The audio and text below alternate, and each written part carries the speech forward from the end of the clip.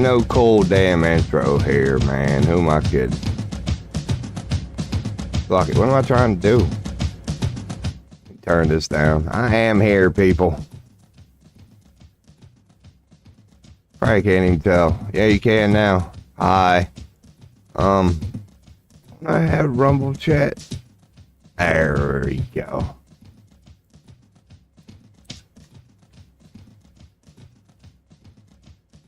Alrighty. Well, tell you. Boom.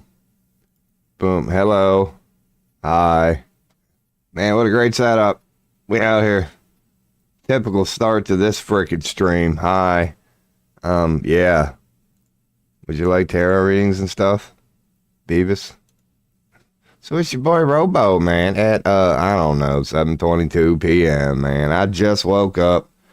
God, it didn't go too good. Just, I don't know. I cannot fix my schedule to save my damn life, man. But hey, fuck it. You only live once, right?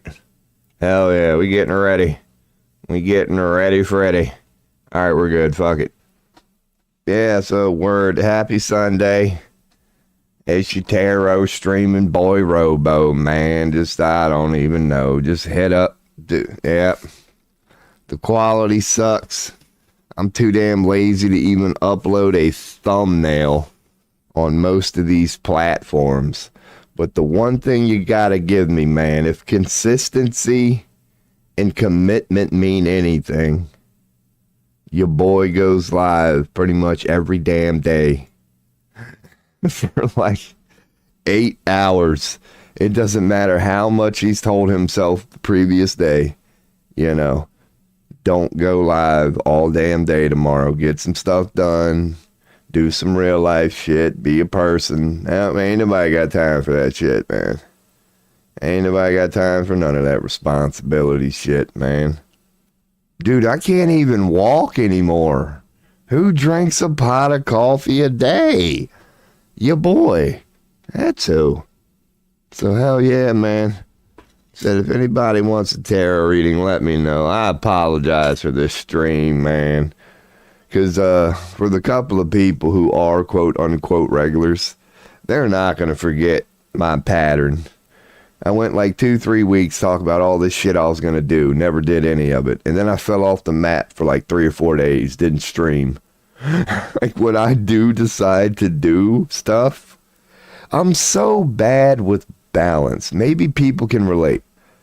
The idealistic way to be in life is like the Wheel of Fortune and tarot. It's like Bruce Lee, just be like water. If you can adapt, if you can go with the flow, if you can not be a resistant little fearful prick, life is beautiful. Way your boy, not recommended, tackles life, I will ignore it, ignore it, ignore it, ignore it until there's no dude, you can't ignore it anymore. Like you're about to lose everything. It's just knocking at your door. It's in your face. You can't run away from it any longer. I wait for it to get that bad. And then I go, all right. Okay. But it ain't fun. I'm not saying it's fun. You wait for it to get that bad. You've got all this momentum.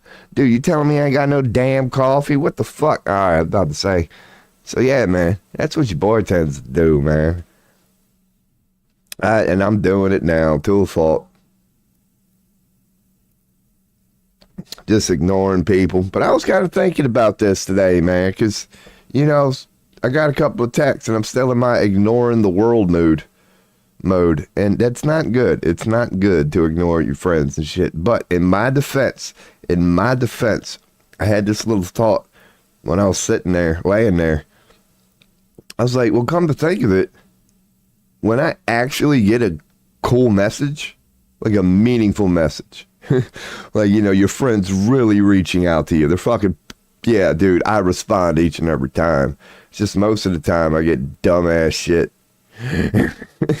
Like it'll either be one word, yo, or you get 3 letters, WYD, or you'll get like a TikTok fucking 10-second short. So in my defense, yeah, I am ignoring everybody in my life right now, in my real life. But god damn it, people, step your game up. Quit hitting me up with the stupidest ass shit. If you've actually got something to say, I will be there. But man,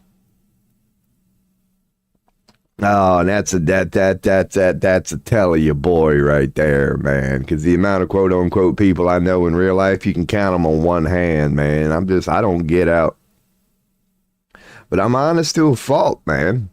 So you see most people offering tarot, they got their shit together. Your boy is just a regular sumbitch. Just a shadow working dumbass. I wouldn't consider, well, yeah, but just bear with me for a second. I wouldn't consider myself an idiot, but I'll be damned if I don't do some stupid fucking shit in my life. Like legit, just dumber than hell. Like no intelligence is there at all. But it's not because I don't know. I know, I just don't do it. That's what your boy offers here. It's tobacco, by the way.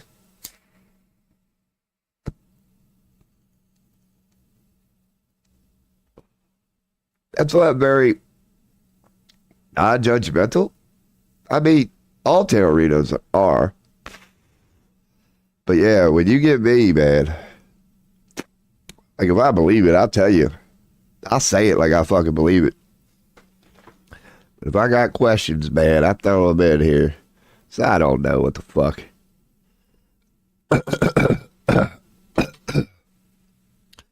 Doesn't help that I don't have no schedule. My schedule is all over the place. Like 2 weeks ago, I was going live at like 8, 9 in the morning.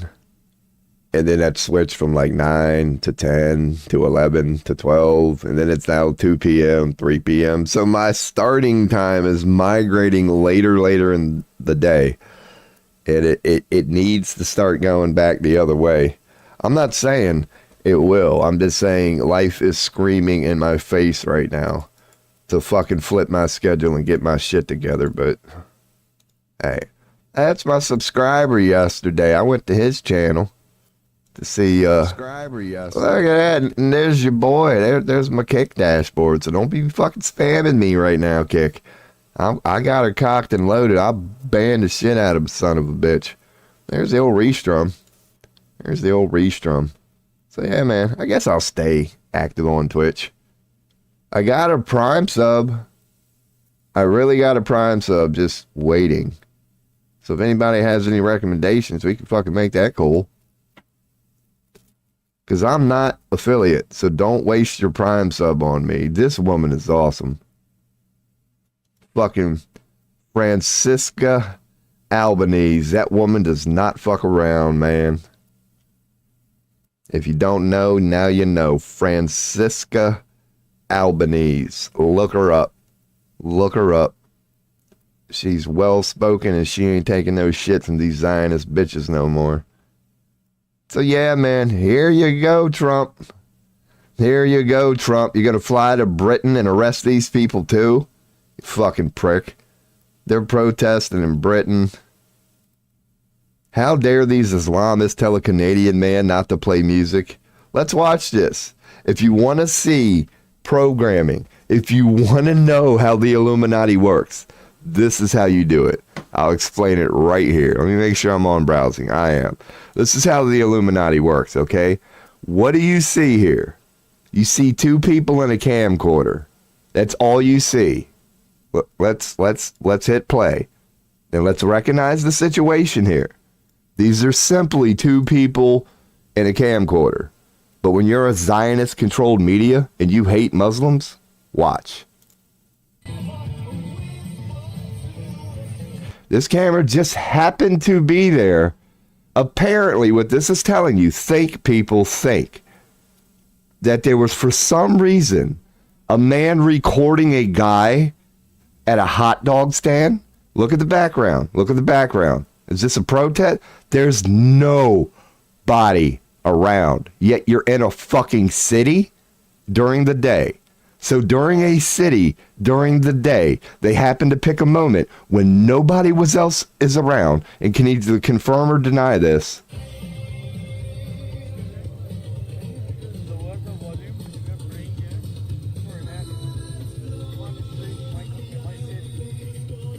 You can barely hear it. I want. Enjoy it. You guys do what you want to do, I'll do what I want to do. See, just be careful.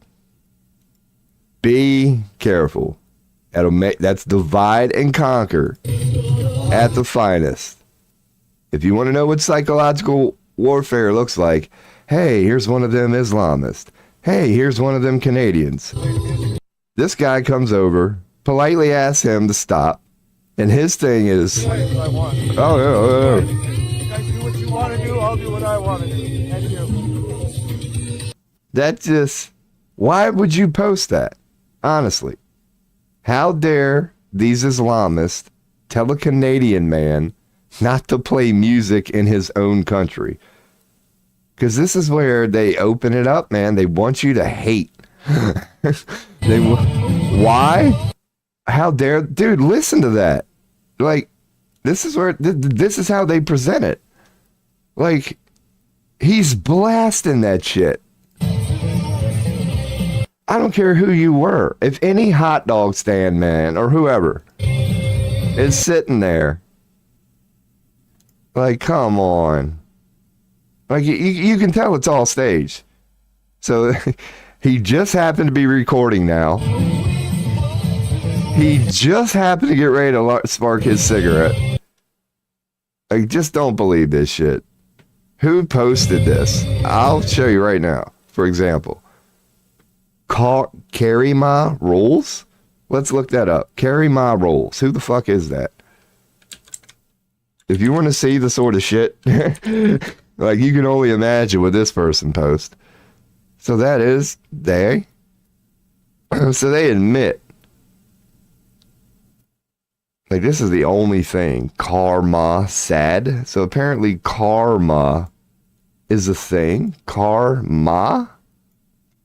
I want to find out who the fuck these people are, what they kick on a daily basis. So it's these people that posted that. They're a parody lawyer. So they're just going on and telling you from the start, it's a parody lawyer. It's a parody. It's not even real. That's the point I was trying to get at. So yeah, a parody lawyer creates it. At a recent press conference in Toronto, police acting superintendent said it is our role to engage with event organizers. Okay, so all Canada is doing at the moment is the Trump thing. So if you're pro-Palestine in America or Trump or Canada, you're fucking done. You're fucking done. But as you see, they were protesting in England. They're protesting throughout the world. But in America and Canada, if you're pro-Palestine, it's legal. It's literally illegal. So that's really the only news for today. I'll check chat here in a second. I apologize. I do need to get some chimes. What's up? See, I was just saying, man. What's up, Galatians? I can't hear YouTube chimes, but we do have I got to get that right. Galatians. That's what it is. Galatians. How are you if you're still here? I do my usual brush up on news.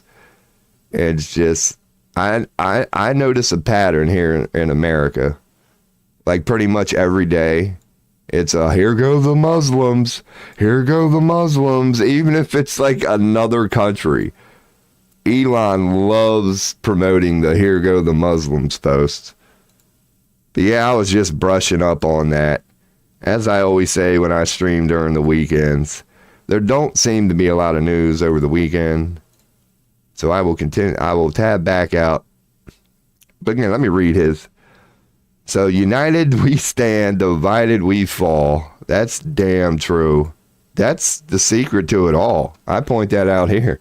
Like, divide and conquer is so rampant. That's why I was just trying to describe that the way that I did. Because, when you look out for divide and conquer and you know it's a thing, oh, dude, it don't take long scrolling down social media. It's always liberals hate conservatives, conservatives hate liberals, Republicans hate Democrats, Democrats hate Republicans, Muslims hate Christians, Christians hate Muslims, Ukraine hates Russia. It's just constant. Let's divide these people into groups, and then let's just promote not their similarities.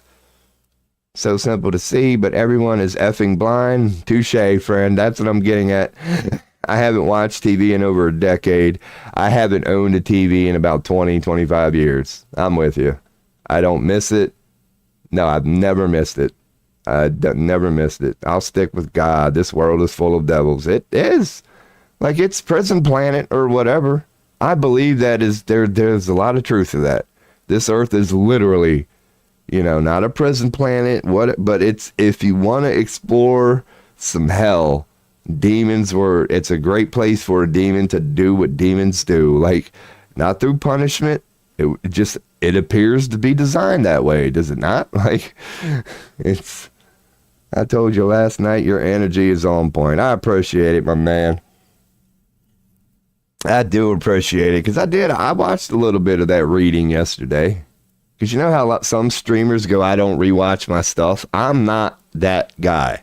If I had the proper time, I would rewatch all my shit and criticize it. Like, I appreciate the positive. Good recognizes good. You ain't lying. And here's another thing that I'll say egotistically, because you should flex. One thing that End Times and Dark Night of the Soul, all those prophecies, what do they say? The people who are supposed to be here when this shit hits the fan will be here. And I'd like to think you and I are one of them people. That certain people during such times agreed to come to this earth for that reason. Like we're whatever we are, but we can handle it. We can recognize it and not become it. We can speak about it. I love it. I love it.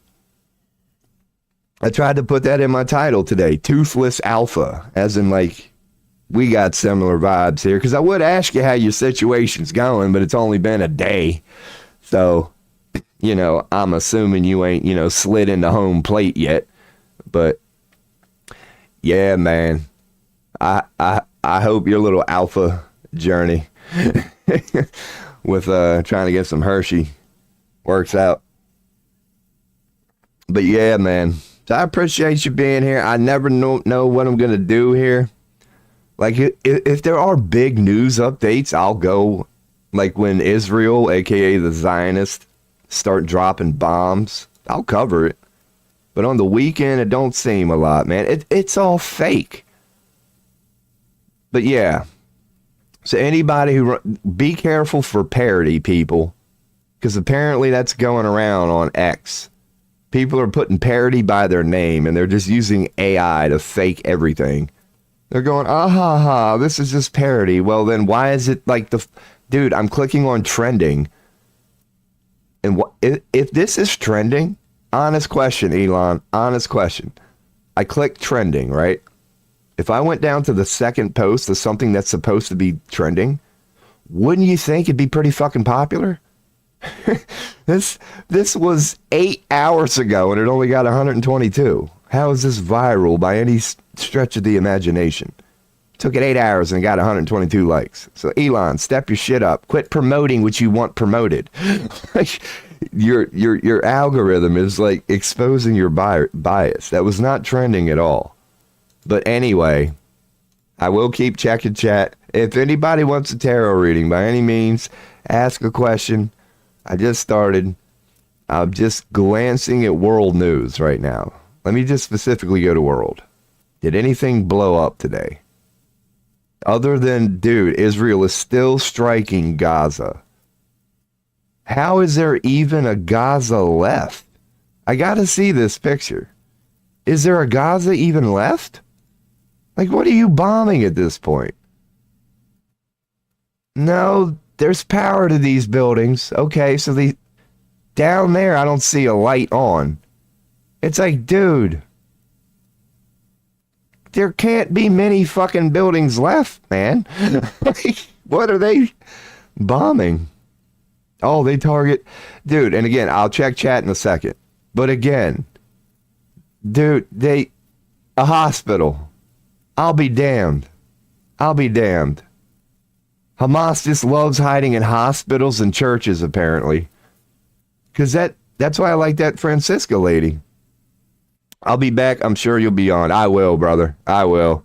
So, by all means, it's all propaganda. No weapon formed against the U.S. shall prosper. I agree with that 100%.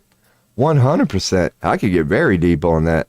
I believe there's, let's call it, little alien influence. That even if they press the button on some of these weapons, it ain't going to work. It ain't going to work. So, yeah, there's definitely, I'm with you, my man. So enjoy it. Whatever you're about to do, if you're still here, because I will still be streaming, man.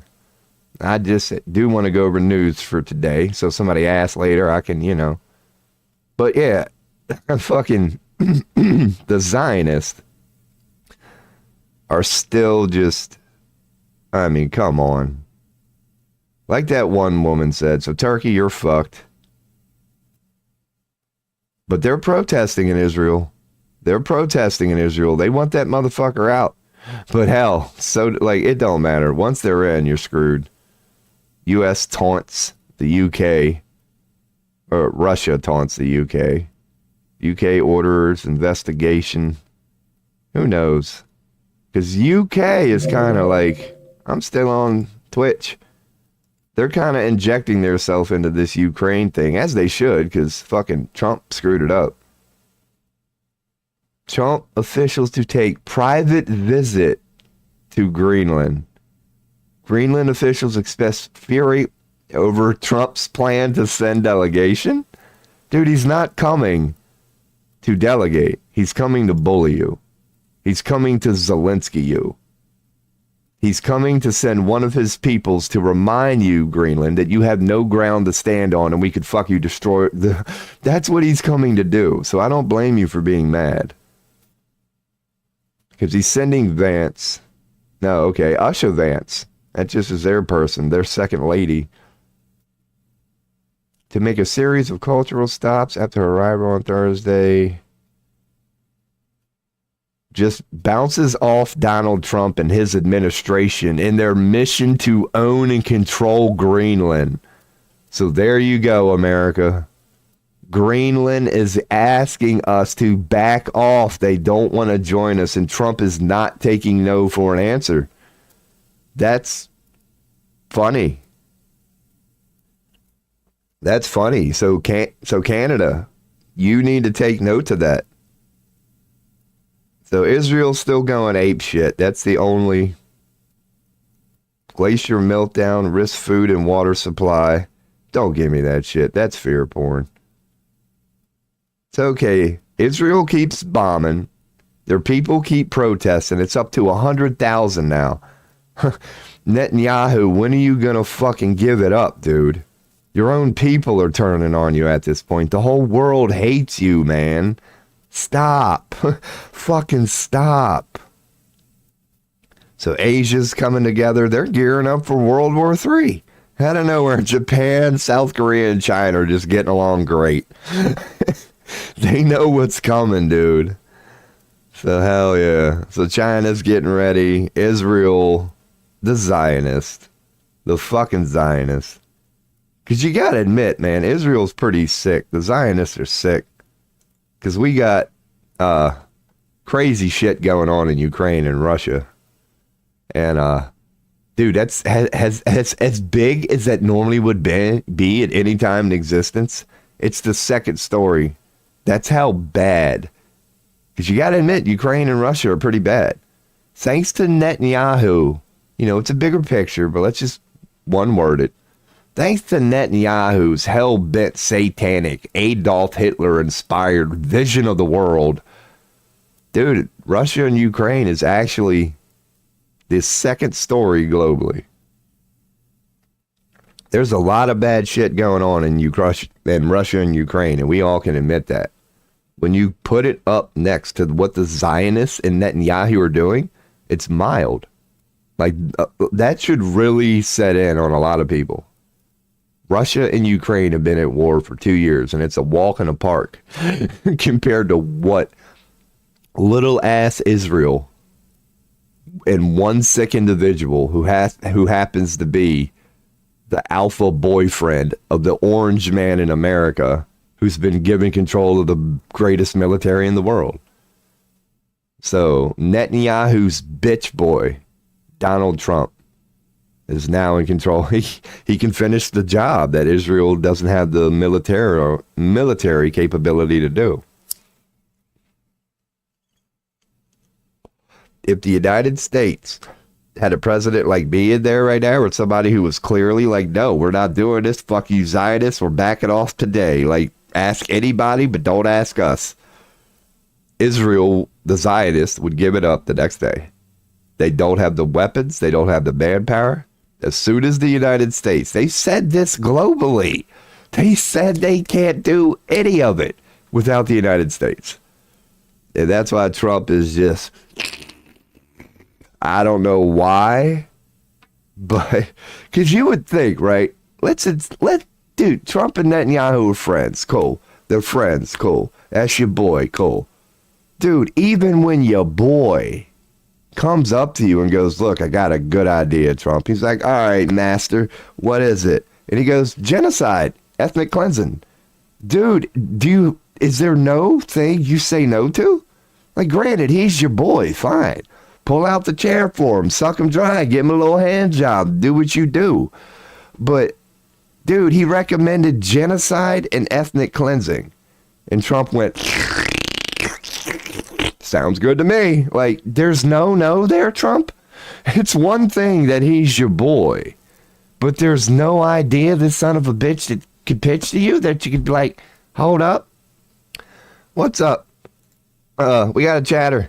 Did I ever play sports? A little bit of basketball. I gave it up. I was actually pretty good at basketball. The reason I gave it up is because they told me this dude named LeBron was coming to mind. I didn't want to, steal his thunder. I was like, let LeBron have his moment. So I had to back out of that. But I used to play a little basketball. And yeah, I'm 6 foot and lanky. So how about you? Do you play sports? I played a little bit of football, only because my uncle was like the coach of the local teams. Not only because, but yeah, when your uncle's the coach, you can go, hey man, put me at quarterback. I'm like, okay. It's like, hey, put me at receiver. He's like, okay.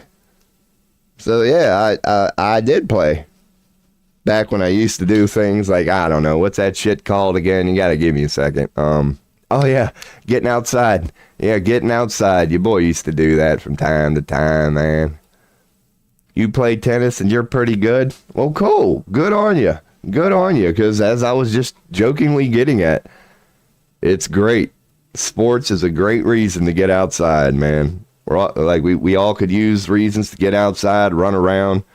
It's not real fun going to the gym and just consistently doing this. But if you pick up a basketball or a tennis ball, yeah, you get the same results, man. So good.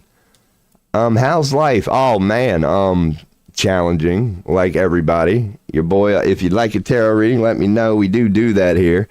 But challenging. I've explained it in depth on this show. Currently, I am in between jobs. My bank account is going down. I have to start making moves. Life is very challenging, and I'm very open about my situation because I like to think that many people can hear it. Like, why do we make these decisions?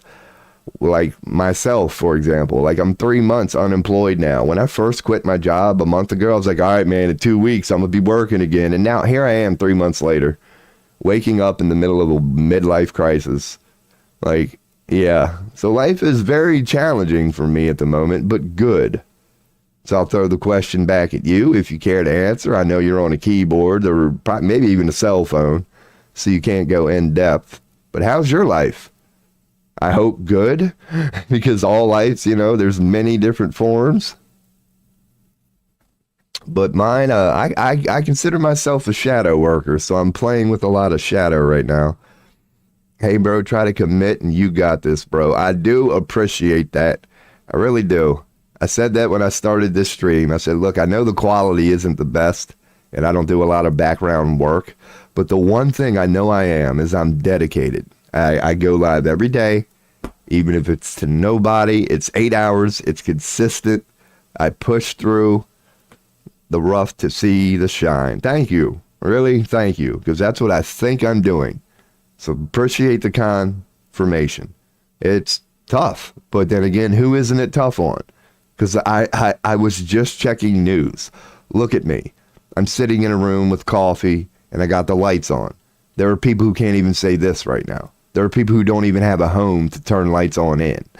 So I definitely count my blessings. It's not quote unquote easy, but it definitely could be worse. It definitely could be worse. And I own it. So yeah, I've been good. And I'm just improving in tennis, and I'm trying to learn how to become a computer programmer. Okay. So you don't have to answer, but how old are you? How old are you? Because if you're young, that's a beautiful thing. It doesn't matter what age you are, but one theme of this stream, now that I'm kind of redefining myself, I'm like, I wish I was 18 again. To be young and pretty much have your mind made up about what you want to go forth as. Yeah, man, I'd say keep hitting that tennis. Computer programmers, 20. Oh, yeah, you're plenty young. You're plenty young. So, heck yeah, I'd say keep that. That's a good choice. Tennis, that'll keep you outside, getting that sunlight, keep you young, active, moving, and also keep you meeting people. You never know who you're going to meet when you're out and about like that. And computer programming, there you go. That ain't going nowhere. We are a digital species, clearly. So good luck, man. Good luck with all that. Said if you would happen to have a question, like it would kind of need time. So, of course, you know, if you're in a rush, I do quick ones here. But the way I do tarot here, if you're interested, like if you'd have a question, it's just a web page. I go to a web page. I hit refresh, like that one. Should have gave it a minute, and it'll give you 3 cards. Some are upright, some aren't. But that's generally what I do here on this stream. I'll throw this up when I'm just ranting. I'll go to this stream when I get a chatter. But yeah, if you have a question about anything, I could give you a tarot reading if you want, because I'm about to hopefully keep to my theme here. Could ask myself something. I ask questions about the world a lot. I got a reading on Israel yesterday. Like, for example, what did I ask? I asked about the good Israeli people, not the Zionist. And I didn't get a bad reading. The reading was suggesting there's not going to be a lot of death and destruction this week. But, yeah, you got to bounce. That's all good, brother. Appreciate the positive words. Thank you for just checking in. And I hope you have a good day today, man. Hope you have a good day today with what you do out there. Oh, there we go. Got a follow. I appreciate the follow too, man. Heck yeah. That's funky as shit now. Come on now. So I appreciate the follow, my man. My schedule is pretty random. But anytime you see me online, I'll be doing this. I'm just a dude sitting in a room doing some back and forth. Believe it or not, I do tarot readings. So you might pop in to somebody asking a question. So I appreciate you, my 23-year-old. Dude, I should have known you played tennis. Nash tennis goal. And by the way, I ain't got no teeth, by the way. That's another thing that your boy puts out there. It's called marketing, man. Ain't many people out there on streaming with no teeth. I got that market on lock. As far as toothless some bitches, I'm pretty much leading the charge on that one. It might just be me at the moment. But heck yeah, man. So we is out here. Cool. At least I heard that dude's chimes, man. Because I do got to do something about YouTube. Or just get a multi-monitor setup, Rob. I keep saying that. Anyway. Alrighty. So, alright, we got a new follower here. Tennis player. I wish I knew stuff about tennis. I just know Venus and Serena because everybody does. I will say that on Venus and Serena, especially Serena. Dude, you want to talk about a girl putting in work. When you see Serena, like, just posing, oh my God, that woman, she'd kick my ass, man. That woman puts in work.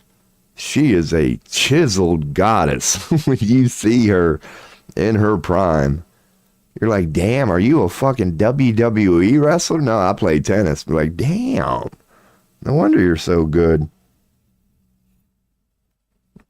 I guarantee you she's one of this just insane. Some people's work ethic are literally insane. Literally insane. But it just comes across as like, oh my goodness.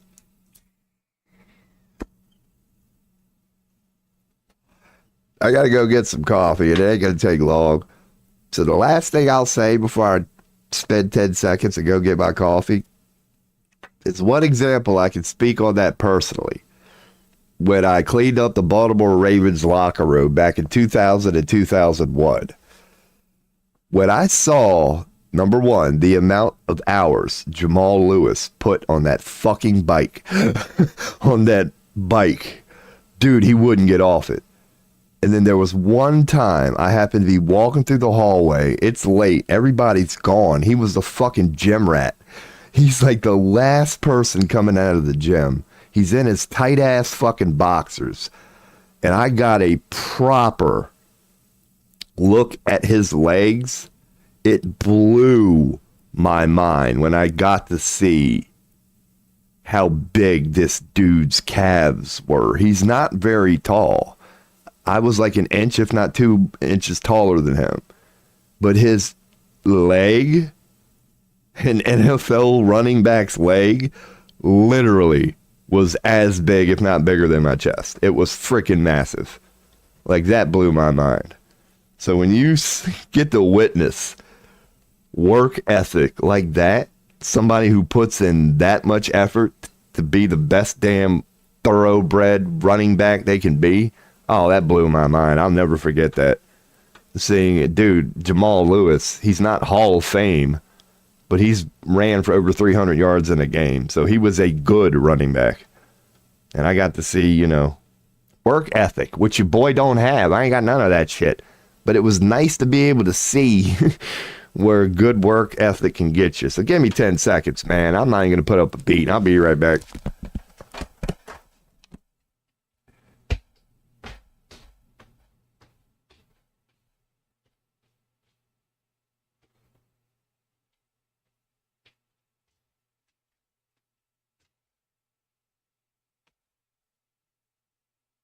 Oh my goodness. Oh, hell yeah. Hell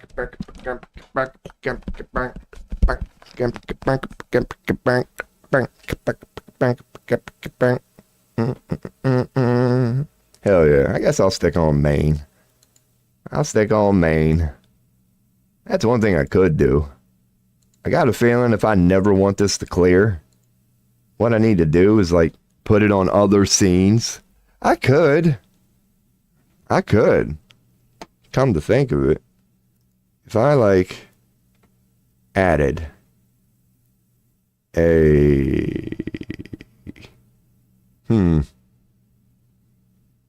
scene? I don't know. I'd have to look at it later. Yep. Definitely gonna have to do it later. That's the theme of this stream too. Your boy has got 50 ideas for this stream. None of them have been implemented because, you know, that takes like 10 seconds, man. Your boy, dude, I ain't got time for that shit. As soon as I wake up. No, here's how it wakes up. Here's how my day starts, right? I'm laying in the bed about to get up. And when I'm laying there, I'm telling myself, Rob, when you get up, don't go straight to streaming. Get up, do some shit around the house, walk around a little bit. Don't go straight to streaming. While I'm in the bathroom taking my morning piss, I'm pretty much going, yeah, let's get the old stream fired up, man. It don't last long at all. I have about 10 seconds from here to the bathroom when I wake up in the morning where I'm like, it's going to be a good day today, man. You're going to get a bunch of shit done. Ain't no way you're going straight to streaming. And before I even squeeze out the last drop, I'm like, all right, man, let's get back and fire this shit up, man. Let's go on and sit down for 10 hours, tell myself I'm performing a service to the world, where if I'm being completely honest, I'm just running away. Now, who in the fuck brings in sugar or brings in coffee but forgets the sugar? Like, that ain't gonna be enough. I don't know. I got nothing there, man. You boy be all right. We're all right up in there. Just get a little bit up in there. Come on, man. Got a big old chunk in there. Blocking everything. There we go. There we got a little sugar up there. There we go. Some people like a little bit of sugar with their coffee. I like a little bit of coffee with my sugar. Whee! Alrighty. That's a good thing about having no teeth, man. Now, granted, that's how I got this way, too. But now that I am this way, dude, I ain't got to worry about no cavities. Man. Ain't got to worry about no cavities, man. Hell yeah.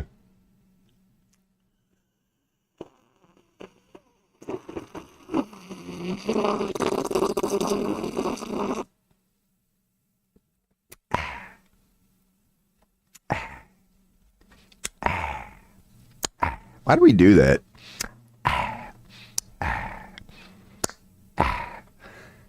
We know what that means. If another human is next to you now, you know they're either chewing on a good piece of gum, you got a good drink, or they're finishing up lunch. Every human knows what means. I love it. Let's talk about the universal language of farts, man. I don't care how you spell it, but you gotta admit, from Russia to China to America, sounds the same in every language. You can go to Russia right now and be like, hey, yeah. They're gonna know what you mean. You can go to China right now and be like, they're gonna know what you mean. Go to United States right now and just, they'll tell you, Taco Bell. Like, we all know what that means.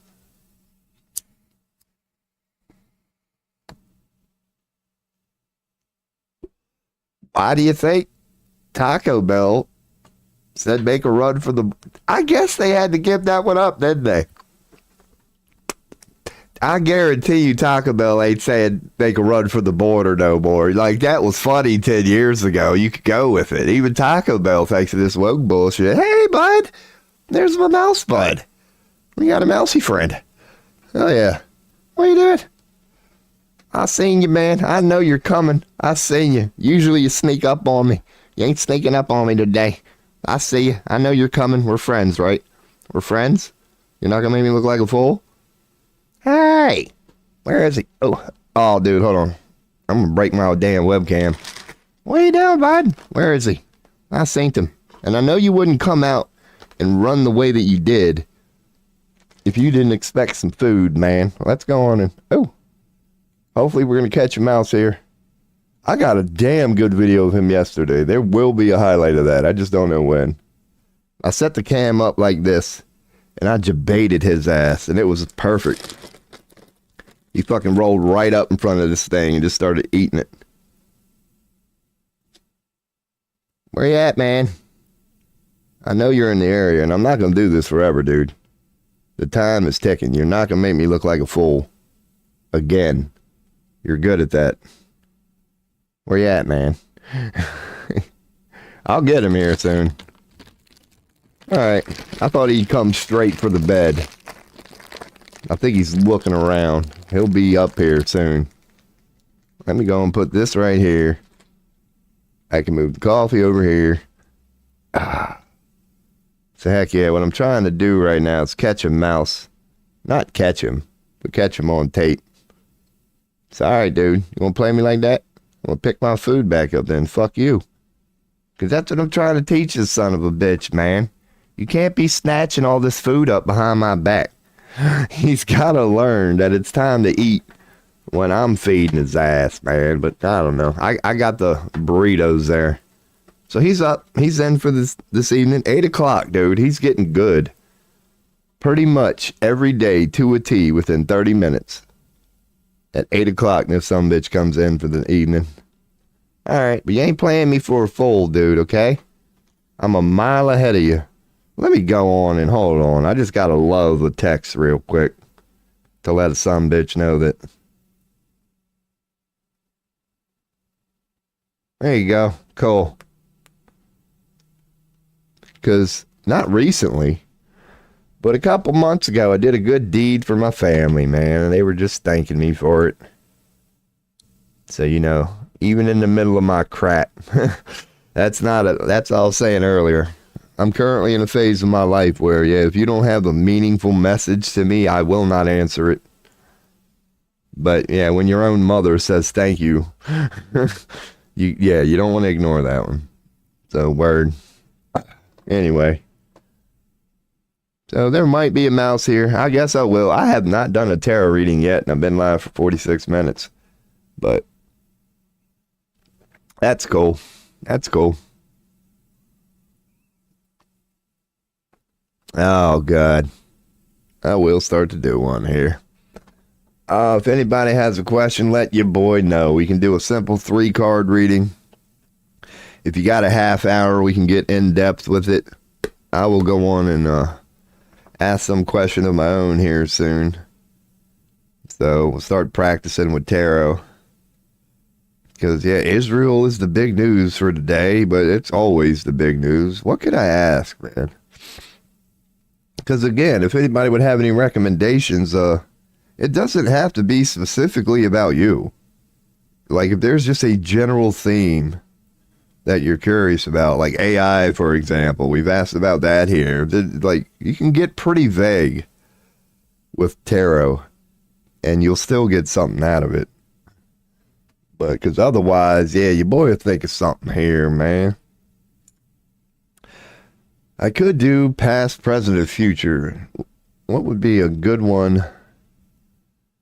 Now, if I'm going to start the day with the first 420 session, you know, you can never get that first one back. I'm going to do my first reading is going to be a 7-card one. I just don't know what I want to do. So we're going to stick with Rider-Waite, and let's go with path. Let's do a path spread. And just think of the question. So the current approach compared to the suggested approach. So what could we ask here for a path spread? It's sort of the universe's way of acknowledging, whether we know it or not, it's going to be the universe's opinion on what we're doing and what the universe suggests we should do. So what are we currently... I'll stick with AI. Regarding AI, what does tarot and the universe recommend for the path? That's a pretty good question.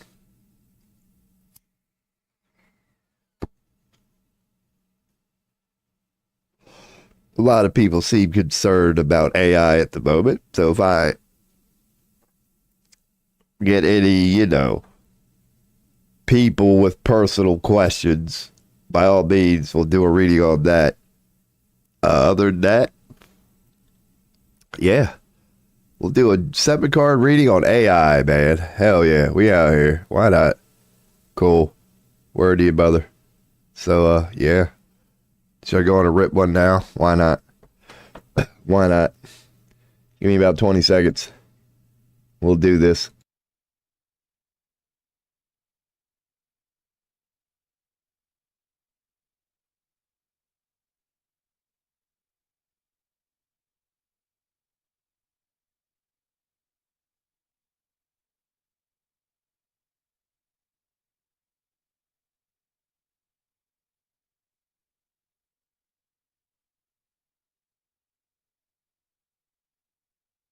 Alrighty. Hell yeah.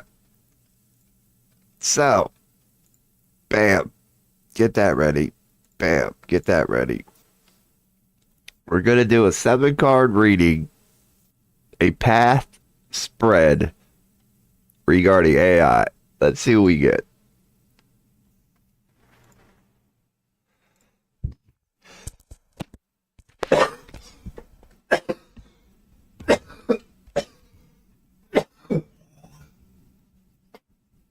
Oh, goodness.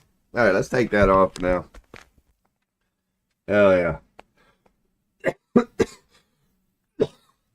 I might have to mute.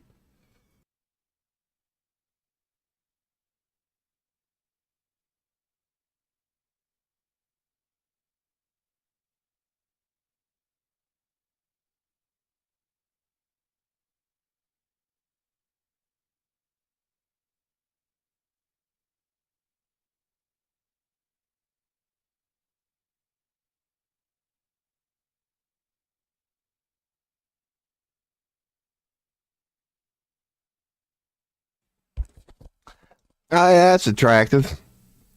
Oh, it's going to be a good reading now. That's definitely going to be a good reading. My God. Your boy's higher than a kite. No, it's appropriate. We got the High Priestess. Oh, geez. What happened, man? Who snuck in last night and sprinkled some shit on my damn bag, man? All right, so, oh, God. So the High Priestess, pun intended. See, I'm trying to tell y'all, tarot works, man. Take a big old rip, and first card you pull is the High Priestess. So it represents, I'll even get the freaking directory ready here. Where is the High Priestess? Bam. Number 2. While we're here, it didn't give me the good one. Here it is. Okay. So, according to AI, whatever, this is associated with water. So, yeah, your boy's gonna go to Maine so you can see what I see. And not that, I apologize for that ugly son of a bitch right there, man. I didn't mean, that was not the devil card. That's your boy. And I just got a text. That's probably from my mom. Or it could be Jordan Peterson. You know, I you know, your boy's got friends. Your boy's got friends. So apparently this is represented by water. If anybody would happen to, you know, by all means, feedback is welcome. Feedback is definitely welcome. Let me check that text, man. Just so I can ignore it.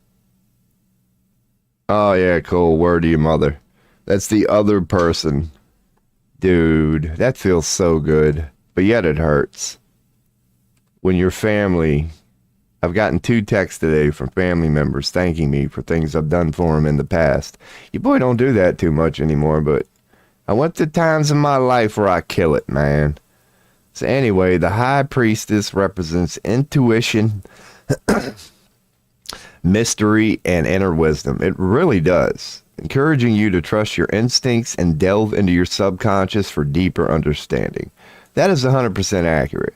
Think of that as the High Priestess. Like, it's an easy way to, like, the high part.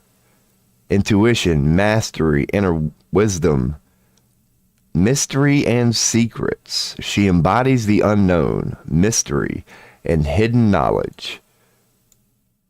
Encouraging you to look beyond the surface and explore the depths of your own intuition, inner wisdom.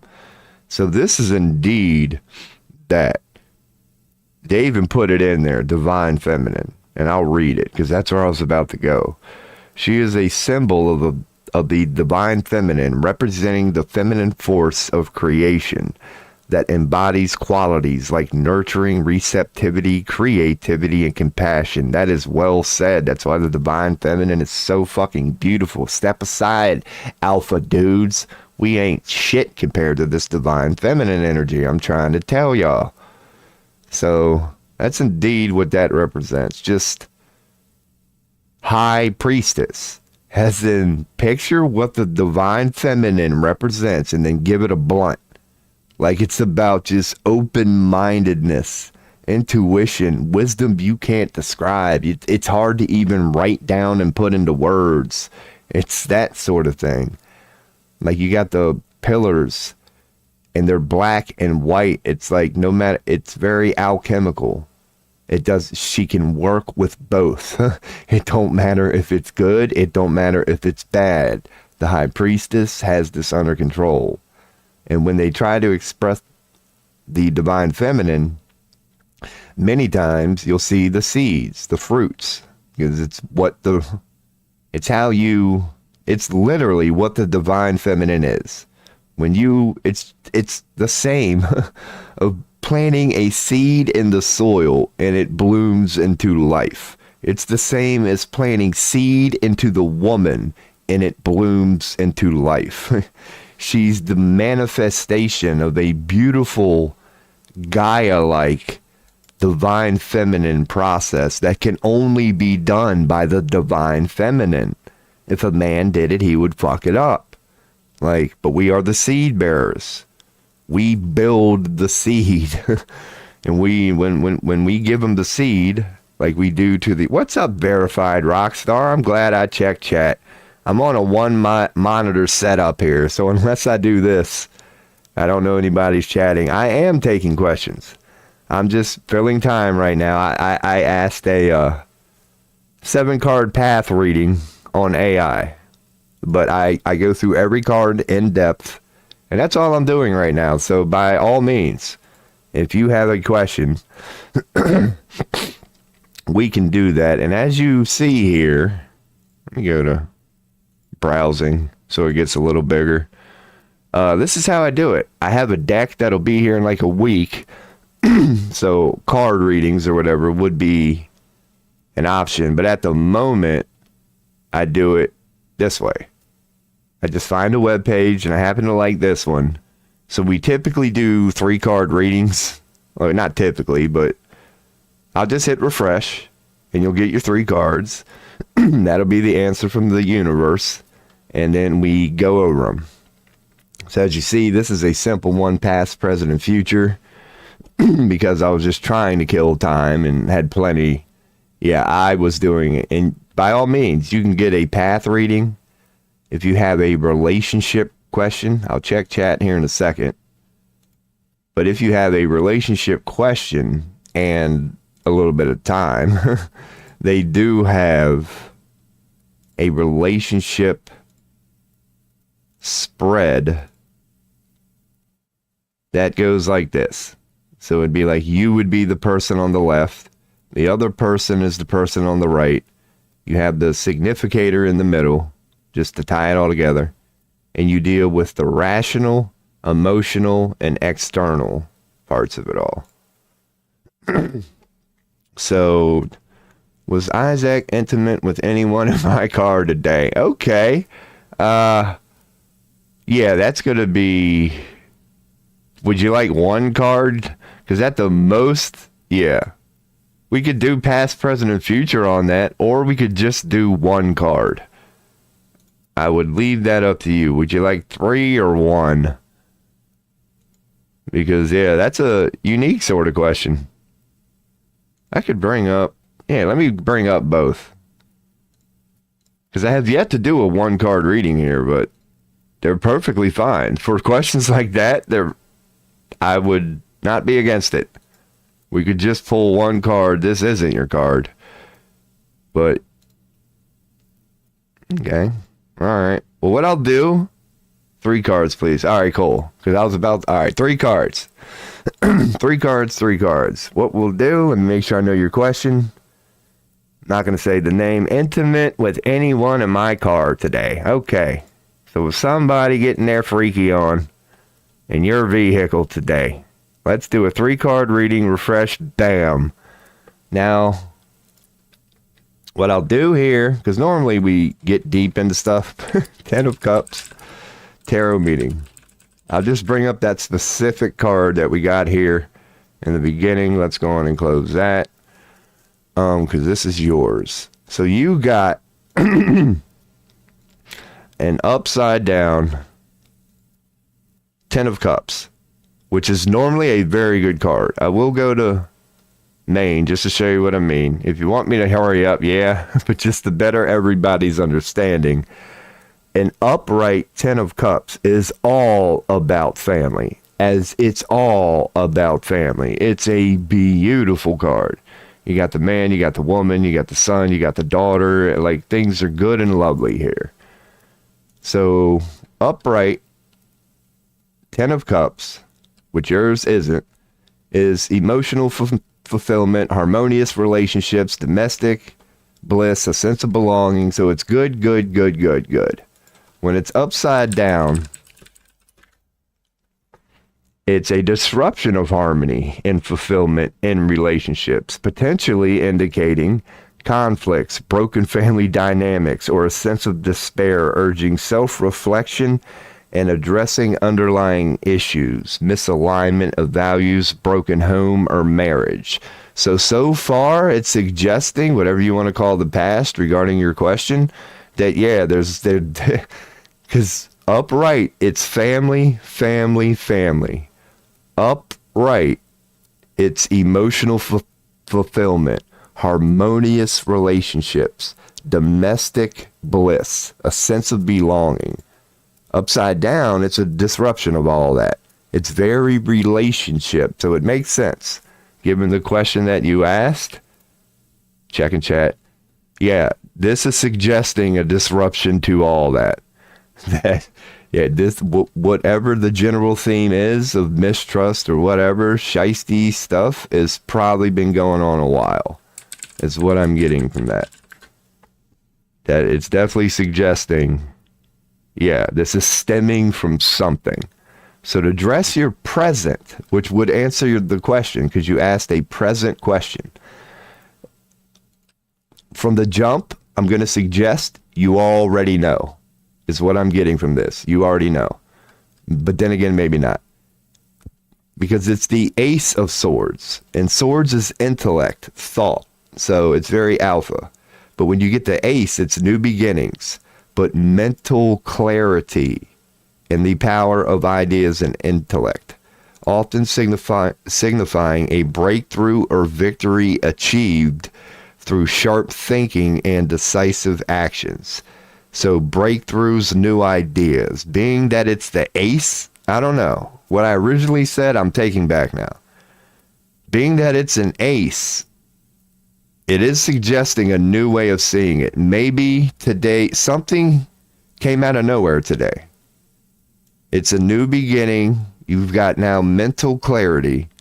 Swords is all about ideas, how you calculate it. It's intellect. Thank you for the follow here. Appreciate that one.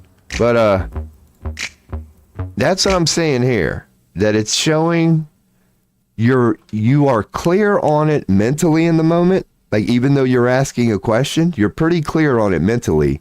But what you're clear on is new. You're seeing it in a new way for the first time. That's what I'm seeing now. You're seeing something, you're clear on it, but it's a new way of looking at it. Now, the Wheel of Fortune, and as I always say, that's why I try to explain these cards. Take whatever you take from it. That's why I try to explain the meanings. 10 is all about harmony, relationships, and family. Inverted, it's the opposite of that. Disharmony, especially with family. Not like co-workers from afar and people you barely know. Regarding intimate familia, it's upside down. So take what you will from that. It's suggesting, because the Ace of Swords upright is that. Clarity, new beginnings. So it's like you're clear from a new perspective based on the negative familia intimate stuff. That's what I'm getting. But anyway, moving to the Wheel of Fortune. Now we're going to go to your future. This is suggesting an element of change, as in position, fortune, as in the rich becoming poor or the poor becoming rich. That it could be either good or bad, but it's change. That definitely change. It encourages optimism and adaptability to make the most out of life's ever-changing cycles. Upright, it symbolizes luck and spiritual growth. So that is upright, and that is what it represents. It represents going with the flow of life, knowing that life changes and going with it. And it often suggests a change too. It often suggests there is a change coming, but it's not upside down. So there's a change coming as the wheel of life, but it encourages optimism and adaptability. That's a positive thing, to make the most out of life's ever-changing cycles. Because there are plenty cards in tarot that address the random nature and chaotic nature of life itself. But if it's going to be bad, it'll show you that. When you get an upright Wheel of Fortune, it's addressing the nature of the unpredictability of life, but from a positive aspect. Like, it's not going to bring you down. You're going to be optimistic about it. It's going to be a positive version of the fact that things can seemingly come out of nowhere. That's what I'm getting from that. So to answer your question, I'd say you already know. You already know what that answer is based on the upright Ace of Swords. And whatever you already know about that today, you wouldn't have said that yesterday, is what I'm getting from this. So to answer your question specifically, yeah. Tarot is telling us all, and I am just interpreting here, that you know. You got an upright Ace of Swords, which is all about intellect and knowing. And the Ace is the first card. It's the spark of a brand new idea. And it's upright. So that signifies the clarity on it. Like you gave birth to it. It's your idea. You've come to this conclusion, but it's new. So that is what I am getting from that. That it seems like an appropriate reading, because like the upside down family, based on the nature, yeah, the Ace of Swords lets me know he did. Well, there you go, man. That would be what I say. If that's the conclusion you've come to, even Tarot is saying, you're right. You're right. You're a high priestess? Okay. It's intuition. It ain't called tuition for nothing, man. That is the high priestess specialty. It's magic. It's not even intellect.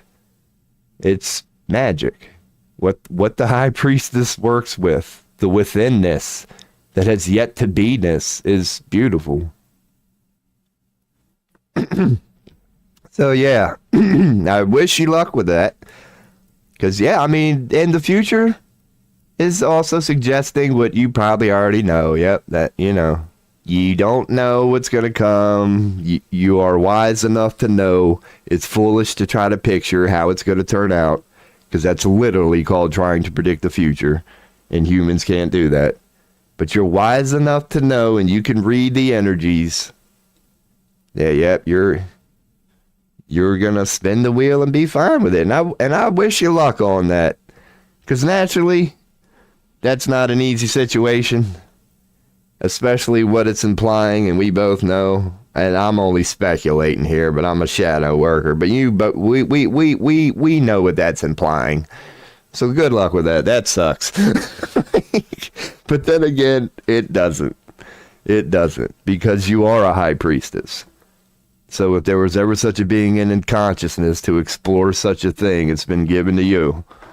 So I'm sure you'll handle it well. Forgive them, they know not what they do. It don't make it right. It don't make it right. But welcome to end times, and I appreciate you saying the thing about the rants. Because I do go in on it, as you see here. Like, I'm learning, and I tell everybody, take what you will. Like, it's not me going, I know tarot, look at me. It's me going, this is tarot, ain't it pretty cool? Like, I let tarot drive this thing. So I appreciate the question. I really do. Because I've never had a question like that. Just specific about a certain event for today. I've only been doing this a few days. And again, tarot don't lie. This is why I continue to do this. You can always see the relations. Regarding the specific question you ask, we get an upside down 10 of cups right from the beginning. That's screaming relationships. Family. My shadow would love to christen every room in his house with someone else's, but I will behave. Hey, I'm a shadow worker, so as a dick, I would say go with the first one. But I know that's not the answer. And as playful and as fun as shadow working has been, we are in a special time. And the answer is light. So even if you're a good shadow worker, you don't mind it, it's fun, it's time to put it down for a little bit. It really is. It's highly suggested, because we are in the return of the light. It don't mean we can't shadow work, because we are infinite and eternal beings. But for now, the best of us have to just put it down, man. There's plenty of time. Just be good. Take the high road. And I know it fucking sucks. But as a shadow worker, if you decide to take the high road, it's going to seem easy compared to the difficult ones if you're a shadow worker. You tend to always take, knowing it's going to be difficult. So, yeah, man, good luck. Good luck. Because I'm thinking we got similar themes right now. If you're open to the shadow part of you, life is even screaming to us shadow workers now. Just lighten up, dude. Could you just take the high road? If you choose, great. You know shadow. Great. You also know light, you arrogant fuck. Why don't you shine it from time to time? So I have no doubt if you decide to turn that switch on, as in your second part of that statement, you know and I don't like admitting it. That's what you should do. Don't troll them, because you have the power to. That's what makes it fun. You can singe the shit out of them, but you know you won't hurt them. You'll piss them off, but you know they'll be just fine. That's shadow working at its finest. And yeah, great chat. I will happily be holding. Let me go on and put that up, since we are just chatting now. So I don't. Oh man, that's right. This is YouTube. Bam. I'm having all sorts of technical difficulties. I will happily be holding my demon's hand when I stand before God. Dude, you're so me. Or, ma'am, you're so me. Even if I had to drag its ass up there, word for word, I almost say that. I do 8-hour streams, so you'll never find it, and neither will I. I was saying the same thing yesterday. I said, don't tell me there ain't no asshole up at the pearly gates. It's like, heaven needs somebody. Yeah, like, I was touching upon what you're saying. Even at the pearly gates, if heaven goes, dude, you're going to have to give up all that to come in here. I'm like, no. I like my little demon here. Yeah, he's a shithead. He is. But he's my bud, man. Yeah, I was going there. So that's awesome. Touche. And I ain't got no teeth, by the way. I think I've already covered that. So if you hear me from time to time, it's when I get cotton mouth. So I'm honored to have another shadow worker here, because I've playfully said that shadow working is like a word that people know of, but it's not like a household name. And I'm playfully going like, yo, we're here. Can we get some respect? Why is everybody afraid of a shadow worker? Like, you ever try talking to us and giving a person who, you know, does shadow things from time to time a chance? Like, I'm trying to offer that in some weird way, because I am like you. The only thing I'm saying in a deep way is I am a person who doesn't deny my dark. That's why this is up. When I go on deep rants and nobody is here, like, that's my Facebook banner right there. I'm all about that. I'm all about alpha, divine feminine, yin, yang, contrast. It's real. It's a consistent. It don't ever take a break for a little bit. Like, it's always there. You go back between the fourth all the time. Just get used to it.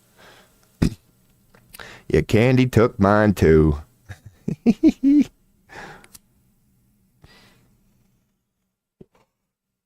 Your teeth, you might be saying? Because that's my story.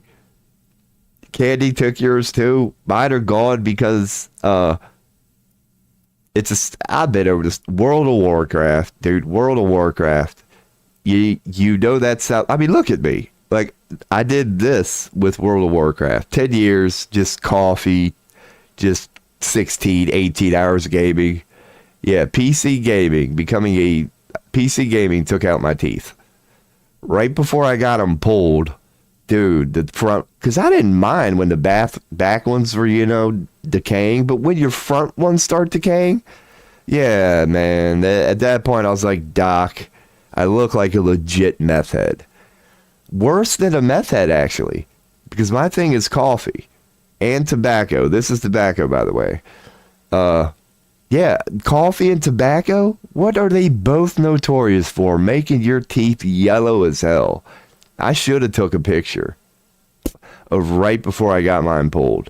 It's one of them, like, nasty of all nasties. Like, if I would have took a picture, it'd probably be on Google now. It was horrible. Like, it was horrible. Yeah, and I'm not ashamed of that. And I actually go forth like this. I never wear teeth. At work, I'm like this.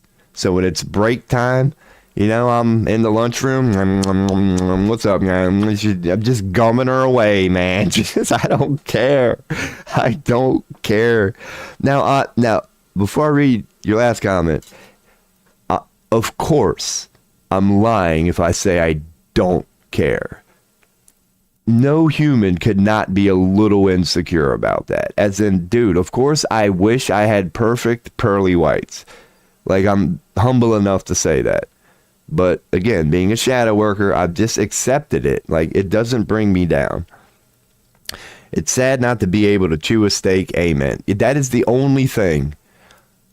Would be like a steak and an apple.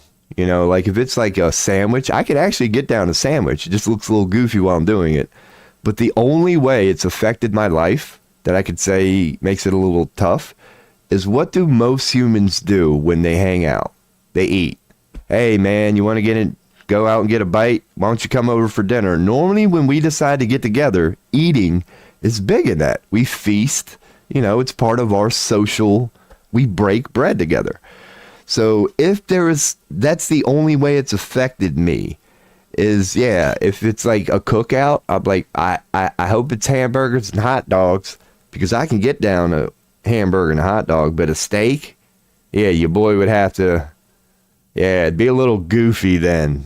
I'd be the guy going, nah, I'll just take the soup for the day. I know that's a fucking $30 fucking sirloin, but nah, I'll take the soup. I'll take the soup. But that's another thing too. And I honestly believe that, because I'm clearly well-spoken, and that's another reason I don't wear them. The act of having dentures in my mouth makes it worse. I start being worse than I do without them. So yeah, and a lot of people say that they don't even notice until I go eat, and then they're like, damn, really? Or I'll just like, ha, ha, ha, ha. Like, it's such an LOL. That my mouth is open. I'm 6 feet tall. So people, yeah. But when I'm just talking, I've had coworkers say this. I'm like, dude, you're just saying this out of the kindness of your heart. But I've went like 3 months and people have never known. I ended up being the one telling them. It's like, yeah, it sucks not having teeth. And they're like, you don't have teeth? And I thought it was just people being nice. You know what I mean? And I was like, don't bullshit me right now. And they were like, no, dude, I swear to God, I didn't know you didn't have teeth. I was like, really? How the fuck did you talk to me? Like, dude, we work so I appreciate that. Because I think that's what's unique about me. I want to be a regular dude, you know? If I offer anything, it's going to be the guy who doesn't care what his freaking room looks like. I've been wearing the same hoodie literally for a month. I've washed it. But I wear the same hoodie, literally. I'm the same thing every day in the phase that I'm in my life. And I point that out there. That, like, when I actually have a reason to leave the house and change my clothes every day, this will change. This will change. But I don't mind being who I am. As a woman, it's challenging. Yeah, I don't know. You do got an advantage. You've got the no teeth thing going on, and as a straight male, that don't do me no good. But technically, you got an advantage, if you know what I'm saying. I've had that once, and the only thing I'll say is I did notice the difference, but that's all I'll say. But yeah, man, I throw that in there too. At work, as a guy, I'll be like, dude, I ain't got no teeth. I'll make you leave your old lady, man. That's such a good line. That will never get old. I'll be like, I will make you leave your old lady, man. Why don't you come over here, sonny boy? I make you feel... I have fun with it, man. I have fun with it. I used to work with a gay guy, but I had teeth then. Oh, I can have fun working with a gay guy now. I worked with a gay guy. He was my manager at a grocery store. Oh, he was cool as hell. There'd be times I'd be stocking the cucumbers, and I'd be like, hey, Sam, I bet you couldn't even. He'd be like, me and him had some fun because he'd mess with me back too. Because I'm straight and he's gay and we know that. But he'd hit me off from time to time.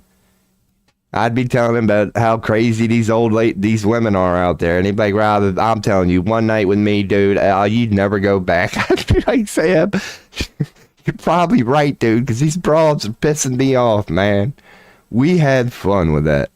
He was an awesome guy. Gayer than hell. Gayer than hell. That's why everybody loved him. Because as a straight guy, just ranting, I don't like a flamer. I don't like the people who are like, look at me, I'm gay, and it's the loudest thing about me. I'm like, dude, could you just go away? I like titties, but you don't see me wearing it on my shirt, do you? Like, Jesus Christ, man.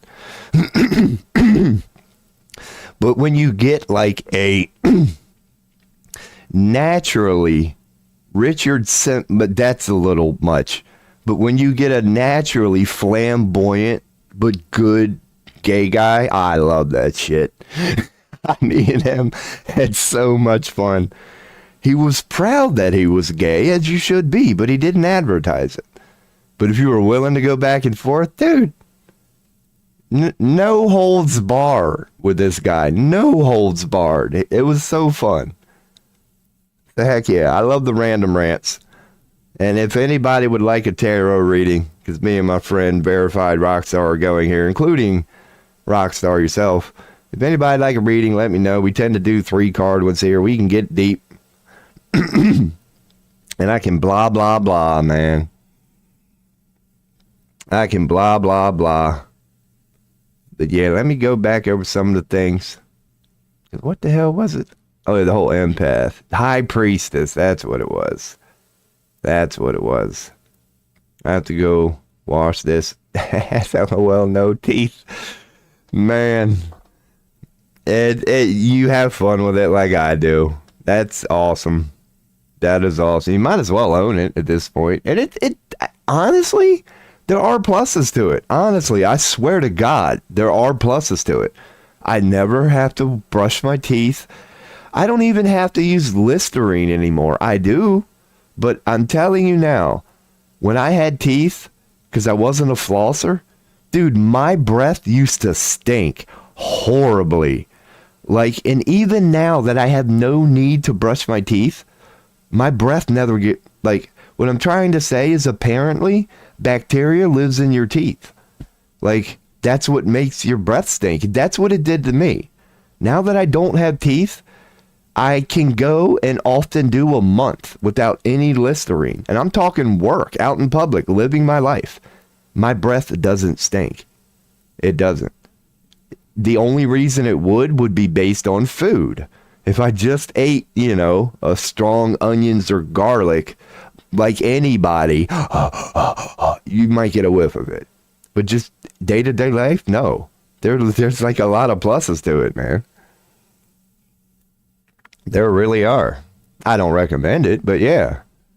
Like, I don't have to worry about that part that I used to suck at, was hygiene and maintaining and that whole teeth thing. I don't have to worry about that anymore. God, don't you wish that would work for everything? They say it kind of works with not showering. And I'm not recommending it, but I'm just going to go with this. Because I've heard, it's like picture people who could never shower. You would naturally assume it's not horrible.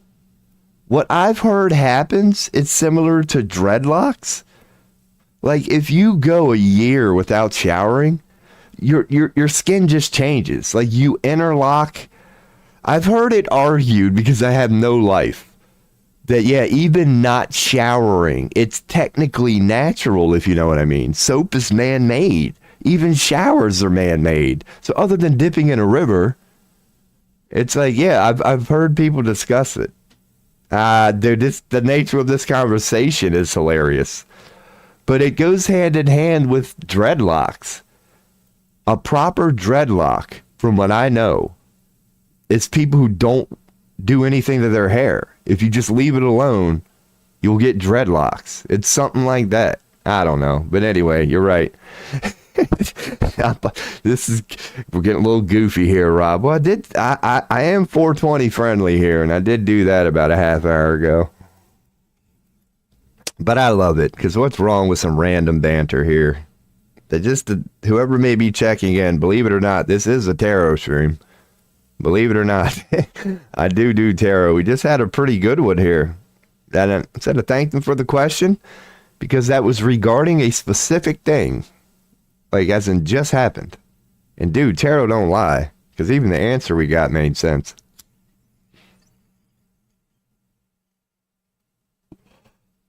Oh God, I got ash. Because I'm pretty sure I've said it. But to you or anybody, that is tobacco. That's why you see me consistently reaching back. It's just, it is a glass pipe. Therefore, it looks like a weed pipe. No, it's just a glass pipe that happens to be a tobacco pipe. 18 days no shower for me when living in car. Okay. About to go back to it. Damn, you're similar to me. I live in Pennsylvania, by the way. So if this happens to be some random fucking stroke of fate and you're in the Pennsylvania area, oh man, I'm about to relocate and I have options. So if you need somewhere to go, I could squeeze you in there. Because I actually did that on Facebook a couple months ago. Nobody offered it. But what happened was, you know how Facebook has those local community groups? And somebody was posting on behalf of their friend who had 2 kids who found themselves homeless out of nowhere. They had nowhere to stay. So they went to Facebook. And I live in a 3-bedroom house. I offered my house. I was like, I'm going to tell you, I'm a single male, 44. And I know a lot of dudes would jump on that for that reason. Like, I got that out of the gate. I said, I'm a single 44-year-old male. If her and her children need a place to stay, they can come here tonight. They never took that offer, but I put it out there because I was dead serious. And I'd like to think, being live and, able to really show and explain myself right now, that I wouldn't have did it. But I'm too honest. I'm not saying, because I've been over that before in this stream. I'm not saying that I would have tried. You just know the nature of that. If you move a man and a woman in the house, even if both of them agree and actually stick to it, things might happen. So I'm not naive to say that. But I'm honest enough to go, would I ever press that? Even being the admitted psychological, like I could work my way in there if I wanted to, especially somebody so down on their luck at the time. Vulnerable people are the most vulnerable. So if I was a wolf, that would be easy prey. But I'm not. And I wouldn't have. But that's not saying it wouldn't have happened. But it wouldn't have been because of, you know what I'm saying here. If it would have happened, it would have been the universe making it happen. We both in the moment would have been like, yeah, that'd make us feel a little good, wouldn't it? So, okay. Or however, whatever, Things tend to happen that can lead to regrets very often. Very often. But, yeah, anyway, to address your other things, 18 days, no shower. I've went 4 or 5. And I've said it on this stream. There are times I've gotten up and sat back down and hey, y'all, I can't lie. I don't smell nothing but nutsack right now. I might have to take a shower tomorrow.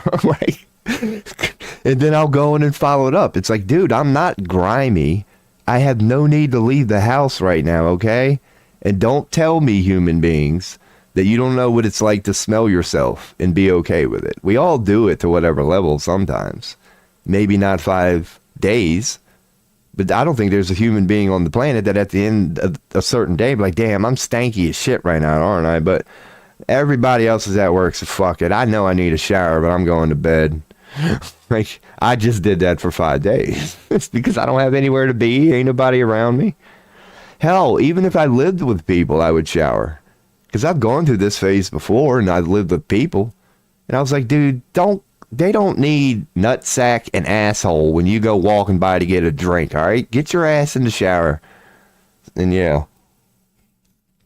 But I live by myself, so again, you are open to shadow like me. It's like, why not keep it low? I'll be the first one to tell you, I am keeping the bar so low right now. Even Satan is going, dude, can you pick it up a little bit? It's starting to hit me at this point. Like, what the fuck, man? And I, too, have been homeless. And I have a pretty great story about that. I'll try to cover real quick while I'm just ranting. I had a cat who is, to this day, the love of my life and will be a frequent part of this show. Rest in peace. But I made promises to her that I never broke. So when I found myself homeless, I had many friends going, dude, you can take my basement, whatever, but no cat, no cat. Everybody was telling me no cat. I said, dude, if you get me, you get the cat. And everybody was like, no cat, no cat, no cat. Homeless shelter, same thing. We'll take you, no cat. I had plenty of places to go. They all said no cat. You know what I did for 2 weeks? In fucking January, I slept in my truck with my cat. I kept my promise to her.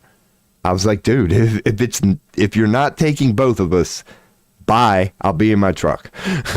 I put in my truck, in a cab. It would actually be better to have a 4-door car or even a 2-door car. All I had was a cab. It wasn't a full bed. So in there was her litter box, her food, her water, me, everything I needed for work. And after about 2 weeks, a friend of mine said, get your ass over here and bring the cat.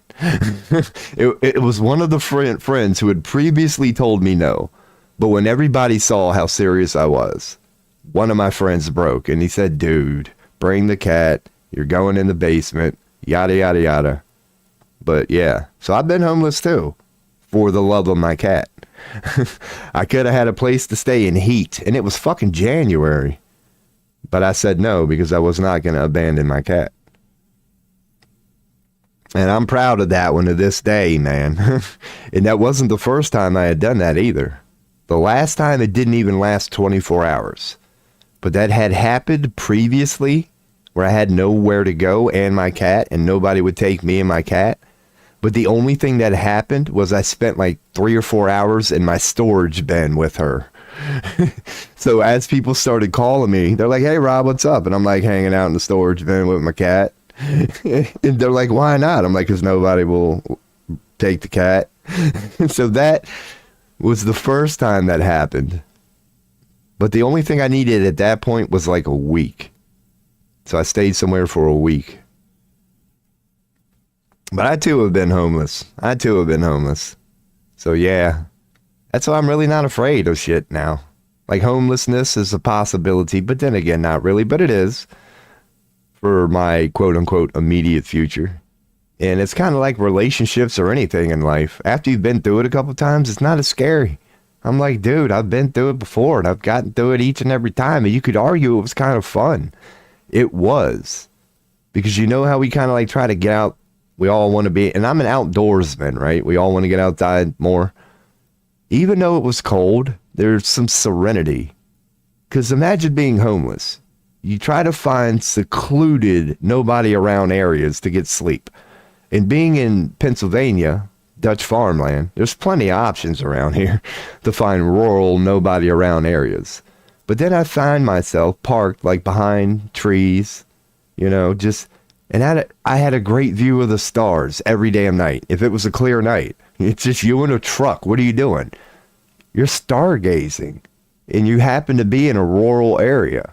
So they're clear. There's no lights. There's nobody around. There's a weird serenity to just dead silence, just being in your truck. Out in nature, like kind of you're camping almost. Like you're protected from the elements because my windows were up and everything. Because what I would do being January is if I woke up and it was just too damn cold, you get the car running, get your truck running for about 15, 20 minutes, crank the heat, you get it warm in the cab. That was the one plus, I guess. It wasn't a big area to get warm. It worked. I got through it. Was it cold? Yes. Did we freeze? No. I'd take her to work and everything, man. I'd make sure she was fine. I'd go, like when it was break time, I'd come back out to her. Lunchtime, I'd take lunch with her. We got through it, man. Zach, yeah. Your ranting boy Robo. Doing some ranting. Let me go to Kick real quick. Because we did get a Kick message earlier, but yeah, we won't be getting that. Oh, hold on. There we go. We won't be getting that message again. All right. I'm back. All right. Speaking of I'm back, I'll leave this up so people know it is a damn tarot stream. But I guess I'll just kill the cam because I got to take a quick pee. But I will throw up a quick beat so that way people know I'm here. I'm just AFK. I'll be back in like 30 seconds. Gonna take a quick pee. If anybody has a tarot question, by all means, feel free to ask. Here's a quick beat, and I will be right back. Come on, you can do it.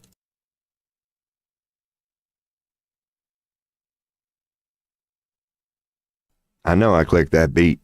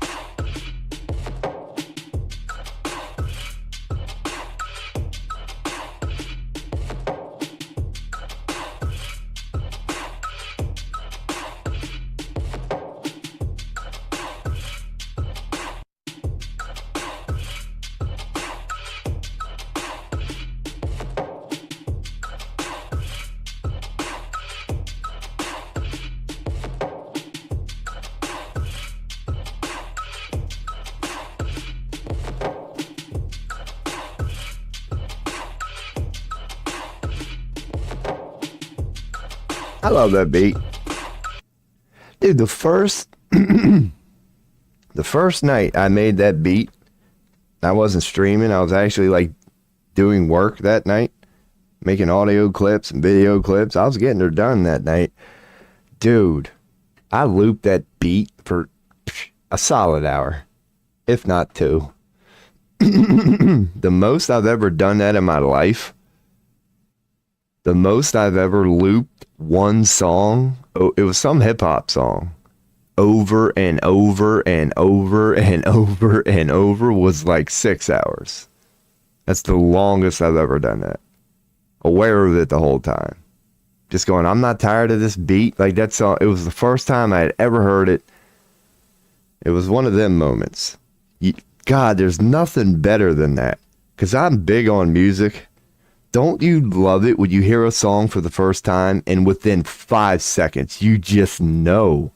You're like, finally, you just know. From the first beat, you're like, somebody did it right for a change. Here we go. Like, it was one of them songs. Like, the moment it popped up in my Spotify queue, I was like, what the fuck is this? And it just turned into 6 hours. I forget what song it was.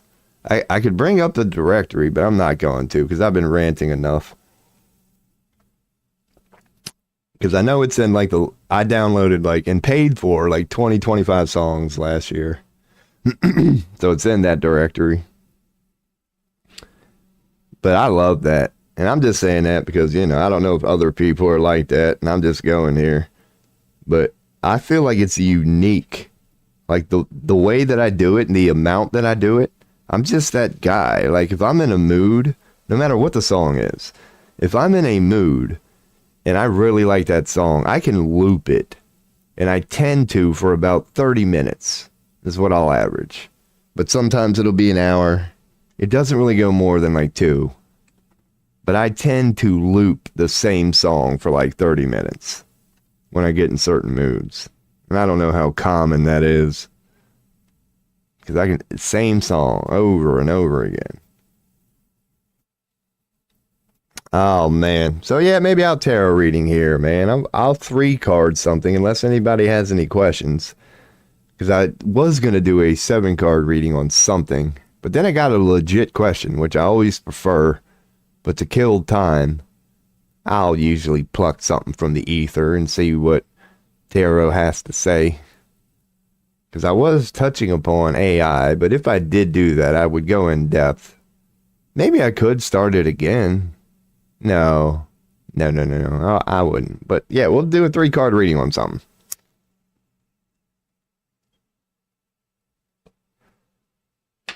We will do a 3-card reading on something. And I do wish that if anybody would happen to be, let me put timestamps on my YouTube. That's really not going to help me. Because there needs to be an add-on for OBS where I can hear chimes. I don't know. Anyway. I got to do work after stream. That's all I got to do. But yeah, word. But there is, I don't know. I'm sure there's something, Rob. That's why you got to do it, man. Quit asking other people to do shit for you. You know damn well you should be doing yourself. Oh, because I will be taking a break from streaming for one day. I don't know when. Just if you're a fan of this stream and you would like to see your boy continue, you better hope I take at least one day off this week. Because I really do just need to take a day and do a bunch of shit.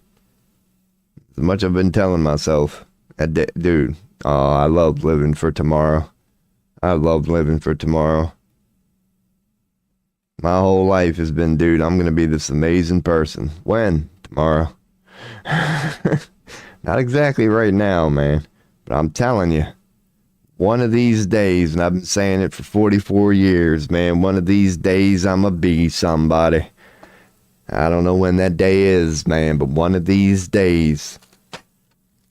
So the only thing I'm learning is that apparently you can't get there just sitting on your ass not giving a fuck. Who'da thunk it? Who'da thunk it? How about her? It's worth a shot, though, man. What the hell? We're infinite, eternal beings. Ain't no rush. That's what Abraham Hicks says. See, even Abraham Hicks says you'll never get it done and you can't get it wrong. So fuck off, universe. Ain't my fault you invented eternity.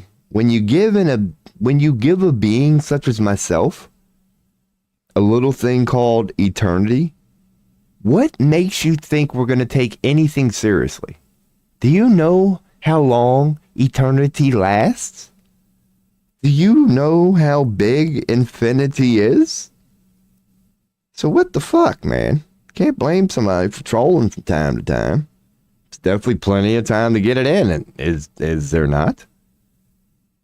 Why even invent a bridge if you don't want to troll just hanging out on that sumbitch from time to time? That's what I say. We could do a tarot reading on trolls. Yeah. Seriously. Fuck yeah. Oh, that's when you know you're reaching right there. Man, I'm going to ask the universe to get... Yeah, it's an honest question. It's an honest question because of what I've touched upon this stream already, High Dammer. This is not a ridiculous question at all. What's the future for trolls? Like, what do you mean by that, Rob? Well, what the hell was I saying with Verified Rockstar earlier in this stream? How even shadow workers, no matter how good you are, you got to admit, man, you got to put it down.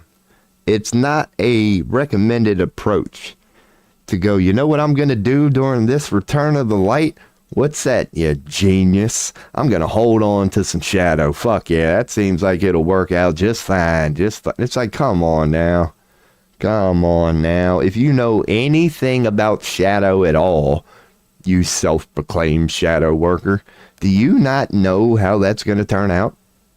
Do you not know how that's going to turn out? But that's again how we were kind of touching upon it this stream.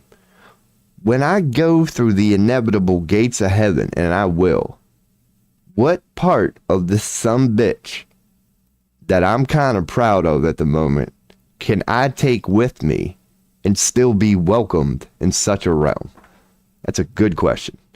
How much of a dick could I be in heaven before I really started to piss people off? Maybe that's why you don't want me up there. Maybe that's why you don't want me up there. Because I would make Jesus get his Jesus on again.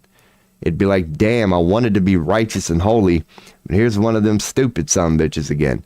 Now I gotta be Jesus all over again. He's gonna say some shit. He's gonna be a prick. This little asshole. I'm just not gonna let it affect me. See, that's what it is, man.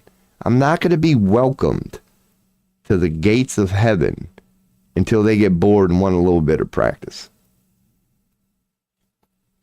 At that point, when heaven gets bored, they will let some of us assholes who are just fighting and causing a ruckus outside of the gates. I guarantee you they'll let a couple of us in. Not many. Definitely not me. But if somebody might be watching, yeah, we are in the return of the light. And if you want to be a little bit of a shithead, your shadow working boy Robo says, I believe there's a way in. I believe there's a loophole, man. We can definitely find a crack in the foundation. I'm telling you, we can do this, man. Damn. Holy shit. That's got to be the Anunnaki talking. Wasn't that their damn story? That's their whole damn story right there, ain't it? They done saw the earth and said, yeah, we know the rules of heaven and all that, but I'll be damned if we can't, figure out a way. And so much. It didn't work out. Oh, but then again, see, universe, thank you. You can't tell me that didn't quote unquote work out the way it was supposed to, while also saying what makes humans special is the bullshit that we went through. That's called a paradox, man. You would not be able to be as proud of humans as you are in the moment if them Anunnaki shitheads didn't decide to get their defiance of everything wholly on. See, it ain't necessarily a bad thing, man. We're coming to common ground conclusion here. See, heaven and hell can coexist, man. I'm just the spokesman of Hades. Call me a diplomatic figure. I mean, we cause a little bit of a ruckus. We do. But that's where you gotta, see, you can throw it all back on God right there. Hey, I didn't make me. Ain't none of this my fault. I don't even know how I got here. You can't put this on me, dude. You just simply can't. You're the one who took on the job of being the creator. Oh, I want to create this and I want to create that. Well, you didn't think it all the way through, did you? Or else I wouldn't be here. Like, how do you explain me, good friend? I love it. If you want a tarot stream, tarot reading, yeah, either I can talk to God or this is all just comedy and improv. Touche. Is there any difference between the two?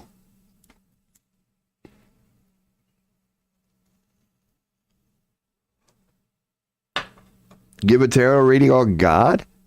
There, we're getting somewhere. Give a pass? I don't know. Oh, that would even challenge tarot. Because God is eternal. It's everything. It simply is. It's the notion of past and future itself. It's only the present. So how the fuck? That's a good question to ask tarot.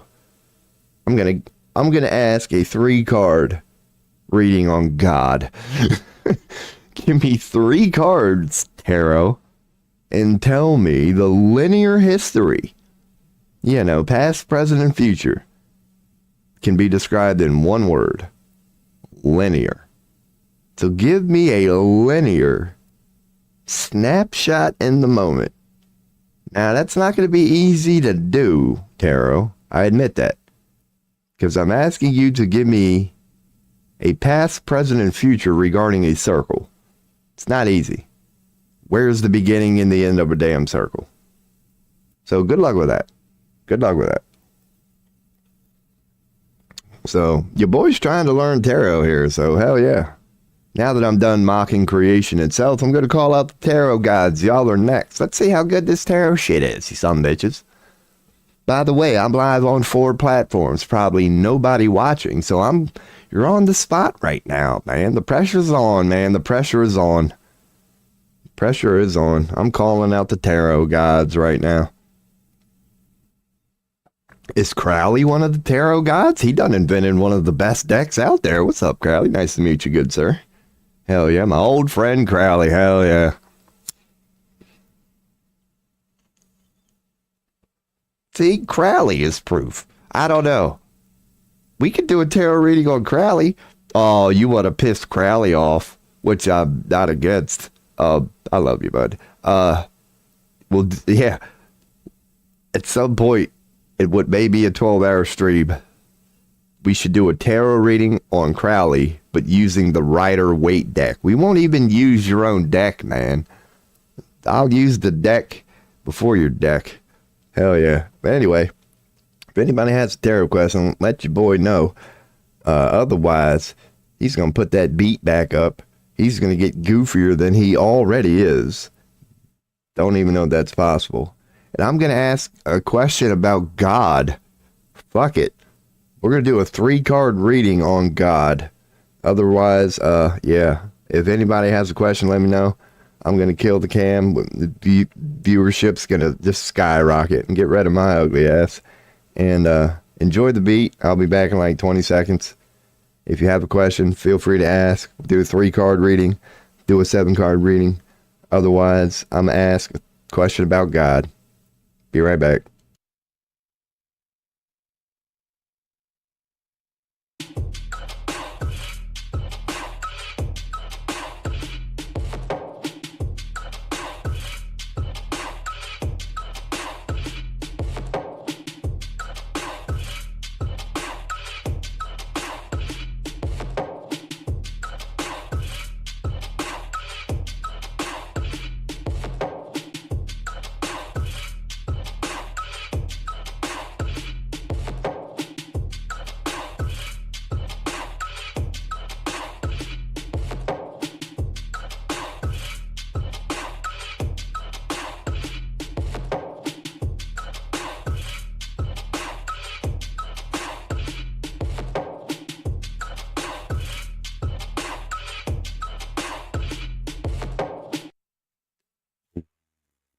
All right. So, the question I am going to ask is God, because I have nothing to do. I'm learning tarot, so why not challenge not only myself, but the nature of tarot itself, and see if we can possibly do a 3-card reading on a linear perception. We are human, so it should be easy. Linear explanation of what man would call God. Where's it been? What's it doing? And where's it going? Oh my God. Pun intended. We got an upright devil for God's past. So, all right, Tarot, touche. Touche. Already you're impressing me. Already you're impressing me. I asked a question about God and you give me the devil. All right, so touche, Tarot gods. Also, it represents, bam, let's go to main, get rid of that, move me over here, bam, chicky chicky bam bam, chicky chicky bow bow, chicky chicky chicky chicky chicky chicky, yeah. Alright, so it represents being seduced by the material world and physical pleasures. Oh, you gotta love it. Also living in fear, that ain't cool, domination and bondage. Well, being caged by an overabundance of luxury. Ain't nothing bad about that. How could you be caged by an overabundance of luxury? Discretion should be used in personal and business matters. So the Devil card suggests feelings of obsession, addiction, and entrapment. It can signify a sense of helplessness due to external forces or circumstances. However, it reminds you that you're responsible for your actions and your perceived constraints are often self-imposed. I can't argue with any of that. Especially the self-imposed one. Because hell, like everything, is not a location. The idea of location is an illusion. So all versions of hell are self-imposed. Even the ones that are co-collective. They're called soul agreements. You both agreed to dance. So upright, its limitation, confronting fears, shadow work, holla at your visual, and shame. That's an interesting... is that a big image? Yeah. That's an interesting version of the devil card. Not sure what deck that came from, and I know my cam's on this side, so I'm kind of going up so you can see it. They definitely got the helix thing going. They got the snake wrapping around the wrist. Hell yeah, man. I kind of like that one. That's pretty cool. Pretty damn cool. Where's it from? Astrology. I'm going to go in and save this image for my own reasons. Because if I ever do have a day of, I do it from time to time, man. I download some cool shit that we reference here on this stream. I will check chat. I got to frequently check chat. All right, cool. Anybody has any questions, let me know. Otherwise, we're asking a tarot about God, and we have pulled an upright devil card regarding the past. So I'm going to bring it up here so everybody can see what it looks like. Let me make sure my punk ass. There you go. Yeah, there it is. So it's basically... it's trying to just tell you the flaws of man. It's pretty much self-explanatory. Because being a human, you know what the potential flaws of humanity are. And it just represents that. Bondage, bad things, it's the freaking devil. But then again, it put it as a goat. A way to interpret that is that if you want to make something called the devil, the scapegoat, then you would get this. But that's kind of arrogance. That's looking outside of yourself. That's an inverted way of how reality really works. Technically, there's no such thing as an outside, whatever. Like saying that, oh, I did it because of the devil is really making darkness the scapegoat. It's like saying I did it because of darkness, but you give it an identity, being a human being. So you call it the devil. But the devil by nature, is nothing more than a scapegoat. Why? You are a reflection of God, therefore you are it. You are in 100% control of all of your creations, period, end of story.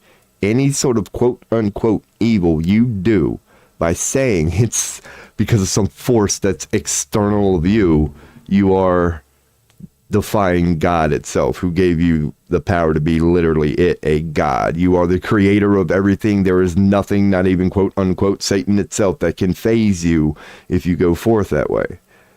The moment you start believing in a devil, naturally, you've created a scapegoat. This thing outside of you that you're saying is the source for all your evilness, because you're not owning it. You're not owning that, like it or not, it's all you, because you're everything, you're eternal. Hell does not exist outside of you. It's not a scapegoat. It's within you. It is you, like it or not. You become imprisoned by it when you make it a scapegoat. That's a deep over explanation of what the devil card to me represents. That's why they made it a goat. It's on the deepest of levels. When you create a quote unquote devil, something outside of you, from day one, it's a freaking scapegoat. Because that's you avoiding your responsibility if you choose to view it that way. It's not some weird oogie boogie thing outside of you. It's all you. That's how eternal and everything you truly are. If you describe it as that, it's nothing more than a scapegoat. But in tarot, now that I'm done with that, it's about being seduced by the material world. Again, seduced by the material world. I can promise you life is but a dream.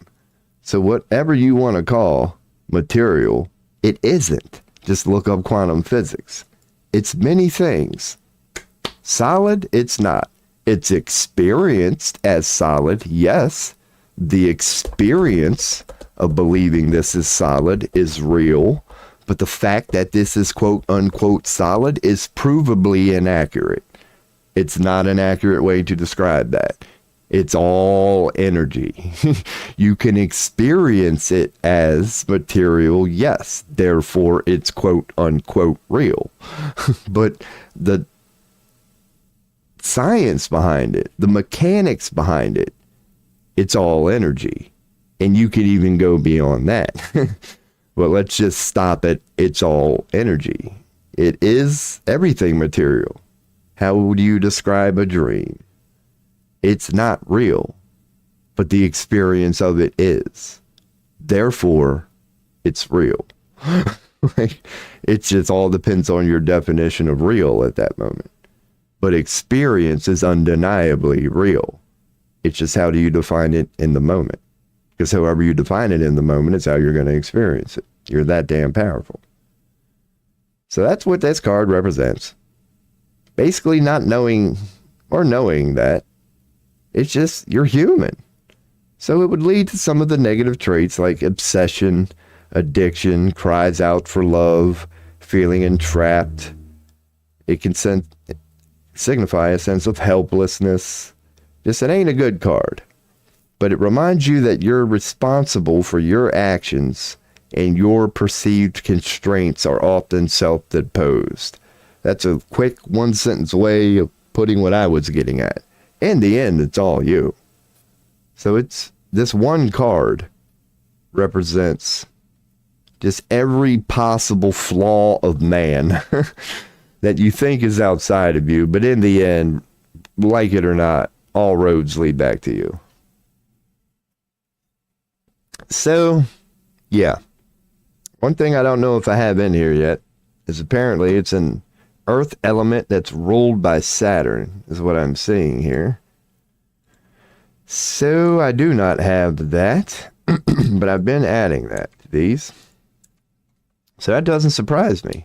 The Devil card is ruled by Earth and Saturn, because Saturn is a proper planet to get some devil on, because it's all about structure. Saturn is 100% about structure. So, yeah. Word. The question was God. We're just killing time. If anybody has a question, feel free to ask. But ask the ridiculous question to tarot to describe God. So we got an upright devil. So that makes sense. Totally makes sense. If you want to try to describe something as God, you start with the devil as it is. That's where it was quote unquote birthed from. That was the reason, whatever. You can't have a yin without a yang. So let's go on and put up the yang. There has to be a yang if you want to even begin to talk about the yin.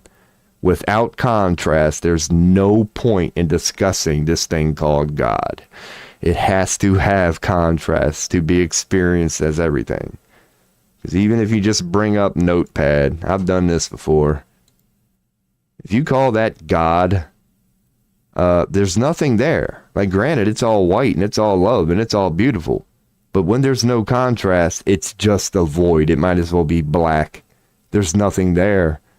But when you introduce, contrast, when you actually start to, now you can see something. Oh, there's something there. Now you can start to play around with it a little bit. You can cut this here, you can put it there, you can do one of these and do that. Now you got something to work with.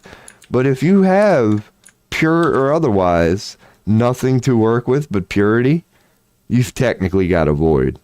You've got nothing, no matter how pure it is. You need contrast for a little thing called experience, creation, all of that. So that's a proper answer, just fucking around here from tarot. I'm checking chat. So yeah, man.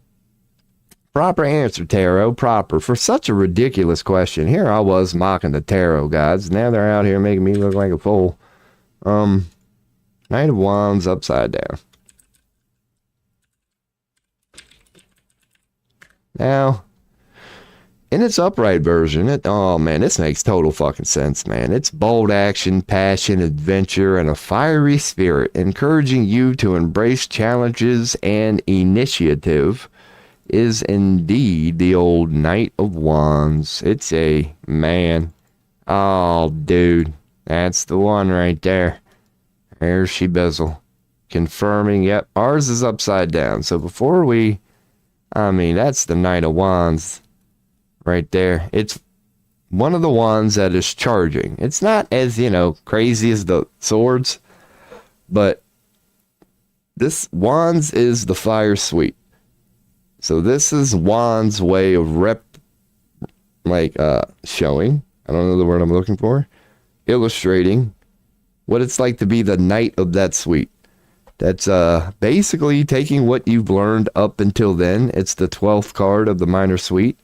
So you take the previous 11 cards and you go forth with it. You're passionate. He's not attacking. It's not attacking. It's not like trying to stab.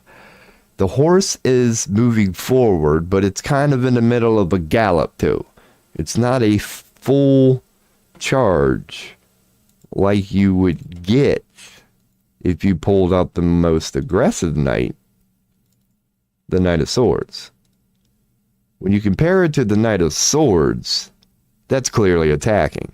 You are charging forward. You're going to battle in the Knight of Swords. When you pull a Knight of Wand, you're doing the same thing. But here's another one I'll pull up here. Knight of Cups. A more loving suite. There's none of that suggestion here. They're trotting forward. Again, it's about moving forward, but there's no suggestion that it gets mellower and mellower depending on where you go in tarot. But regarding the wands that we pulled, because we might as well, since we've already covered them all, just bring up the pentacles. There's the other one, which is the most still of them all. The horse is not even moving. It's just chilling. This has no movement. This is a stagnant horse. But the wands is the 3 of the 4, if you want to view them. If 4th was the highest intensity, the swords, the clearly just get the hell out of my way, wands is, the Knight of Wands is 3. It's, you're moving forward, you're a little charging, but it's more about showing off. It's an aggressive, bold approach. It's like being aggressive and being the Knight of Swords, but about showing off. It's about using that same aggressive charge forward mentality to do what fire does. Just shine and illuminate. You're aggressively being bold and proud. Is what I'm suggesting here. Yes, bold action, passion, adventure, and a fiery spirit, encouraging you to embrace challenges and take initiative. That's exactly what that represents. The fire part is that passion, desire, action, initiative, enthusiasm. It's fire. Makes total sense. And you have to throw in unpredictability, because fire is pretty much, unpredictable, whatever, reckless across the board in the suite. It's just the nature of the beast. So it can also mean travel and change. It definitely can. Because again, it's not attacking, but moving forward. There's travel and change. So when it's upside down, like we got here, in the ridiculous question, it's just a 3-card reading on God. If anybody has a question, let me know. In order to kill some time here, I asked Tarot to explain God from a linear perspective using 3 cards. So upside down Knight of Wands is what we have for the present state of God. It represents arrogance, impulsiveness, a lack of focus, and potentially missed opportunities. It advises caution, encourages reflection, and warns against rushing into situations without considering the consequences. So upright, it's fear. Oh yeah, we're not upright. Reversed, it's, this is hard for me to read. Boastful, impatient, dominant, reluctant, arrogant. I disagree with reluctant. Yeah, this doesn't say reluctant. I disagree with reluctance. I mean, no, that should be in there because it's the upside down version because that card doesn't represent reluctance. So if it's upside down, that should, yeah, all right, I'm with it. But yeah, it's about that. Reckless energy, lack of focus, impulsiveness, missed opportunities, and clearly a need for reflection. So at the moment, God is a little bit of that. A little bit impulsive, a little bit arrogant, a little bit unfocused. There's been some missed opportunities, but the need for reflection. It encourages you to slow down, take some time to reflect, and make sure that you are making the right choices. So, okay, it ain't inherently bad. Because Ridiculous Question was a 3-card, playful, linear time, past, present, future, regarding God. Clearly, you got to start with the devil. That made total sense. But an upside-down 9 of Wands, I mean, yeah, currently, yeah. I guess in end times, you know, asking as a human being, yeah, whatever God would be to a human being during a time such as end times, naturally, if it is you and you are it and you are its child and, you know, whatever, let's keep it all in the family here. It's technically going through a lot of the same things you are. Like, it ain't just up there being all perfect right now, being like, man, everything is amazing and perfect. Like, it's not in denial right now. It's up there admitting what we all know, that we done fucked up. That's what I'm getting from this. That even God's a little perplexed at the moment, going, come on now. I mean, take what you will from that. Your boy just likes explaining the cards and what we drew here. So, all right, let's move on to the future. Wrap it all up here in a second. Little tobacco fix. So we got a 6 of Pentacles upright. So that's good. That's damn good. 6 of Pentacles upright. Generosity, giving, receiving, balance, sharing resources. It can signify material prosperity and the opportunity to share wealth or knowledge, but also the need to be humble and accepting of help when offered. You couldn't have pulled a better card for God's future. So take solace in that, humanity. If you want to know the future of God, according to tarot, it's this. It's this. What you would think God would be. The card that is literally all about generosity, making sure everybody gets their fair share, equality, giving a damn. And another thing about this card, it reminds us all that there's nothing wrong with asking for help. That this person would not be able to have this experience right now of feeling good. We all know how good it feels to help somebody. That there's nothing wrong with being the helper. There's nothing wrong with asking for help from time to time. Because in that moment, if you're vulnerable enough, if you're humble enough, if you're willing to be that for a little bit, you give people like this a chance to shine. And it's about being fair. That's why the scale is there, as I point out. It's not about judgment. Like when you walk into a courthouse, you'll often see something like this. It's not that version of it. It's about recognizing there's X amount to go around. He's only got 6 pentacles to work with. So they're ensuring that each person gets their fair share. It's not a judgment thing. It's an equality thing. It's a generosity thing. It's a down to the gram. He will make sure this person does not get more than this person. And it's all encompassed in there. And it could also say that there's plenty to go around. I'm going to make sure you get your fair share, but it's not going to be more than you need. It's going to be what you need when you need it. So it's a very good card that represents, fire, earth, water. It's all here. The white air in the background. It's all here. It encompasses that. Generosity, giving, receiving, blah, blah, blah. Very generous card. Also material prosperity, balance and harmony. So hell yeah. That's God when you ask tarot. For a 3-card, damn, that's good. Alright, tarot gods, I'll shake your hand on that one. I mocked you. I was like, how the hell are you going to explain God using 3 cards that, well done. Well done.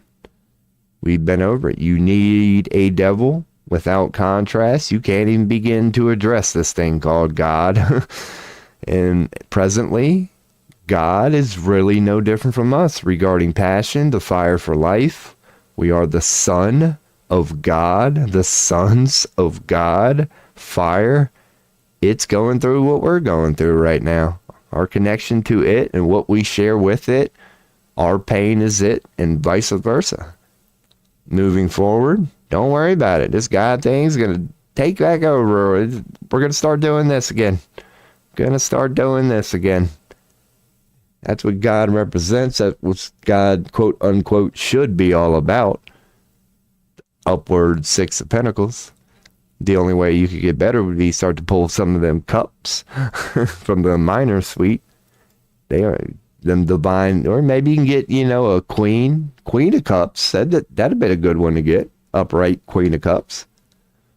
But you can't argue with an upright 6 of Pentacles, man. So well done, tarot gods. Well done. Apparently, when you ask tarot what God is, using a playful 3-card reading, that's what you get. And I can't argue with that. I went on and said, kiss my ass, man. And tarot done gave me something that makes sense. So how about her? How busy? Speaking of devil, where's my damn mouse bud? He ain't been out here tonight, man. Alrighty, man. That's what we got. Pretty good reading. Just hanging out while I've got the browse tab up. Yeah, let's do that. I heard a chime. I'll check it here in a second. I just need to look at Maryland. So I think Maryland won. Hell yeah. I'm a Terps fan. Good on you, Maryland. I'm not going to watch that. It's probably copyrighted. I think Maryland won. Yeah, Terps. What's up? Diablo. Wow. Diablo. What's up, Diablo 7? How are you? I just finished I don't know if you just came in. Oh, not that. That's so damn derpy. But it's funny. What I did was I asked a ridiculous 3-card question. I asked tarot about God. I was like, tell me about God. And I kind of mocked it. I'm well, just hanging out, bored. This is a stream where if like you're curious about tarot, the way I do it here is I have a deck coming, but I could just hit refresh and get a pull at any time. 3-card, 7-card, 10-card. But I'll also do this. So for example, this last card here is 6 of Pentacles. So what I did is I'll bring it up. I'll tell everybody what it quote unquote should be according to AI. And all you do is Google it. But I'll explain what it's supposed to represent. And then I'll like switch to my main sometimes. When I talk about certain cards, I'll do this. I'll bring up the cards so people could see. And then I'll just yada, yada, yada away. And I also do this, man. I don't mind just chatting with people. So I am well. How are you? I am currently in Pennsylvania. That's why the part that you came on was me noticing Maryland. Because I was born and raised in Maryland. So I'm still a Maryland dude, right? But I'm living in Pennsylvania. 30 minutes away from Maryland. And, 44 years old. Don't have any teeth. That might be in my title today. Toothless Tarot is your boy. You are from Spain. Well, cheers, good sir. Cheers, good sir. I'm sure you're familiar with tarot then, because it seems to be very big in Italy. So I'm sure being so close, your geographical, I screwed it up, location. Yeah, I apologize, but I am an American, so just don't think my government represents me, man. But yeah, dude, I am as anti-American as it gets, by the way. If we went back to the way we were, I'd be the most American person on the planet. But the way we are now, I'm not proud of what we're doing. There you go. Me either. I'll give anybody crap, and I'll also point out the positivities and stuff. So I hope all is well there in Spain. I will say this, man. If there's any country that's pretty calm and chill right now, it's Spain. You tend to keep I'm sure it's not perfect. But you know what I'm saying. Like you aren't the Ukraines of the world and the Irans of the world and just always in the news and here we go. So my pleasure, man. If you would like a tarot reading, definitely let me know. Because, yeah, here's the question about God, because I will refresh it to show you how it works. But I was kind of impressed by it. So you admit that you asked tarot something ridiculous, like a question about God. But dude, check this out. First card, passed. It's like you can't even go over God unless you have a devil. Presently, it's suggesting that God is us and we are God. Therefore, whatever we're going through, God's going through it too. And it's a little topsy-turvy, generally speaking. But the future's looking good. The future's all about generosity. The future's looking very good.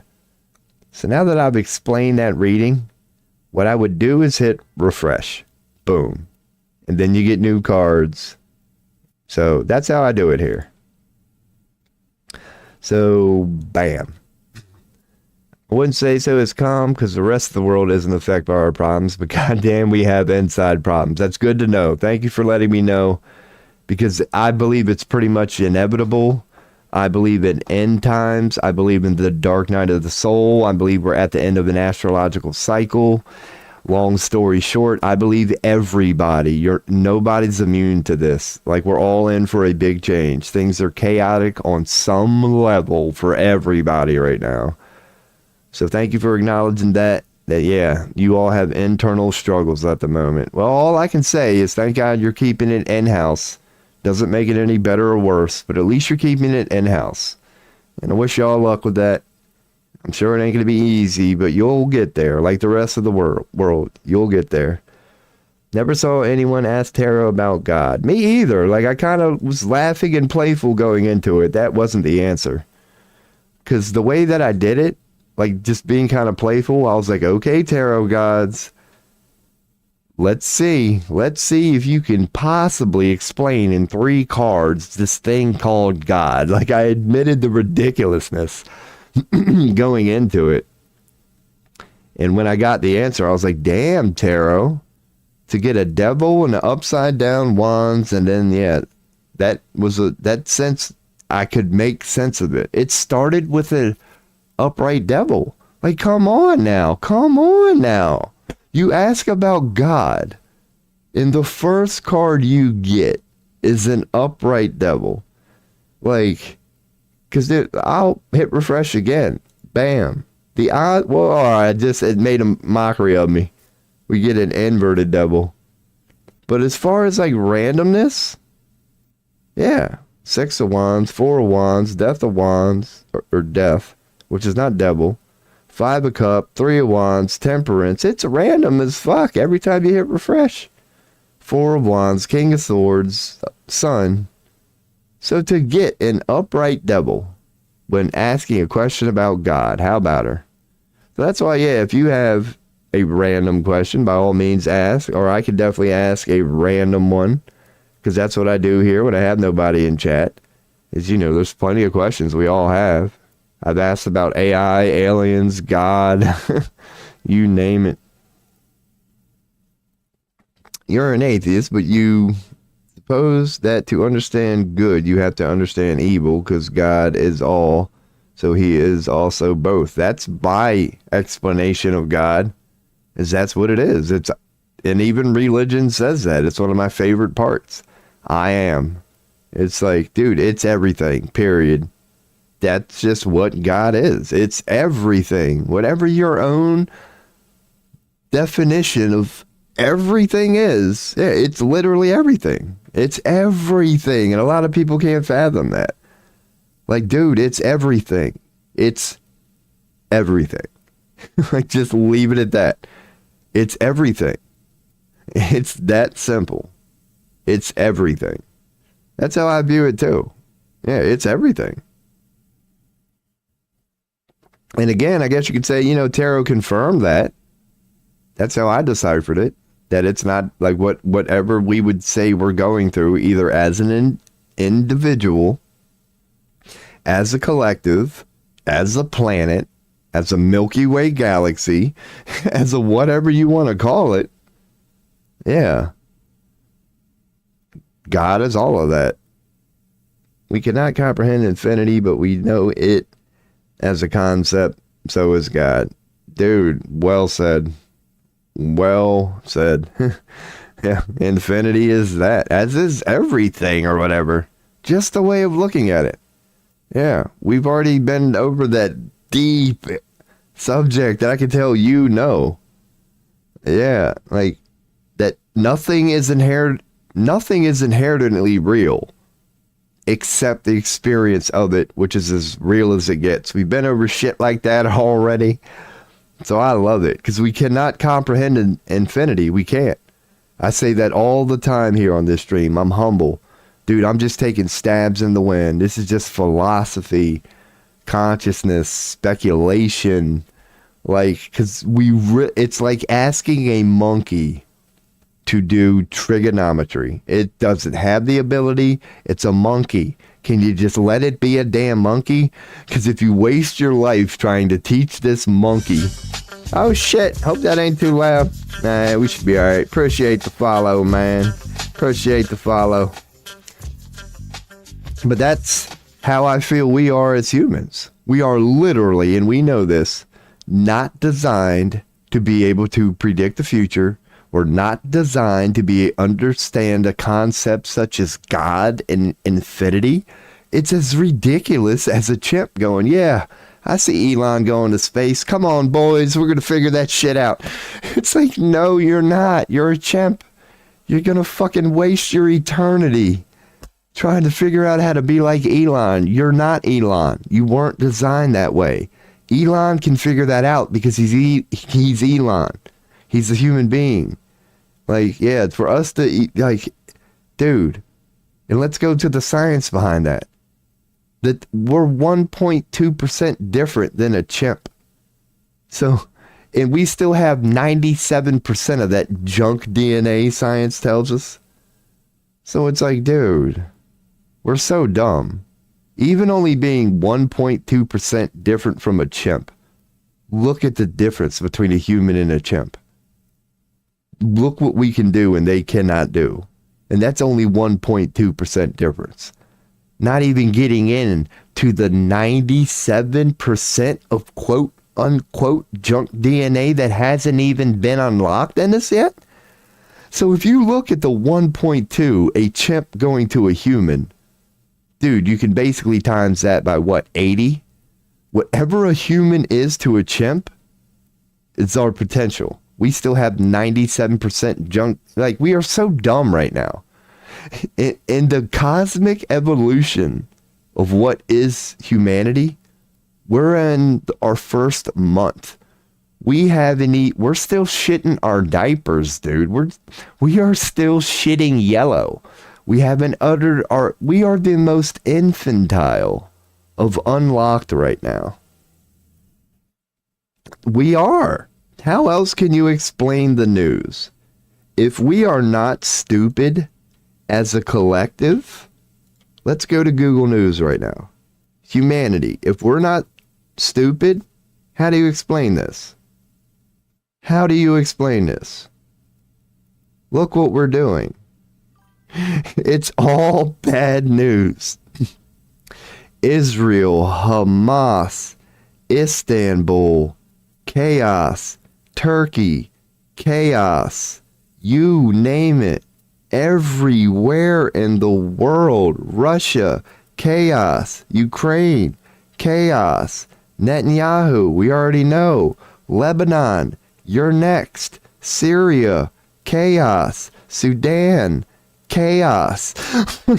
We are stupid, and the proof is in the pudding. You can't see that. But what I was showing was this. When you bring up this, when you just scroll down news, bombs, Israel, Syria, Lebanon, war, Russia, Ukraine, war, death, destruction. It's so bad. Dude, and this is 1 hour ago. And I'm going to go back to check a chat. 1 hour ago, bombs are still going off in Gaza. Come on, man. Come on, man. We're bombing as we do this. It's crazy. We are indeed stupid. I don't need to refer to news. I can go to people I know. I know what you mean there too, man. I know what you mean. There's something going around. There really is. Generally speaking, there's something going around. When you leave your house, when you go to work, even when you drive down the street and see how people drive, you know, we're not doing good right now. Humanity as a whole is just under a lot. And hey, I'm not being judgmental because I hit tobacco and coffee all day, so I got my crutches. But we are so pilled up. We are all numbing the pain. We're like, yeah, we're not living healthy. We're not eating healthy. Our food has been tarnished. Our medicine has been tarnished. Even when we go to the hospital, well-intended. Just the world we live in right now. Humans are affected by it. You can tell it, man. You really can. Because I can tell you're a deep individual like me. And dude, these simplistic people. It's like, okay, the one thing I will acknowledge, I'm clearly deep here. I'm clearly a deep person. However, when I walk out of my house and participate in society, and 99 people call me deep, as humble as I am, can I suggest that humanity as a whole is a little shallow right now? That what makes somebody like me deep to begin with? Oh, wow, I can articulate and philosophize, about life. I'm into reading tarot. That's what makes me deep. I believe we're all just like the truth is stranger than fiction. Blah, blah, blah, blah. Like, shouldn't that be the default is my point. If I am deep and I am deep, is that saying something about me? Or is that a reflection of how far gone humanity is? Why do I come across as deep? Could we not live in a world where people like me are normal? What's up, Galatians? I need to get better at that. I'm going to have to move some chat around. We got a YouTube chatter now, but I'm with you, Diablo. I got a new Twitch chatter here too, my man, Galants. If I could get that behind the other chat box, we'd be all right. But yes, sir. So you got another girl. Okay. So we might have a tarot question here soon. Let me catch up with Diablo's and then I'll read yours. It's better to not think about it, even if it's true that while you are me and laughing at joke, hundreds of people are getting bombarded in the other side of the world. One man cannot stand the weight of the world. That's very wise words that we've addressed here. That, yeah, just how sad it really is. You almost might not want to think about it. When you take it seriously about what's really going on, just be careful. Because it does suck. So it's the fine line between enjoying your life and going forward. Because, yeah, what you think you might want to know, you might not want to know. So you keep having precognitive dreams about, okay, that girl. Do you see us being sexual with one another? All right. Yes, sir. We can definitely do that. So, Diablo, if you would like to stick around, we are going to do a 3-card reading here on girl number 2 from, Daddy Mac over here. At least he's got options on the table, man. It's better. Yeah, oh, man. When you got options, that kind of helps. That way you don't come across as too desperate to one of them. So here we go.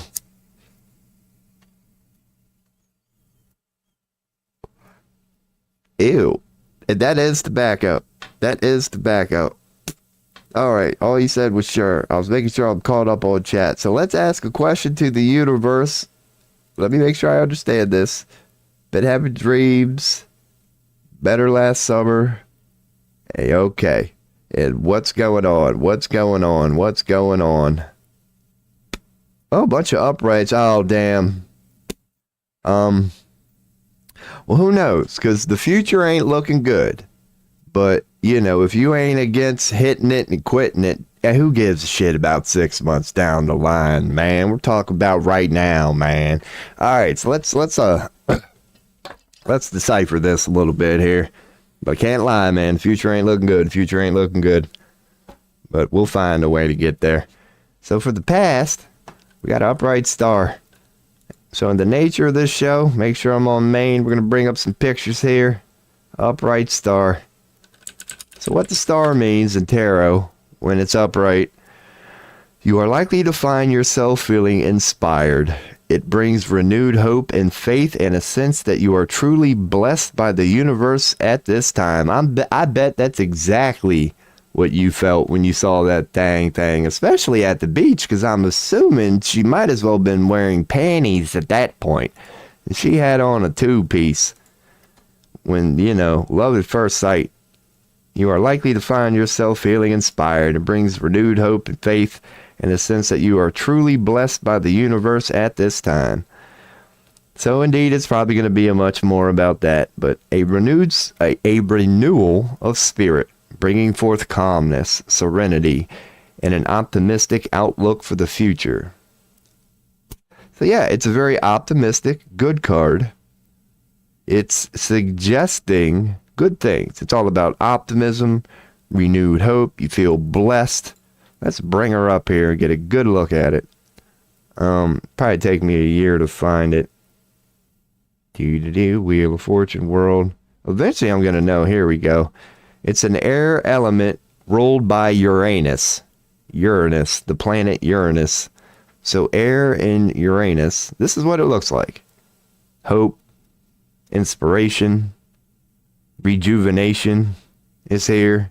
And oh man, you're not lying, dude. When you ask about things, you always pull the toss cards, man. So that might be a hint in itself. Maybe she was topless. Maybe a wave came along and took off the 2-piece. But it's a good card. It's very hope and inspirational. So that's what this is suggesting regarding your past, is just that. Like the moment you saw her, man, from the beginning of whatever it was, it just inspired hope and good feelings within you. And yeah, it made you feel a sense that you are truly blessed. It was calmness, serenity, optimistic outlook for the future, a strong connection to one's spirituality, and potential for emotional and physical healing. So you saw a lot of potential. It made you feel good. So presently, you got a good one. The upright temperance card. Temperance. Tarot meaning. I should put card in this one. It indicates that you should learn to bring about balance, patience, and moderation in your life. Temperance. You should take the middle road, avoiding extremes and maintain a sense of calm. It signifies harmony, peace, patience, moderation. It suggests that you've found inner peace and have a clear understanding of your life. It's a damn good card. It really is about inner peace, moderation. From your toothless boy Robo, you could say biting off more than you could chew. So yeah, the she's naked thing, that's pretty accurate. Concrete they'll be here in about a week, because if you would ever want Yeah. My hand, and I could just show you on the webpage. We could do that. Well, good, Diablo. I hope you enjoy this, because that's what I try to make this stream. It's not me going, I know this is tarot. It's me bringing up AI. We live in 2025. They can access many databases.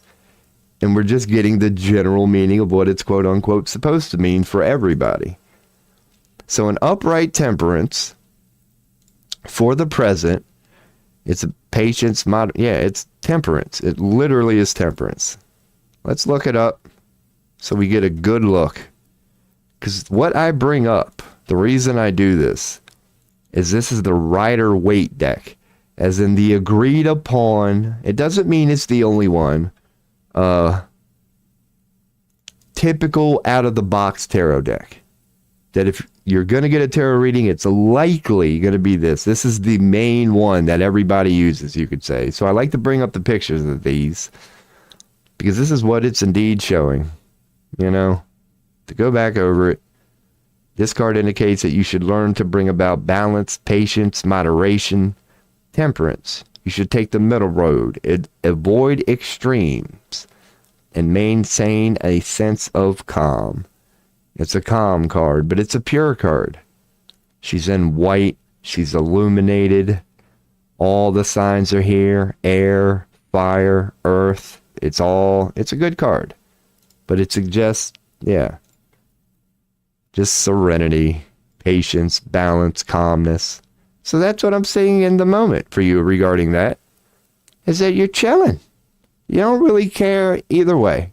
You don't really care either way. No matter the result, it's going to be good for you. Harmony, peace, patience. There's no conflict in this. At the moment, you're just you're chilling. You are chilling regarding that. So cool. That's what I'm getting from all this. Calm, inner peace, clear understanding. It also indicates that your relationships are healthy. They threw that one in there. Specifically. That's what it's... So yeah, good. That's suggesting that things are pretty good, man. Things are pretty good. Now let's go for the bullshit. This ain't a good one, man. This ain't a good one. But you know, tarot, there's no such thing as negative. What we mean by not a good one is it could represent hardship, loss, financial struggles, isolation, and a sense of being left out, but also the potential for growth and learning from adversity. So the first thing that I'll make sure to bring up in this Five of Pentacles is that the picture, so we can see that this card screams not good. But let's dissect it. Yeah, he's on crutches and he's fucked and he's injured. Yeah, she's probably just lost a child and she's just emotionally destroyed. But what are they doing? They're going the other way. They're still here. They're still alive. They've lost the battle, but they haven't lost the war. They're hurt. They're defeated. They're physically hurt and they're inwardly hurt. Physically, emotionally, getting away from it. So that's the positive about this card. That it indeed suggests financial struggles, isolation, a sense of being left out. Like it ain't good. Lack of support, need of self-care. But it is indeed part of this card. It is a learning opportunity. They are walking away from it. They're still here. It's a chance to learn, to develop resilience, to find strength in adversity. They're not dead. That's the powerful part about this card. That it's not good. But, so now I can read your chat. So I feel this is her energy. I'm a lot older than her. Okay. But they're still together. Great. I appreciate the feedback. I appreciate the love there, because that's what I'm getting from it. And as I always say, the reason I bring up what these cards mean, what they're supposed to mean, is so you get your own answer. So they're all upright. That's a positive. But yeah, your future regarding that question is just that. It's going to be... Some battle is going to be lost, but it ain't going to be the war. It's not going to perhaps go like you think it goes. And once again, this is only the future. So long term, yeah, you're probably going to end up walking away from it. Like, and it doesn't, yeah. There's just going to be some point where you're going to get quote unquote hurt. Something's going to happen. But it is Pentacles. It is Pentacles. So the last thing I'll throw in is that, like I've said before, if there is a suite that can point to material, real world, financial, career things, it's always Pentacles. So that's the proper thing that I'll throw in here at the end. It might have something to do with material stuff that you walk away from. It could suggest a new job. I doubt it, but I'm just speculating because Pentacles is the Earth suite. So if career, things like that are represented through Pentacles. But I don't think it is. I'm going to go back to my original. I think it's you're just going to get a little hurt. You're going to realize this ain't worth my freaking time anymore, man. It's beating me down too much. And you're going to go the other way. So that's what I'm saying.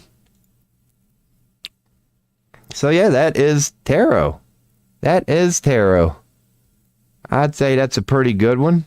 It's that only you could speak it if it's accurate. And I thank you for the kind words. Because yeah, that does make sense. Even just based on the question you were asking. Yeah, of course, based on, the beach thing, that an upright star, inspiration, hope. I'm sure you got all them feelings.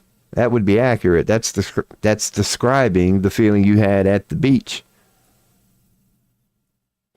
And at the moment, it's probably accurate. You're chilling, man. You're chilling, dude. Like, you're cool with it. You see how it could go horribly wrong, and then you also see how it could go amazing. Who the hell was it, Nelly? Old Nelly, who said, hey, girl, I'm just playing. Unless you're going to do it. That's kind of how you are right now. I'm just fucking around. But not for real. Come on. So that's what I'm getting from that.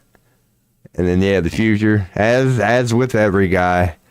And as guys, we can kind of be all right with it, man. You just might have to walk away eventually. So, all right, we'll go back to just chatting. Well, we do have a little bit of chat right now. So there are non-specific readings, like, how was my day? Yeah, you can be very vague. Like, the one I'll show you that, because I'm learning too, they have something called a blind spot reading. It kind of takes a while to get in. Not a while, but it's one more card. It's perfect, you could say, for kind of things like that. Because as you can see from this, when you do a blind spot reading, it's what you know, what you don't know, what others know, what others don't know. So I did it for like AI, right? You could just go, okay, AI. So this would tell you what you know, the person who asked the question, what you know about it, what others don't know about it. What you don't know about it, but what others know about it. You get down here and it's like what you don't know about it and what others don't. So nobody knows. Up here, everybody knows. But that's that is a very vague one. But the 3 card does have it has a lot of good things because it's only 3, but yet it addresses past, present, and future is what a lot of people tend to ask about, things like that. But blind spot readings are good for if you just have something you're pondering and even you admit you're a little confused about it at the moment. That would be the sort of reading that has a part that tarot is going to tell you what you don't know. I certainly can. We could go the 3 card, past, present, future. Like, how is my day going to be tomorrow? That would, I'm guessing we could do 3 card for that. Because we could kind of test it. The past would imply like either today or yesterday. It would give you the state that you're in now. And it would give you, we'll use future, will be your answer for how tomorrow's going to go. That sounds good to you. We will indeed roll with it. I will refresh it, get a full, a new pull here, and we'll use the future as your tomorrow. Because you see how we do it here. I go over every card, so I'll be back, brother. Okay, Galatians. Okay, Galatians.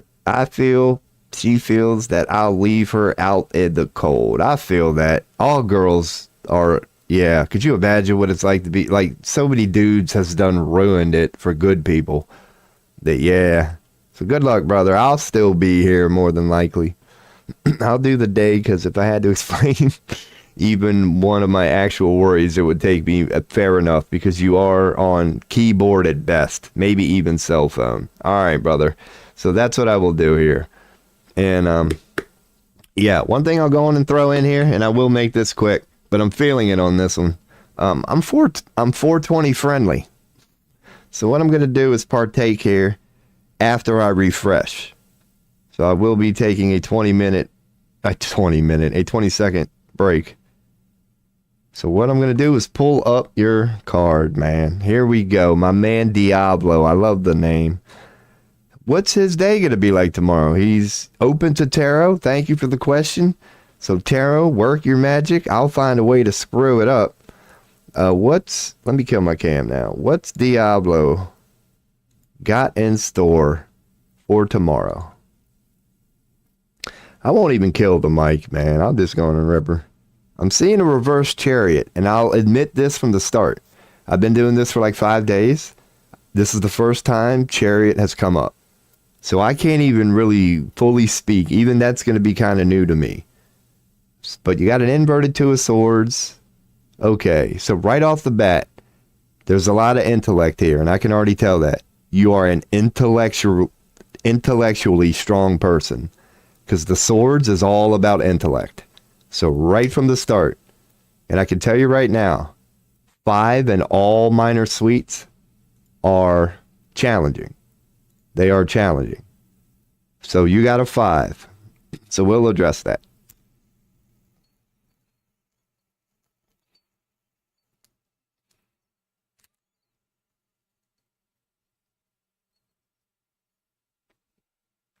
But what I'm seeing here, right from the jump, as an individual, you are driven by intellect, like me.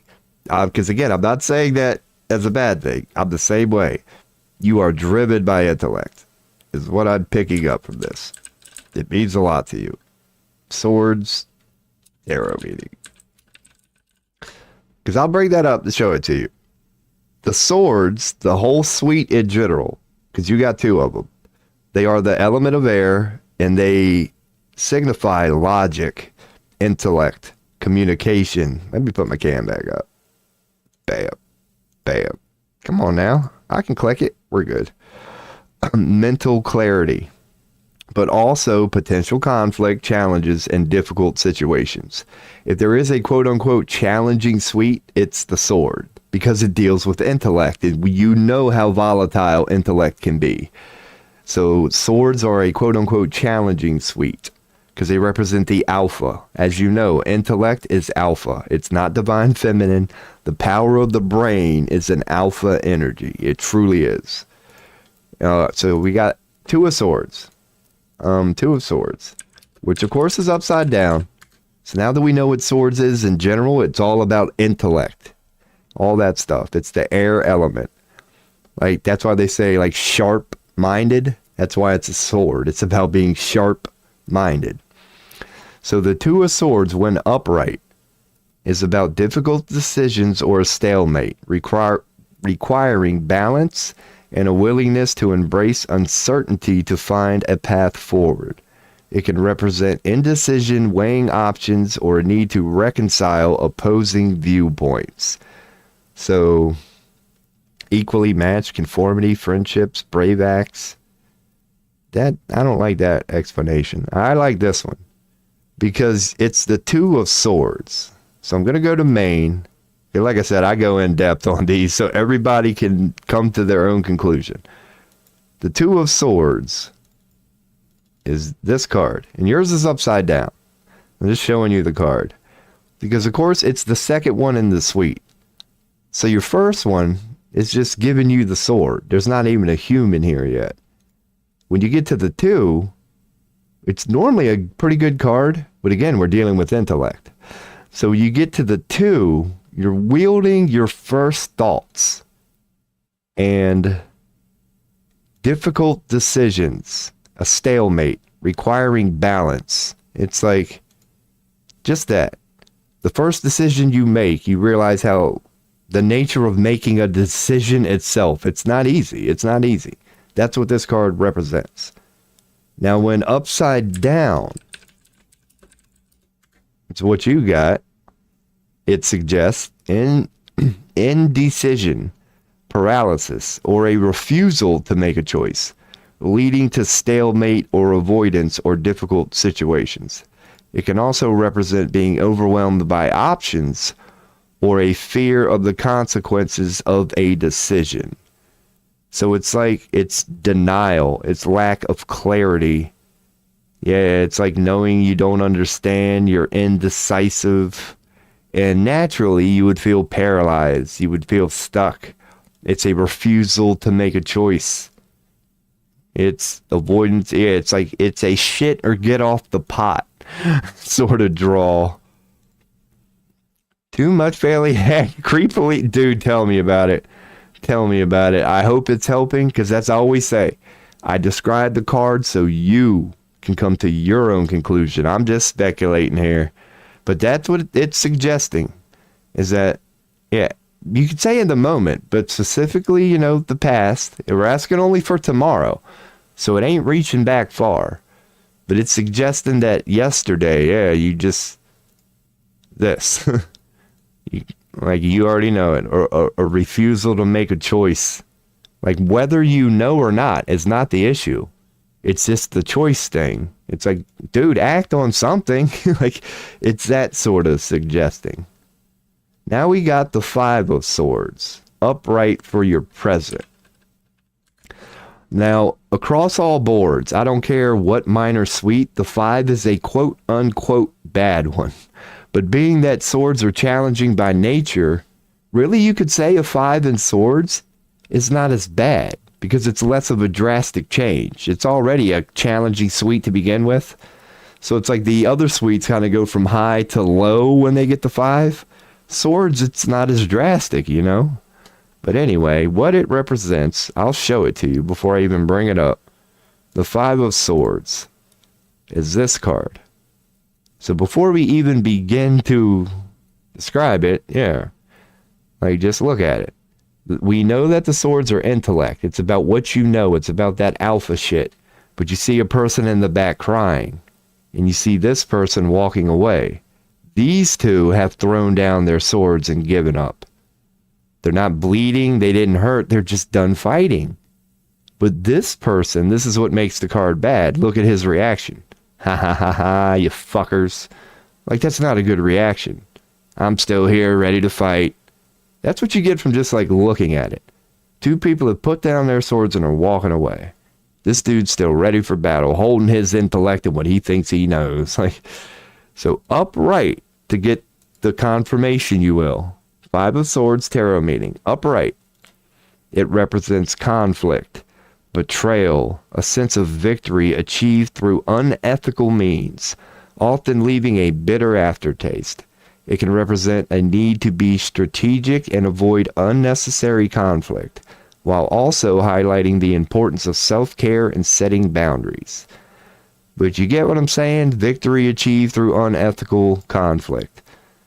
Unethical means, betrayal, that sort of feeling you get just by looking at him.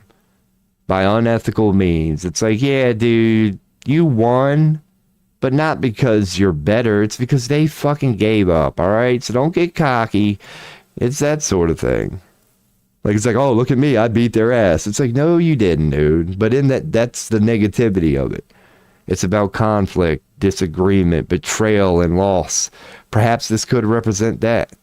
It's like, dude, I thought we were going to battle together as friends. Like, you lose friendships. There's a lot of conflict involved there. Unethical victory. But need for strategy. And let's go to self. This card can suggest a need to prioritize your own well-being and set boundaries in situations that are causing you harm. Because it is upright. So in upright, you should take a positive from it. Because that's what it would suggest. That prioritize your own well-being, like those people in the card are. It's saying, it could suggest, be one of these people. Because who's right or wrong in this situation? Who would you rather be in this situation? It could suggest, put your sword down and walk away. There's nothing wrong with that. Or it could imply that you're that guy. It's implying, again, take what you will from now.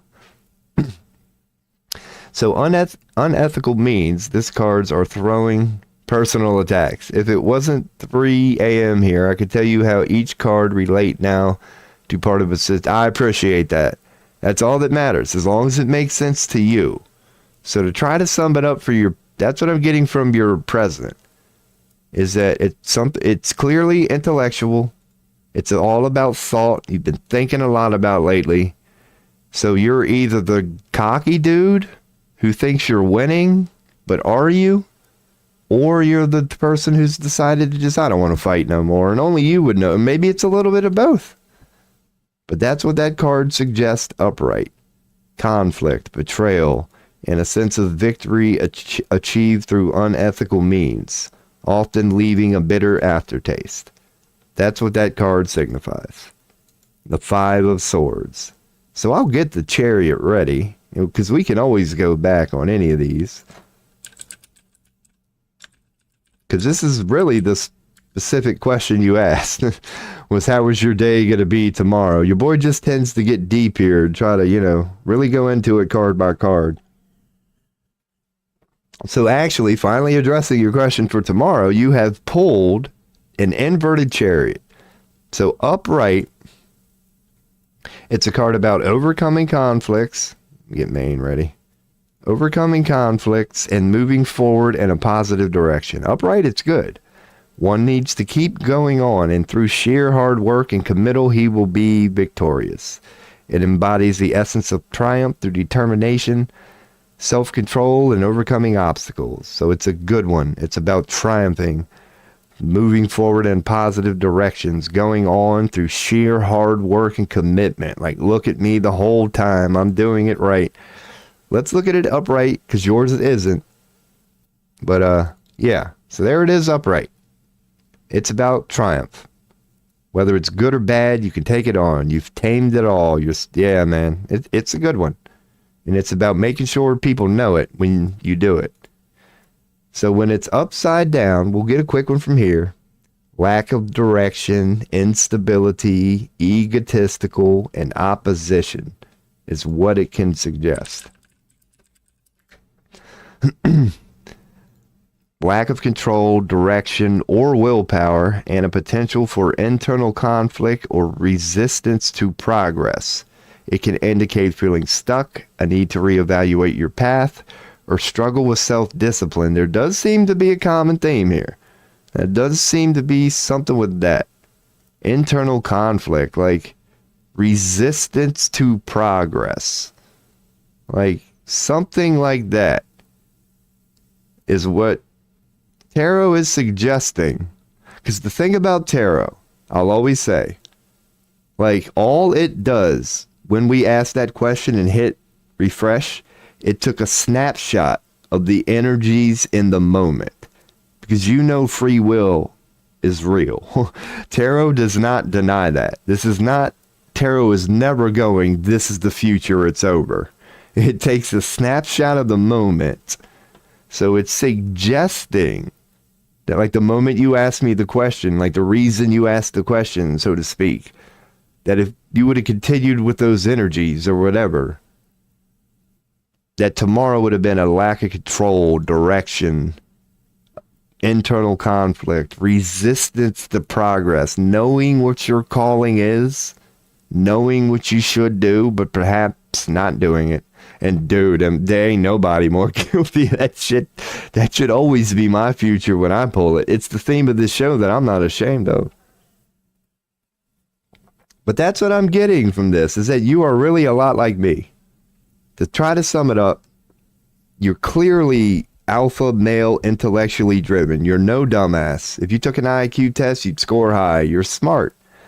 But regarding your own stuff, because you got the Two of Swords, so this is clearly personal. Like, two is personal. You have an internal conflict.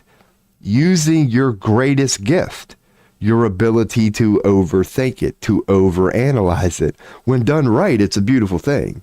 But when you do it to yourself, yeah, you're finding things. You're at an intellectual battle with yourself. You're trying to outsmart yourself. And that's the one opponent you'll never beat, because it's as good as you are, if not better. You've met your match, yourself.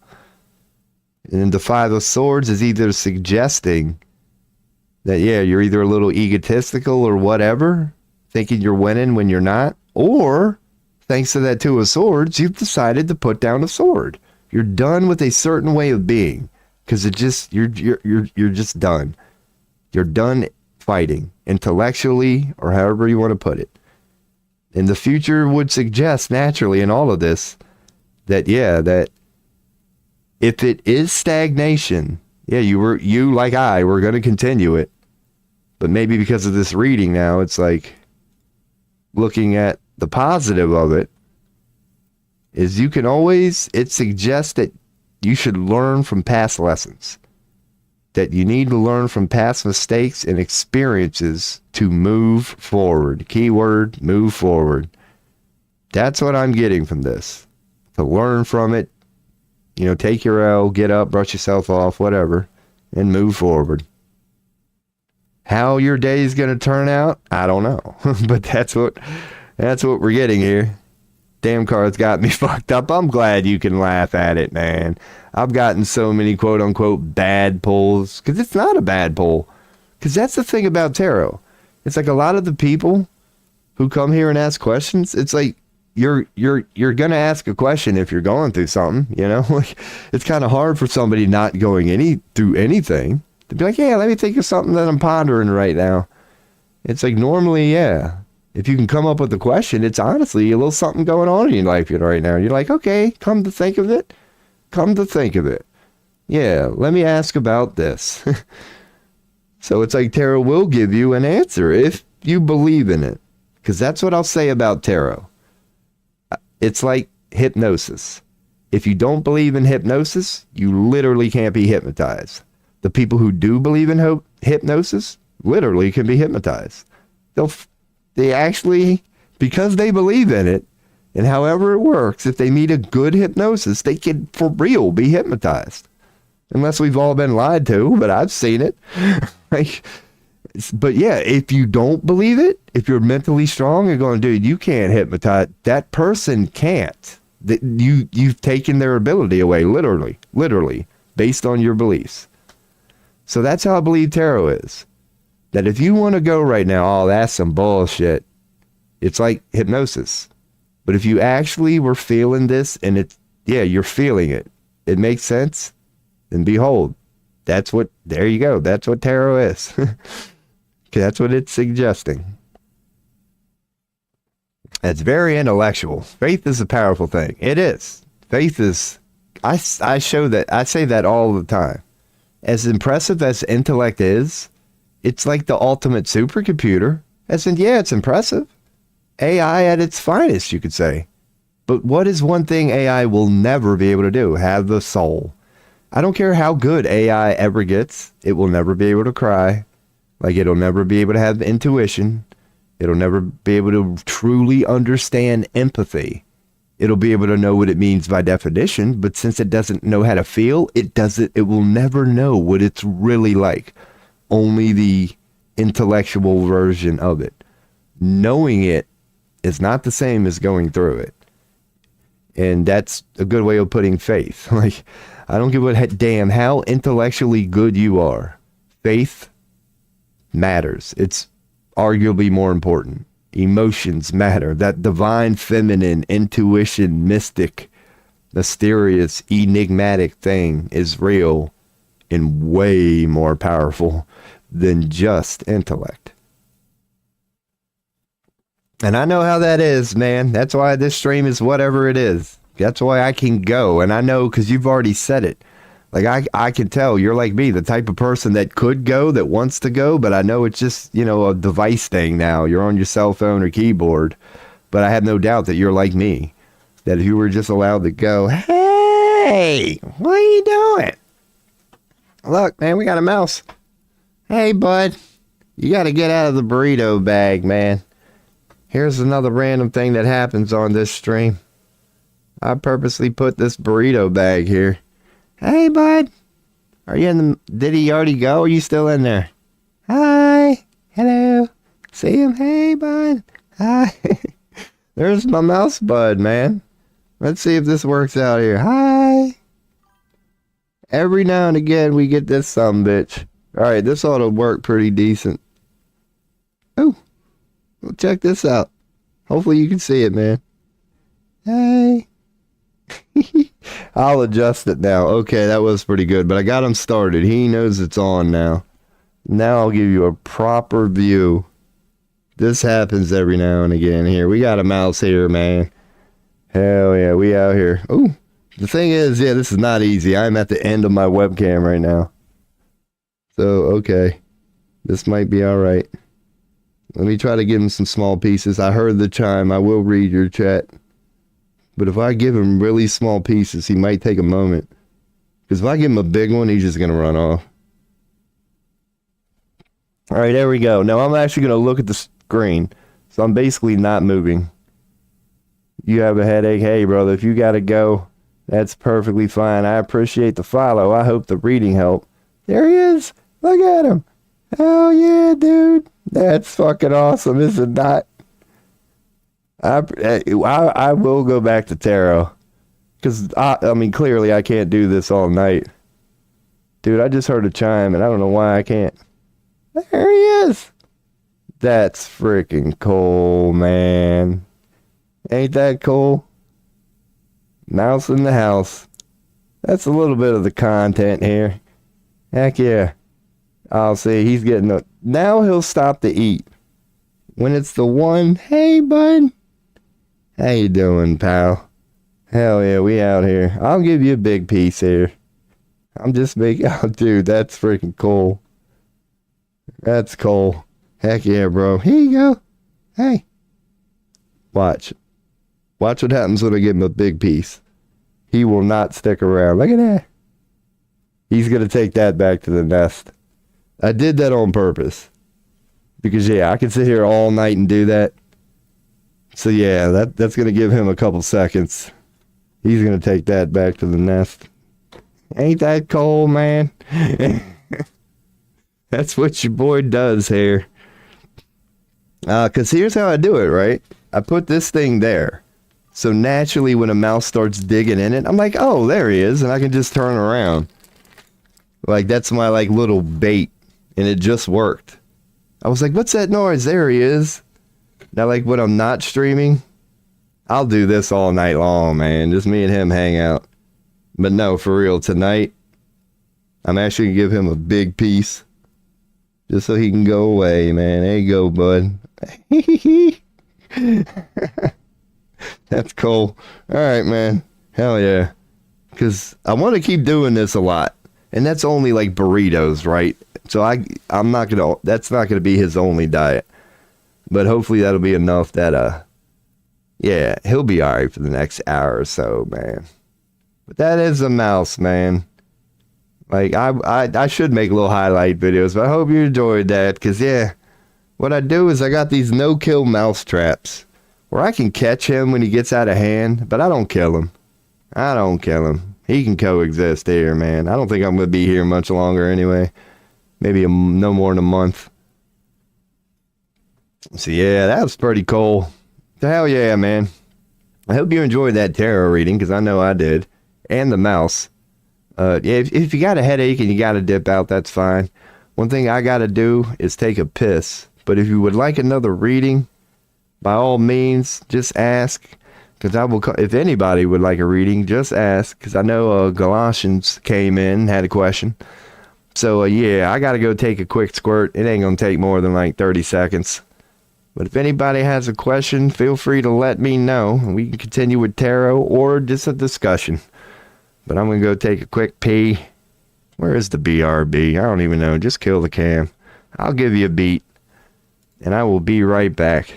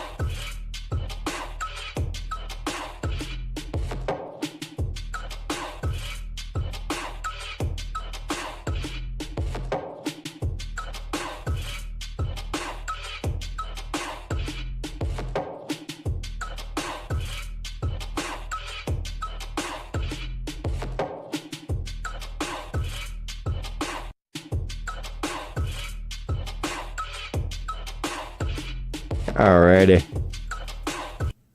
We is back.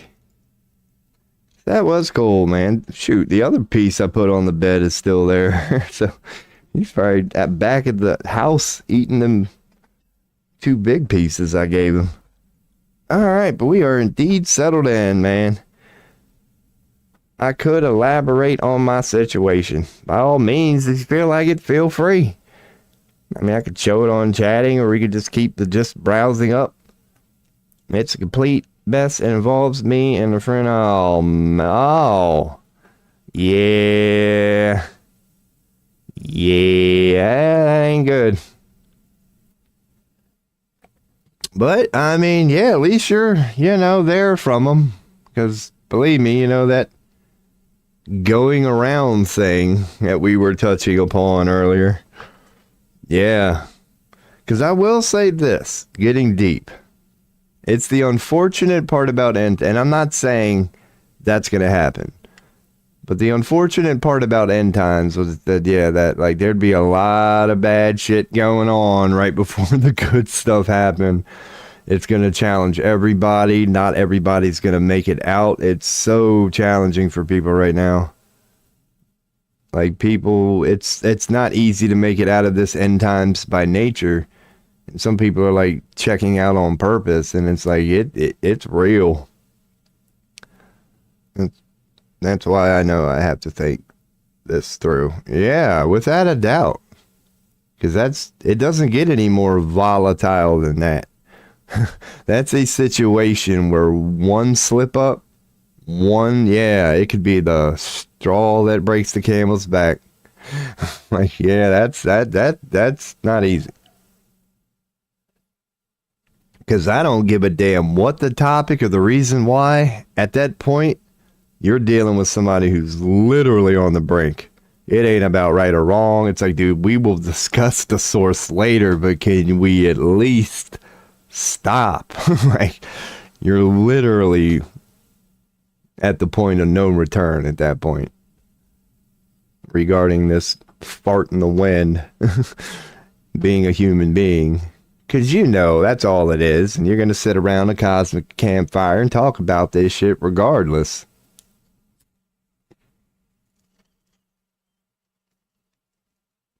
So that sucks. But I don't know. The universe don't make no mistakes, brother.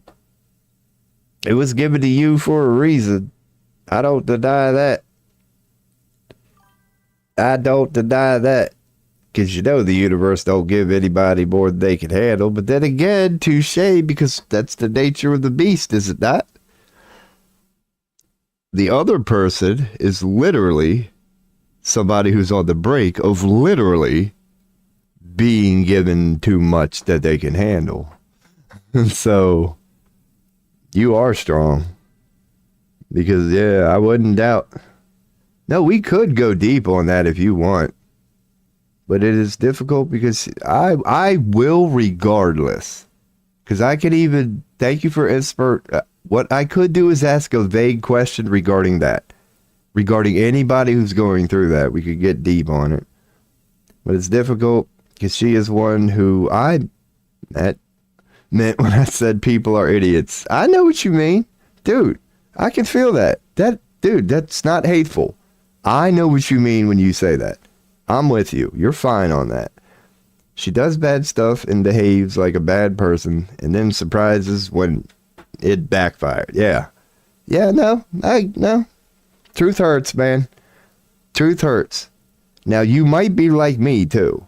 And I'm not saying you are, but I'm going to describe me right now. I'm the type of person who can speak so wisely based on what I see about this is how a person should live their life and this is where you're going wrong. I'm not saying I do it. Like, I make myself admittedly horrible decisions that I own up to. But when it comes to telling some bitch about themselves, I'm actually pretty good at it.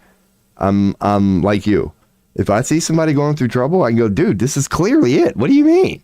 Like, what do you mean? What am I doing wrong? Like, you know what you're doing wrong. Do you want me to explain it to you? Like, and I know people don't always receive that right, especially when you don't put it a certain way, man. Because, you know, women have a way of making people feel good. And this is so general. I mean this as a compliment. They can uplift people, but they can't verbally articulate it. They don't have the potential the alpha male does to not offer them that nurturing, divine, feminine support, but what we're known for, a good, stern, fatherly talk. We can do that better than anybody. There ain't a whole lot of love there. But when you want cold, hard, calculated facts, people like us can do that. We can be like, okay, where are you going wrong? Right here. And it's the fact that you're right that they don't like. It's that very stern, directly to the point, fatherly approach, which admittedly is inferior to the divine feminine. No word even needs to be. The way women do it, they're way better at emotional psychiatry than we could ever be. But when it comes to the cold, hard facts, oh, dude, get a king of swords and they will tell you some things you probably don't want to hear. But if you're willing to let go of ego and forgive them for the way they put it and just listen to the message, it's likely going to be what you already know. They're going to be right. You're running away from that. And they have articulated it and broken it down in a way that does not feel good, but you now intellectually, thanks to the male, know that you can't use excuses in that. If you try to argue them and debate them, you're going to make a fool of yourself because we're AI computers. Like, you don't want to do that, and they know it. So, yeah, man. So you tried to be direct. She cried and promised to change, and then she fell back to the bad habits and behavior. Yeah. And if you're like me, yeah, I mean, because you got to admit, if an honest effort was an honest effort, you can't shit on that. Naturally. You probably felt good about that. But when you go back to it, that's when you can pick them apart easily. But yeah, you know, it's just a cry out for love. Because shit, man, I'm guilty of that. If you like follow this stream, like this tobacco I be hitting all the time, and this coffee, yeah, I can't stop drinking. Dude, I'm not willing to, I'm addicted. I'm addicted. Call it whatever you want to. It's my crutch. It's my comfort zone. It's my blankie. I've done convinced myself I need it. So I can relate. But not to the point, yeah. I mean, then again, I could humble myself. And I was about to say, well, not to the point where I lose everything like a crackhead. But again, if you've been following my stream, I'm purposely going with a back myself into the corner approach. I just need to lean on my crutches in my comfort zones right now, man. And it ain't going well on the quote unquote outside. But that's a price I'm personally willing to pay. So I feel for her on that way. Because I'm strong enough, I could take it. I did it to myself. It ain't my first rodeo. I'm fine. But if she's a little bit of a butterfly, a little bit of a divine, beautiful soul, yeah, that's not going to be so easy on a being like that, nor should it be. Born into a world gone mad. I appreciate you, my brother. I appreciate you. I can throw them up there. Sometimes I keep deep ones. So, hell yeah, man. I do appreciate the kind words. But I don't know you, of course, but yeah. No, I appreciate it, man. So thank you for the follow. This is what I do here. That's why I had this stream, this picture. Not only do I do tarot, but I often go for 10 to 12 hours. So I end up doing things like this. I'm already at only 3.5, but I appreciate the conversation, man, because, yeah, that's great to talk about. And I don't know what to tell you, but I know hopefully you're getting something from this, because I know we're a lot alike. So hopefully everything I just said, because I know what it's like to be that, man. You seem intellectually strong. And that's a big theme of this stream, because I love pointing out how that is a alpha energy. Because I know we're born into an intellectual alpha world. So when I say that intellect is alpha, it's like saying, oh, you're saying women are dumb. It's like, no, I'm not saying that. I'm saying intellect is an alpha energy. So an alpha, aka male, or anybody who's alpha, who has that energy, it's likely a male. When it comes to just cold, hard intellect and calculation, can't nobody do it better, man. Can't nobody do it better. Based on how the universe is designed and all this shit. Just like nobody can give a person a hug and make them... We all know that's what women do. We can accept that as guys. Women love. They're more emotional. We are intellectual calculators. And a byproduct for that, we all know it, guys can come across as a little cold. We're intellectual to a T, but we can be a little cold. So yeah, man, I love it. You sound like my old history teacher back in... I am 44, man. I am 44, and maybe the no teeth thing helped. I get the old, yeah, shuddy thing going from time to time. But yeah, and you know, that's a little old for a streamer. Gray hairs and no teeth, 44. So maybe wisdom can be a part of this stream. While all the video gamers are out there getting their gaming on. And I used to do that on Twitch. But I'm on 4 platforms now, just talking about grown folk stuff. And that's really as challenging as it gets right there, man. You start getting into topics like that. And then, yeah, the only other one would be if you went down the old Epstein trail, like that beast stuff. And I wouldn't be against it, man. If I ever got whomever that wanted to go there and was going through that, I'd be like, dude, that sucks, but let's talk about it. We're all in this together. It's one pool of consciousness, yada, yada, yada. Your pain is mine.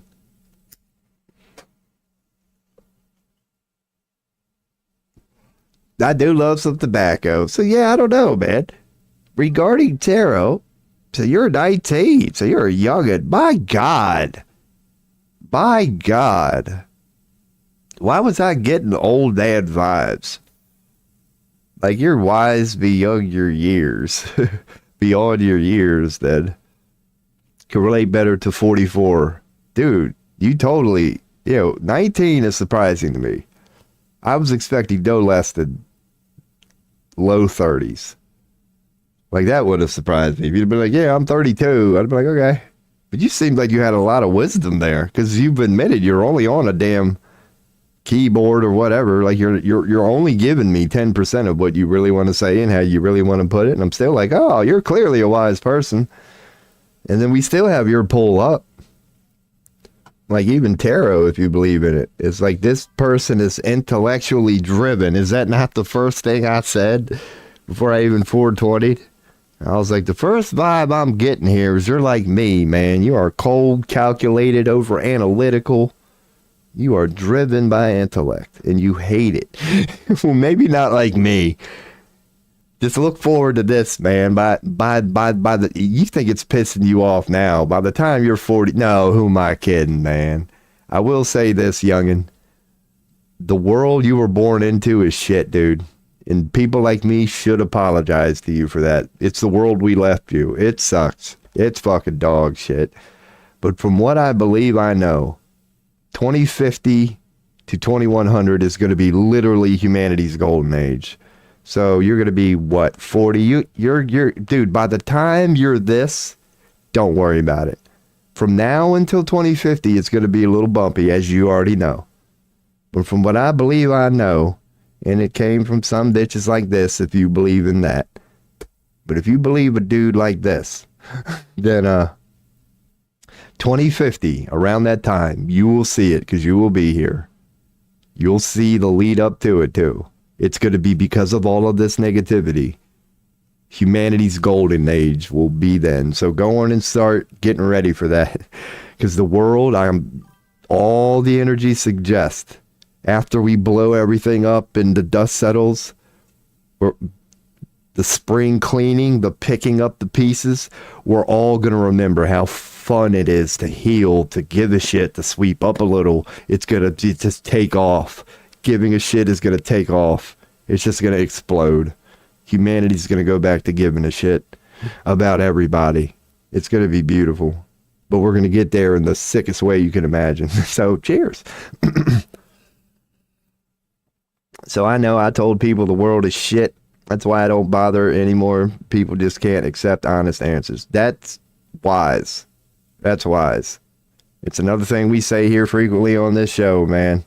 I remind people, like, if you want to save the world, especially at the moment, like you just said, save your own. Because you will never, none of us will be able to save, quote unquote, the world. But if each individual saved the only world they could logically save, their own. No individual can save the world unless you're Superman and we get all sci-fi and shit on it. But that's just a regular son bitch. Yeah. You ain't saving the world. No matter how well-intended. Dude, even Jesus Christ tried to quote-unquote save the world and failed miserably, if we're being honest. Like, he made it to, what, 30? And they were like, nope.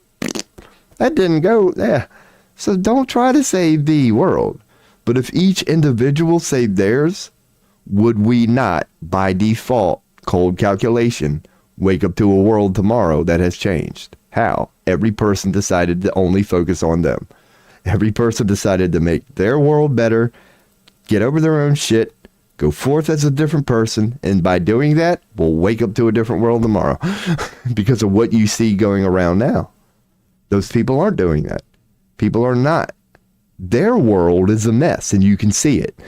If their individual world is a mess, and the world is just a collective of a bunch of individuals, it shouldn't be surprising that the end result of what man would call our world is a mess. Why? Because it's the combination. It's an energy game, dude. The most of the energy right now is people's individual lives are a mess. So the global reflection of that is a messy reflection. As each person gets their shit together one by one, this global mess we all know about will slowly go away one by one. Now we got pyramid schemes and all of that, and we've foolishly given our power away to the few. So you factor that into the equation, no doubt. It's just cycles within cycles. There are so many variables. But yeah, people are lost. And again, you have wise words. You see how out of control and how massive the confusion actually is. Call it what you wish. At this point, it's so out of control. Just focus on you. No matter how well-intended you are. Admittedly, the energy collectively right now is just bouncing everywhere. It's out of control. It ain't grounded. So don't try to be a martyr. Don't try to be Jesus Christ, because you'll end up like it did. Focus on doing you. And that's not saying don't be Jesus Christ. Y'all know that. But my point stands. If each individual saved their world, by default, the world would change overnight. So again, we got a 19-year-old out here just saying that they're going to go forth that way. And I recommend it. I recommend it. Everything has polarity. even the nature of selfishness. Can you be selfish? Of course. Can you hoard? Of course. However, if you're not selfish, what the fuck are you doing? If you're not putting yourself first, if you're not making your priorities paramount, not out of selfishness, so whatever version you're putting forth to the world is the best version of you. That starts in house, man. That's as selfish as it gets. Focusing on self in the name of being in service of others. That's the positive version of selfishness. Be selfish. Because if you neglect yourself, you're going to end up putting an 80% version of yourself forward, which is not going to have the impact on the world as if you would have got your shit right at home first and put a 100% version of yourself toward just cause and effect alone. It's going to have a better effect. If you bring 100% of you to the fight compared to 80%, dude, 100% of you is going to do a lot better. So that's a deep ass way of putting, yeah, man, focus on you. Be selfish, man, because that don't necessarily mean you're being evil. It means you're doing you. And even God itself would be like, how can I argue that? I created you for honestly only one reason. What's that? To be you. And I gave you free will to define how that is. And I know you're an atheist, but I'm just going here because you also agree God is I am or whatever, just everything. It's not a consciousness, man. It too is just a cause and effect. Everything is energy. Does it have consciousness? Yes. Why? Because consciousness is included in that thing called everything. By just the fact that I can say consciousness, if God is truly everything, it would have to have it. Does it experience it like you? I highly doubt it. I highly doubt it. But it's aware of it. Or else we wouldn't be able to utter it. Or else God isn't everything. Or else God is everything minus consciousness. That's not the same as everything. That's everything minus consciousness. But anyway, your boy does like to go here. We ain't even had a 420 session yet in a while, man. How about her? It is 11:58 p.m. here on East Coast, Pennsylvania, man. I heard the Maryland Terps won today. Go Terps. How about her? I did go to a Penn State Maryland football game last year, and we got our ass beat, man. It was the last game of the year, and I left at halftime. Y'all didn't even show up that game, Maryland, man. That was my first college game ever. And it was such an ass whooping, and it was like negative 350, I think, that day or something like that, man. I didn't even stay for the whole game. Drove 2 hours to that son of a bitch, too. One way. Drove 2 hours to Penn State University. Took my little brother, first college football game. By halftime, it was like 35-7. And their only 7 was an opening, like, fumble recovery, just weird punt return or some bullshit. But I got to see what it looks like when a college team done gave up. So that was pretty cool. Because, dude, that's what they get. The temperature that day was like 20-something degrees. And in the first quarter, you saw these young men like, yeah, we hype, we out here. Dude, by halftime, they had the thing on there like, why'd I wear a fucking t-shirt today? All because I didn't want to look like a bitch. Now I'm sitting here freezing my ass off. Yeah, I left. We got out of there. Even my little brother agreed, because it kind of felt guilty bringing it up, right? It's halftime, we're going to take our piss, and then we see the mile-long line for the pisser, and I'm like, dude, it's, what, you want to get out of here? And he was like, yeah. Because I didn't want to say that, you know? I was doing the big brother thing, like, hey, little brother, I'm going to take you to your first college game, and it's going to be awesome. And halfway through it, I'm like, dog, you want to cut this short? We done drove 2 hours. And he's like, yeah, man, let's get the fuck out of here. And I was like, all right, dude, I'm sorry this is how your first college game turned out. And he's all shivering like me. He's like, oh, no, man, that's pretty cool. Let's get to your car quick. Because granted, and I mean this, and he admitted it, like, as cold as we were, we would have stuck it out. But it was an ass whooping. But anyway, this ain't no damn stream about college football. Your boy's just getting his 420 here. So, Diablo, if you have a question, anybody who may be watching, this is a tarot stream. I could go deep on one. But yeah, as you can tell, the past, present, and futures, Even though it's only 3 cards, man, the way your boy goes deep on everything on this, it ends up being a pretty cool reading. A lot of times I'll give a 3-card reading, and it's like an hour later I'll do another one. I don't know how the hell it takes that long, but it does. So yeah, man. Because what could I ask? What have we been ranting about? We've already asked about God, so that's what we've been talking about. Could ask about the devil. Nah. I don't know. Could. I wouldn't be against it. If anybody got any... What could we do about that friend I have? Good question. Good question. Good question. I like that. Okay. I know what we can do, Cha.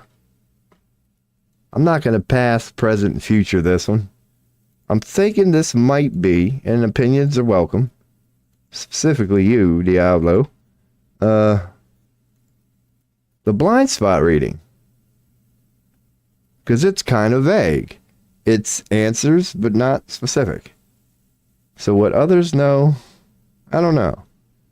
We can get specific if you want. I'll leave it up to you. We could do a blind spot vague reading, which is still a 4-card reading, which is more than the 3, so it's a little more in depth. You get 1 more card, but the nature of it is a little more... the path. Here's the other option, or others. Current path and suggested path. I don't know.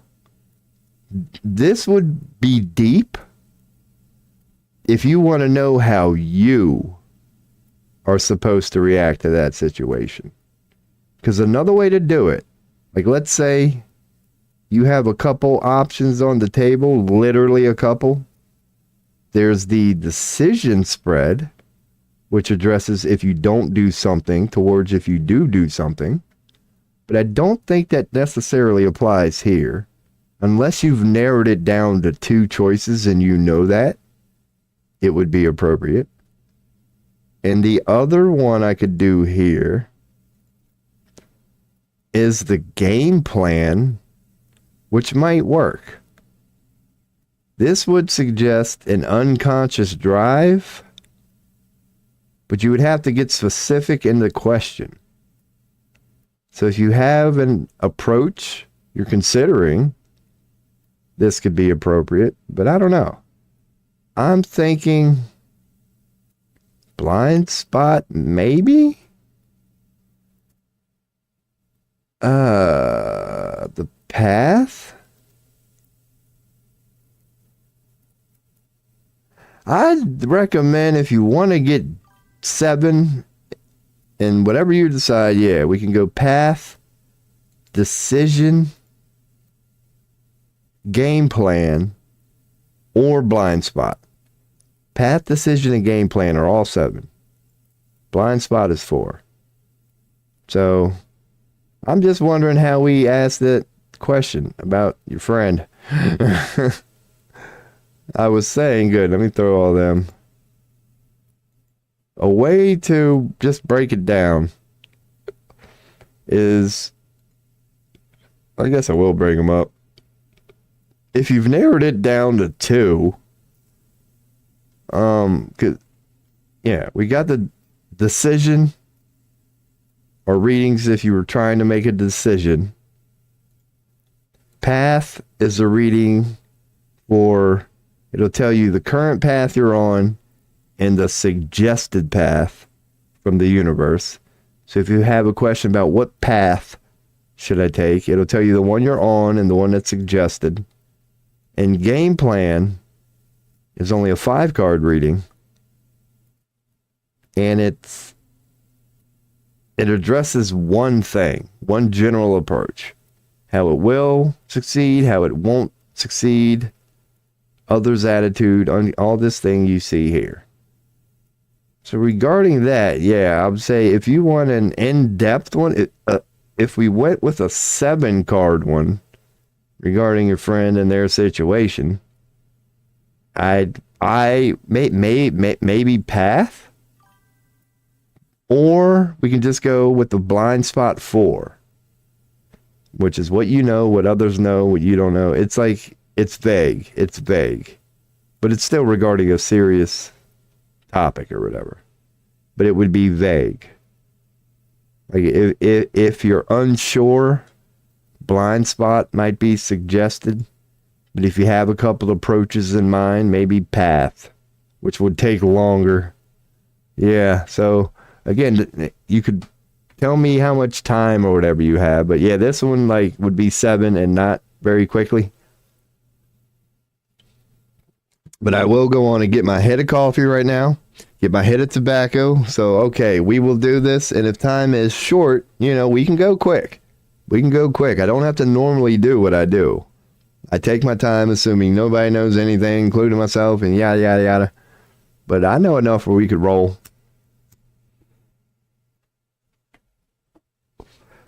But yeah, regarding your specific question, which I do appreciate too, like it's so deep or whatever.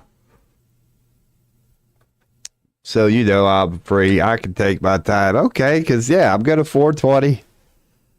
Just now, I guess I will for now, because I got everything ready. We're just going to refresh it.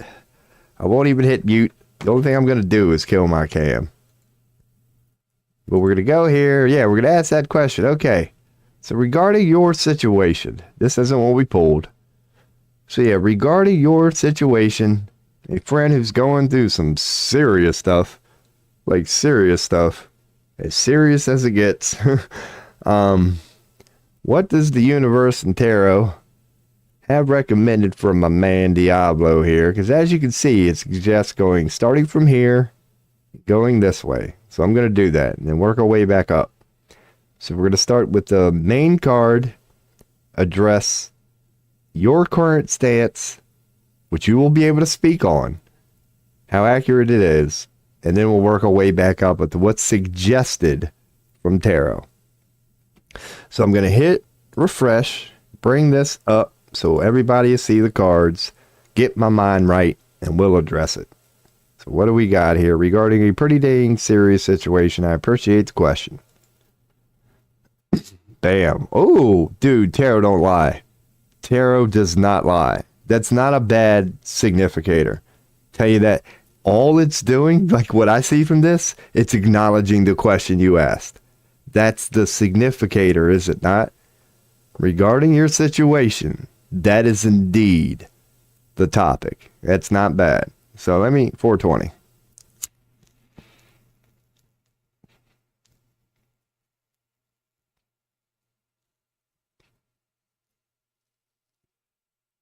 But I'm seeing everything inverted, except for one.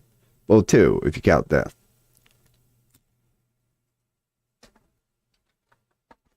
All right. So, yeah, this might take a little time. We'll try.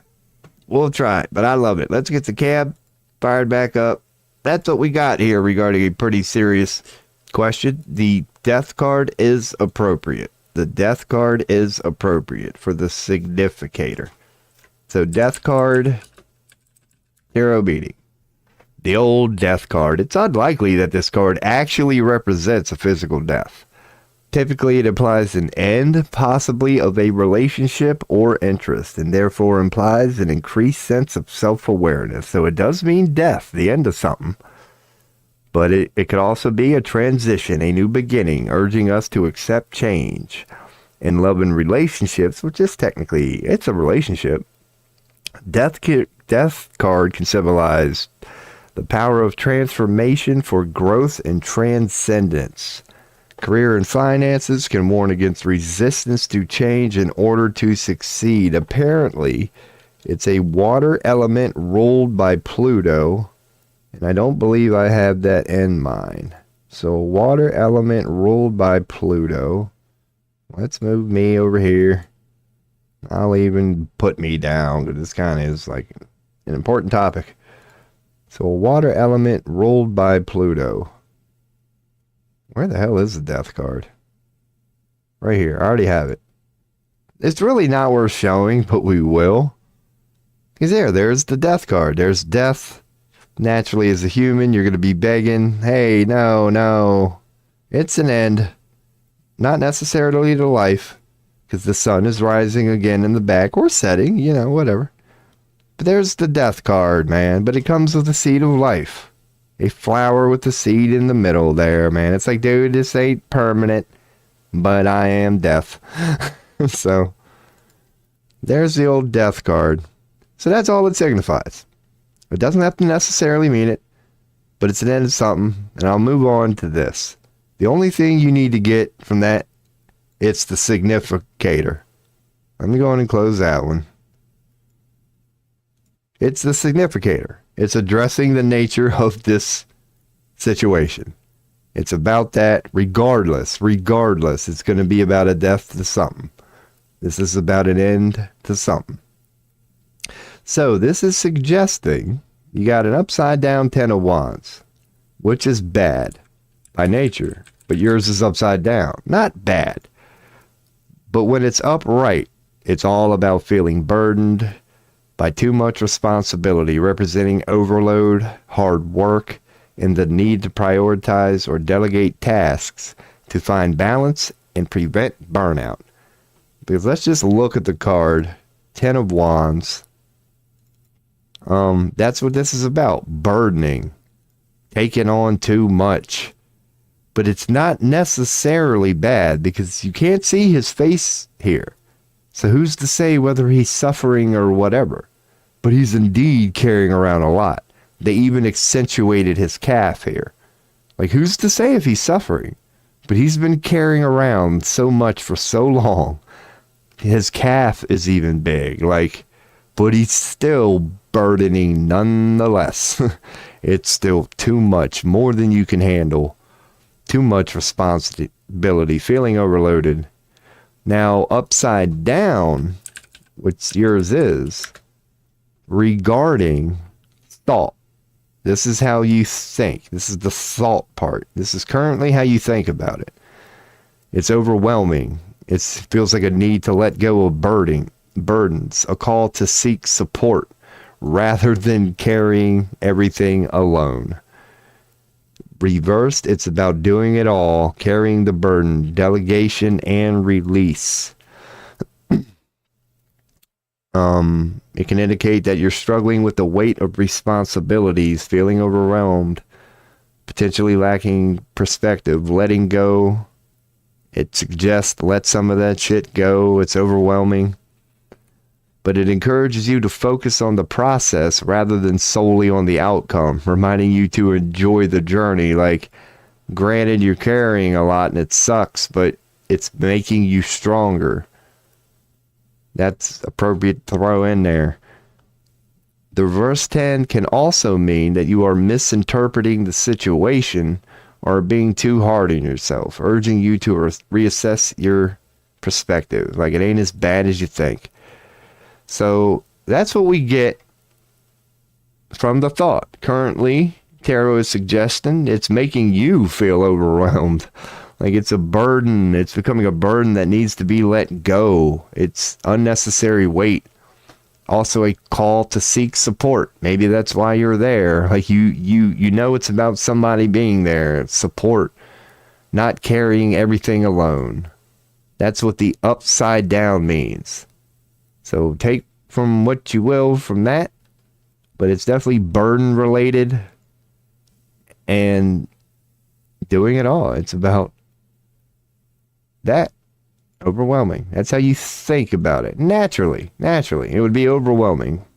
So in the thought realm, you got an inverted 10 of Wands, which is all about burdening, overwhelming, struggling with the weight of responsibilities. Okay, so anyway, that's what we got from that. 5 of Cups. I will check chat here in a second, because this one is upside down. We will address the 5 of Cups as your next one. So this one is appropriate because the Cups is the emotional suite, and it fell in your emotional spot. So this, this is going to address the emotions. And I heard the chime. I like that. Because wands are difficult, but that one is, as we go on, that might clear up. But only you know that answer. Like, upright, it's all about burdening, but not necessarily bad. It's about the positive part of burdening and taking on too much. But the positive part of that, it leads to resilience, strength, because you can't see his face. It's the same as like a weightlifter purposely going to the gym to lift as much as he can lift that day. When it's inverted, that's when it suggests, yeah, it's becoming too much. Now it sucks. Things like that. And that's how the tarot is suggesting you think about it. That it's really becoming a burden at this point. Like it's a lot on your mind because it fell in your thought part. It's how you think about it. So take what you will from this. This is suggesting that even you think it's a burden. But then again, with tarot, like if you wanted to reach or whatever and decipher, maybe you think like you need, maybe you see her burden. Like she's the 10 of Wands or whomever it may be. And it's like you see that, or at least you think you do. But I doubt it. I think that's more about you because here's, this is the you part. Yeah. This is the you part. Well, no, this is really just currently. This is just going currently. This is you. She is objectively a talkative person. Truth hurts. I don't deny that. I've known many of them and still loved many of them while knowing they're just toxic as fuck. Like seeing it done to other people and often to me, yeah, I still loved them and stuff. Got mad at them. But anyway, okay, so that's what we got from just that and yeah, whatever. Now, we're only on card 2 of the left side, but it is the emotional realm, so this is cool. Now, the one thing is the 5 cards on the 5 on all minor suites is not a good one. It's always a time of change. So the 5 of Cups is about regret, disappointment, and a focus on past losses, suggesting a need to move forward and appreciate what remains. Regret, disappointment, and focus on past losses. The Cups is the emotional water, divine feminine suite, and that's what this cup represents. This is the 5th cup. 3 of them are done spilled over. The female, who's normally in all white, is dressed, she's mourning. It's emotional as heck. It's about emotional, heartfelt pain. She's not going through things. It's regret, it's disappointment, and focus on past losses. She's purely focused on and crying over the spilled cups. Like, there's nothing wrong with that. Grieve. Like, take your time. But she's letting it wash through her. She's just not happy in the moment, man. But that's when it's upright. So yours is upside down, which now suggests a shift towards healing and moving on from past regrets, encouraging a focus on the present and future, and releasing negative emotions to embrace new beginnings, overcoming setbacks, healing, self-forgiveness, focus on the present, learning from mistakes, specifically emotionally. So the healing part, it's like just moving on, encouraging a focus on the present and future, releasing those negative emotions to embrace new beginnings. That is what fell in your emotional realm. That should describe it to a T. Like, you're ready to move on with that. Like, it could go hand in hand where it's like it did start to suck, it did start to hurt, but it's like you're ready to move on from that. At least you are. Take, what you will from that. It's currently, well, maybe it is them. Maybe it is them. Because only you would know the answer to that. It's the Your Path reading. In the current situation, because we could expand this to everybody. Somebody is ready to move on, man. Hopefully it's them. Could be you. But somebody has emotionally cried their tears. It's about releasing those negative emotions and embracing new beginnings. When inverted, upside down, yeah, it does mean that. right in the emotional part. It's okay. Currently, somebody in this situation has cried their tears and it did hurt and they're ready to move on emotionally. And the thought part is screaming overburden, which would lead to tears. It became too much. Somebody cried, because this might be their story. It became too much and somebody cried currently.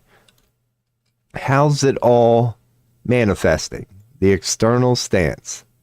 This is the Hanged Man, which upright is a good card. And this is upright. This is upright. So this is upright. I thought it was upside down. It's not. Upright, it's a good card. It suggests ultimate surrender, sacrifice, or being suspended in time. It teaches us the importance of surrender, patience, and gaining new perspective in our own lives. Surrender's a little... It caught my attention based on the nature of the beef, because the next card is Death, and it's ruled by Neptune. The ruling planet is Neptune. If you know something about astrology, that might mean something to you. But this card's message is particularly powerful when it appears in its upright position, which ours is, symbolizing the positive aspects of letting go. That can be scary, if you know what I mean. Sacrificing and taking time to reflect. But I don't believe that. But I'm not afraid to throw that in there, because that makes sense. It's manifesting as a hanging man, is it not? It's manifesting currently as surrender. But then again, patience. They are, still here. Patience. Gaining new perspective. But it's a hanging man. Ultimate surrender, sacrifice. Before I read your message, I will bring this up.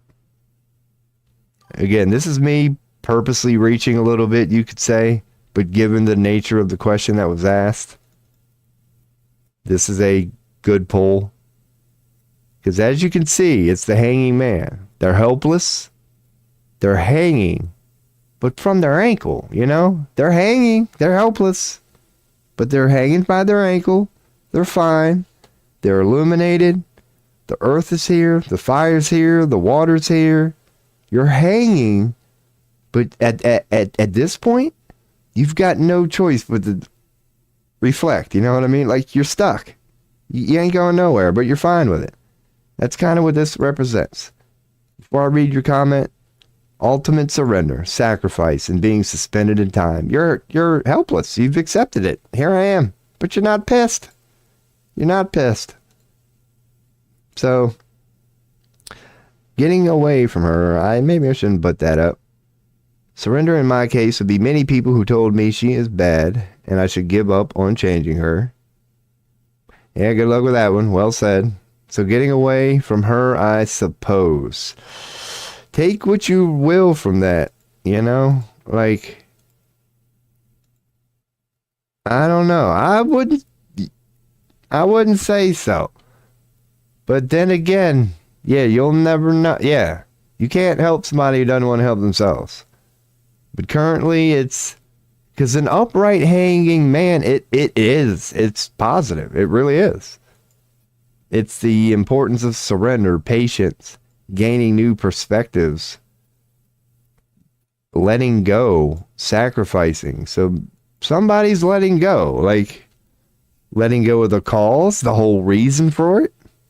But that's what, and you do know the answer to that. And before we move on or whatever, currently the external stance is suggesting ultimate surrender, sacrifice, just being suspended in time. But that is suggestive and appropriate. So take it as you wish, for sure. But I'm suggesting on whatever level, it's definitely positive, because you letting it go and walking away might be. But it's positive nonetheless. Whatever conclusion you're coming to is, Tarot is saying it's a good one. Currently. Like, you're the hanging man. You're stuck, but you're at peace with it. Like, it is what it is. You're just hanging out, man. Let's bring it up one more again. It's just the old hanging man. That's what it is. Upright that. It's like you're here with it, and you're a little upside down because of it, but you're not tripping. Somebody ain't tripping. Somebody's suspended by it, but it ain't really messing them up. That's what I'm getting from it. So that's what the hangman means. And yours is upright for the current external stance, which could also mean just how the world is perceiving it. However you want to define external stance. So let me make sure I'm on main. I am, and we'll move on. So now here's the suggested. Here's the suggested from tarot. Now we got the Knight of Pentacles, which we'll see what we get out of this one. But the Pentacle Suite is the Earth Suite, also known as the Coin Suite. If there's one that points to materialistic things, it's Pentacles. So that's proper that it's in the external stance part, because it would be the external materialistic material world suite. So specifically, the Knight of Pentacles upright, which this is about practicality, stability, and a methodical approach to achieving goals, often emphasizing steady progress and grounded, reliable energy. So yeah, this a slow and sure road to success. You can count on him if you've asked about another. That's indeed what it represents. Well, material success, whatever, but it's definitely reliability, perseverance, practical approach, conservative and steady. I will bring it up so we can see. Oh, wait, that's swords. I don't want pentacles, dumbass. The Knight of Pentacles is indeed that. He's not charging. It's the only stable knight in all of the suites. All of them are moving forward or posing in some form. The Knight of Pentacles is the only one where it's just about admiration. It's, well, not admiration, but practicality, stability, a methodical approach to achieving goals. Often emphasizing steady progress and a grounded, reliable energy. That's what that represents. A grounded, steady, calm, cool, collected material. Yeah, that's what the Knight of Pentacles represents. Slow and sure road to success. This is you. Stay your course. So that's what that's suggesting. That on an external level, man, yeah, this is suggesting that. So this is proper. If you believe in tarot, it's suggesting on an external stance, take a practical, stable, methodical, approach to achieving whatever your goal is. Emphasizing steady progress and a grounded, reliable energy. That's proper. That's what's suggested from the universe regarding the external stance. Is be that. Take a stable, grounded, just reliable, steady approach. Don't force nothing. Just, stay your course is what I think you should get from that. Is just stay your course is what is suggested from the universe. Just stay your course. Keep it steady, keep it chill, and stay your course. Whatever you decide, stick to it, stay your course. So the upside down moon regarding emotionally suggested. I heard the chime. Thank you for this reading. My head hurt too much. So this is certainly much better than complete boredom. Hey, appreciate that. Because even if you're about to dip out or doze off, don't worry. Because I'm finishing this reading. So even if you doze off, dude, because this is interesting. But I'm glad it's helping. Because as I always say, I do it the way I do. Because I'm by no means an expert. But I tried to, get to the bottom of it, man. When somebody asks a legit question. Now, this happened earlier today regarding, not suggested, but in the emotional part, we got a moon. There was an emotional part in another reading earlier where the moon came up. Now, upright, which this one isn't, it suggests deception, a time when something is not as it appears, perhaps misunderstanding on your part or a truth you could not admit to yourself, mystery, intuition, and imagination. On one hand, these are all excellent attributes that can lead to an enchanting and exciting life. However, that's redundancy. You don't need the however if you open it up with a on one hand. Do you know the definition on... Okay, anyway. They can create ambiguity and confusion. So this moon card is all about illusion. It really is touche. One that is kind of hard in my naive state to decipher. It's about mystery and illusion. It truly is. And it's like, take what you will from that. It's like you see a dog, what looks like a dog, and then you see a something which looks like a something. So there's definitely mystery in there. That is not what it appears to be. Like, you see the pillars, and you also see a moon that's illuminating. This is the moon card. There's the crescent. It's definitely a moon. This is the moon, but what's it doing? It's illuminating. It's showering its knowledge down upon the earth. It's not raining. There's not a cloud in the sky, but it's showering. So it's illuminating what the moon is. It's sharing it. And apparently the moon is very illusionary. It's about mystery. So yeah. But it's also about intuition and imagination. So it's water Neptune. Do we have time to throw that in there? Yeah, I will. So it's interesting for everybody. It's water Neptune. Or the element and planet that rule that card, if you know about that stuff. So let's look up the upside down meaning now, Rob. Now that we know it's all about mystery and illusion. And also intuition and, mystery and illusion can be very, very fun. So in tarot, when it's upside down, it signifies overcoming fears and anxieties, gaining clarity, and finding freedom from confusion or illusion. So it's clarity.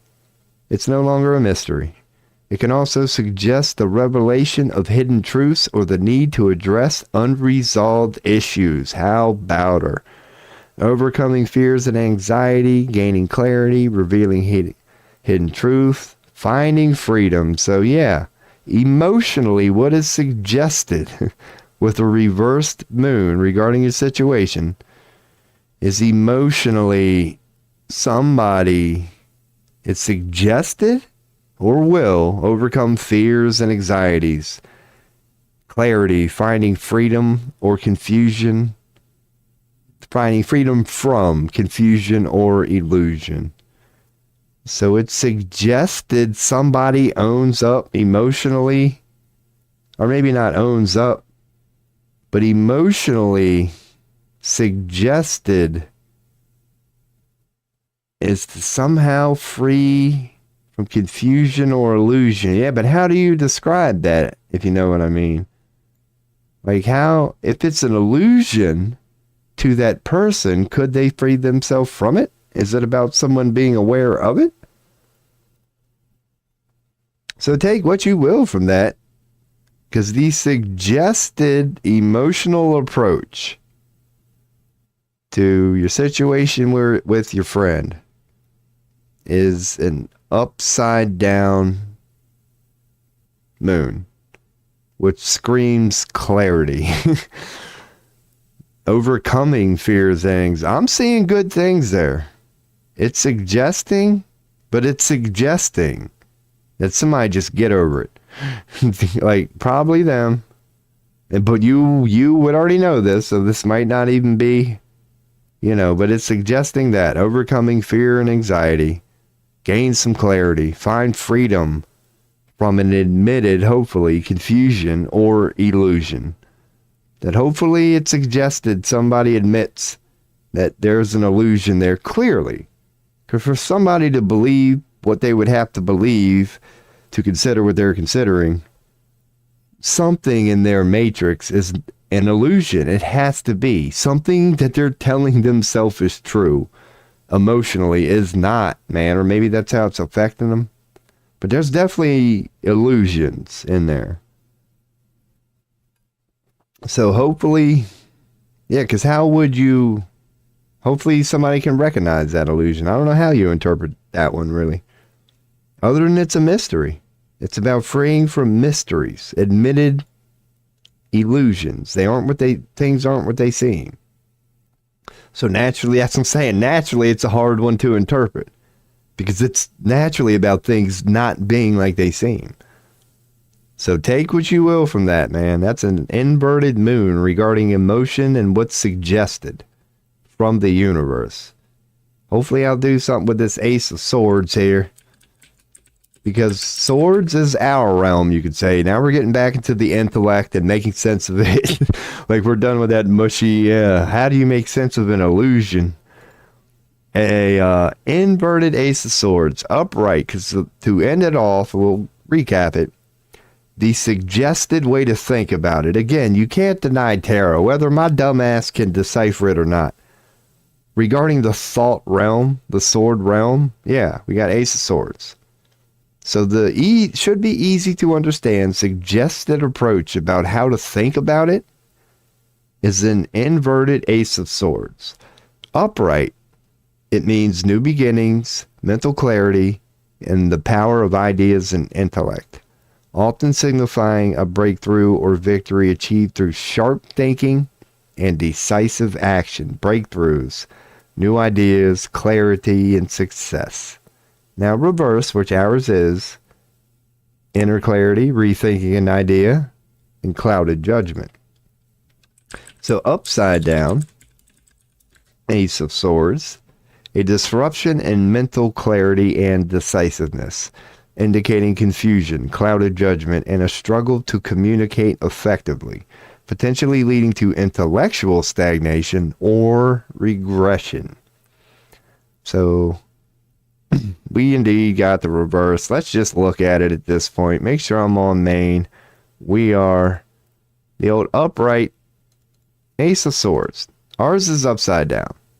But upright, being number one of swords, air, thought, it's the spark of idea itself. Upright, it's definitely new. Like you would never be more clear. It's the first card. It's the nature of idea itself. You're positive. You're optimistic. Oh, I have the ability to think. This is great. What am I going to do with it? You crowned yourself. Like, this is cool. It's a good card. Upright. It's the first of the intellectual ace suite. What the hell am I trying to do here? So we will go back to its upright position. New beginnings, mental clarity, the power of ideas and intellect. You realize the power you've been given. This little son of a bitch up here sucks. Maybe that's why the crown was on there. It's telling you you were given a damn brain, which can be your crown if you want it to. That is probably how you should interpret that. It's the Ace of Swords. Here's your brain. It can be your greatest gift. It's day one of realizing you have the ability to think. You're clear, you're fresh, you realize the power at your hand. It's about breakthroughs. Every idea is going to be a new idea. It's day one. It's definitely about new ideas. So inverted, it's a disruption of all that. You're not clear, you're not decisive, you're unsure, you're confused, clouded judgment. It's the opposite of all that good stuff. So that's what I'm thinking now, everybody. Yeah, it's suggesting the universe is suggesting that the way everybody thinks about it at the moment is unclear. It's a confused, clouded judgment leading to a struggle to communicate effectively, potentially leading to intellectual stagnation and regression. Hence that stupid feeling you were saying you see in them. Like, that, totally. It's coming across as intellectual stagnation or regression. That's what it's suggesting, though. But it's suggested. It's suggested. Take that as you will. there's clearly disrupted mental clarity and decisiveness, confusion, clouded judgment. But how would that be suggested? I would say, yeah, somebody's got to own that. And you can't help anybody who ain't going to help themselves. And so, I don't know. That's the path. That is the path. So to go back over it, this definitely is a proper significator. We already know what that means. No need to explain it. That's the significant part of this whole question, is addressing something like that. An end to something faux show. A death of something. Currently, it's a lot. And people got to it's weighing people down mentally. It's a lot for everybody. Currently, it needs to be let go. It's leading to a lot of emotional dryness, looking back on the past. The last recently has not been too good. Ain't nothing to be proud of recently. But it's about it's about acknowledging all that too, and about letting it all go. Because currently it's manifesting as a hanged man. Like, even if you wanted to run, there's nowhere to go. That you are suspended. You are trapped. You have to deal with this. But, everybody involved, as much as they'd like to run away, they can't. But people are cool with it, so to speak. To deal with such a thing as best you can. You acknowledge it. Yes, it's real. We're all in this together. But it's still not affecting everybody who's, trying their best to help this situation. Because I'm sure you're not the only one. And, everybody is aware of it. It ain't good. They're stuck with it. But they're just a hanged man. They're just realizing you can learn from this. This is what life is. It's not necessarily negative. And the suggested approach would be to Knight of Pentacles it. For everybody involved to just have a steady, calm, grounded approach to moving forward. Whatever they're doing, just keep doing it. Because like you said, you can't help somebody that can't help themselves. But regarding everybody else, just keep doing what you're doing. Just make sure it's grounded, stable. Just keep moving forward. Keep doing your part. Yeah. Suggested emotional is, your guess is as good as mine. Emotionally, it's an illusion. It's very mysterious. It's very enigmatic. Emotionally, people are confused. So I would say the suggestion is just to acknowledge that. To just acknowledge that if you feel confused, that a lot of it don't make sense, dude, it's not supposed to. That's what illusions do. So if it feels like it doesn't make any damn sense, this is the universe acknowledging, no, it doesn't. It really doesn't. It shouldn't. Because even to the universe right now, it's a mystery. It's like, we can't tell you how this thing's going to turn out. It's up to everybody involved, specifically the one person. So emotionally, if it feels like an illusion right now, it is. And, the good part about it being upside down is there's a lot of freedom with that. There's a positive that can come from the moment you recognize something's an illusion. It doesn't change the fact that it's an illusion, but it at least doesn't now control you or whatever. You are now at least aware, hey, there's an illusion going on here, guys. Something don't make sense. It's a legit enigmatic mystery. And the suggested thought is just to, there's clearly a disruption in mental clarity and decisiveness, indicating confusion, clouded judgment, and a struggle to communicate. So inverted, that's what it is, inverted, potentially leading to intellectual stagnation or regression. So take what you will from that, a disruption in mental clarity and decisiveness, just confusion.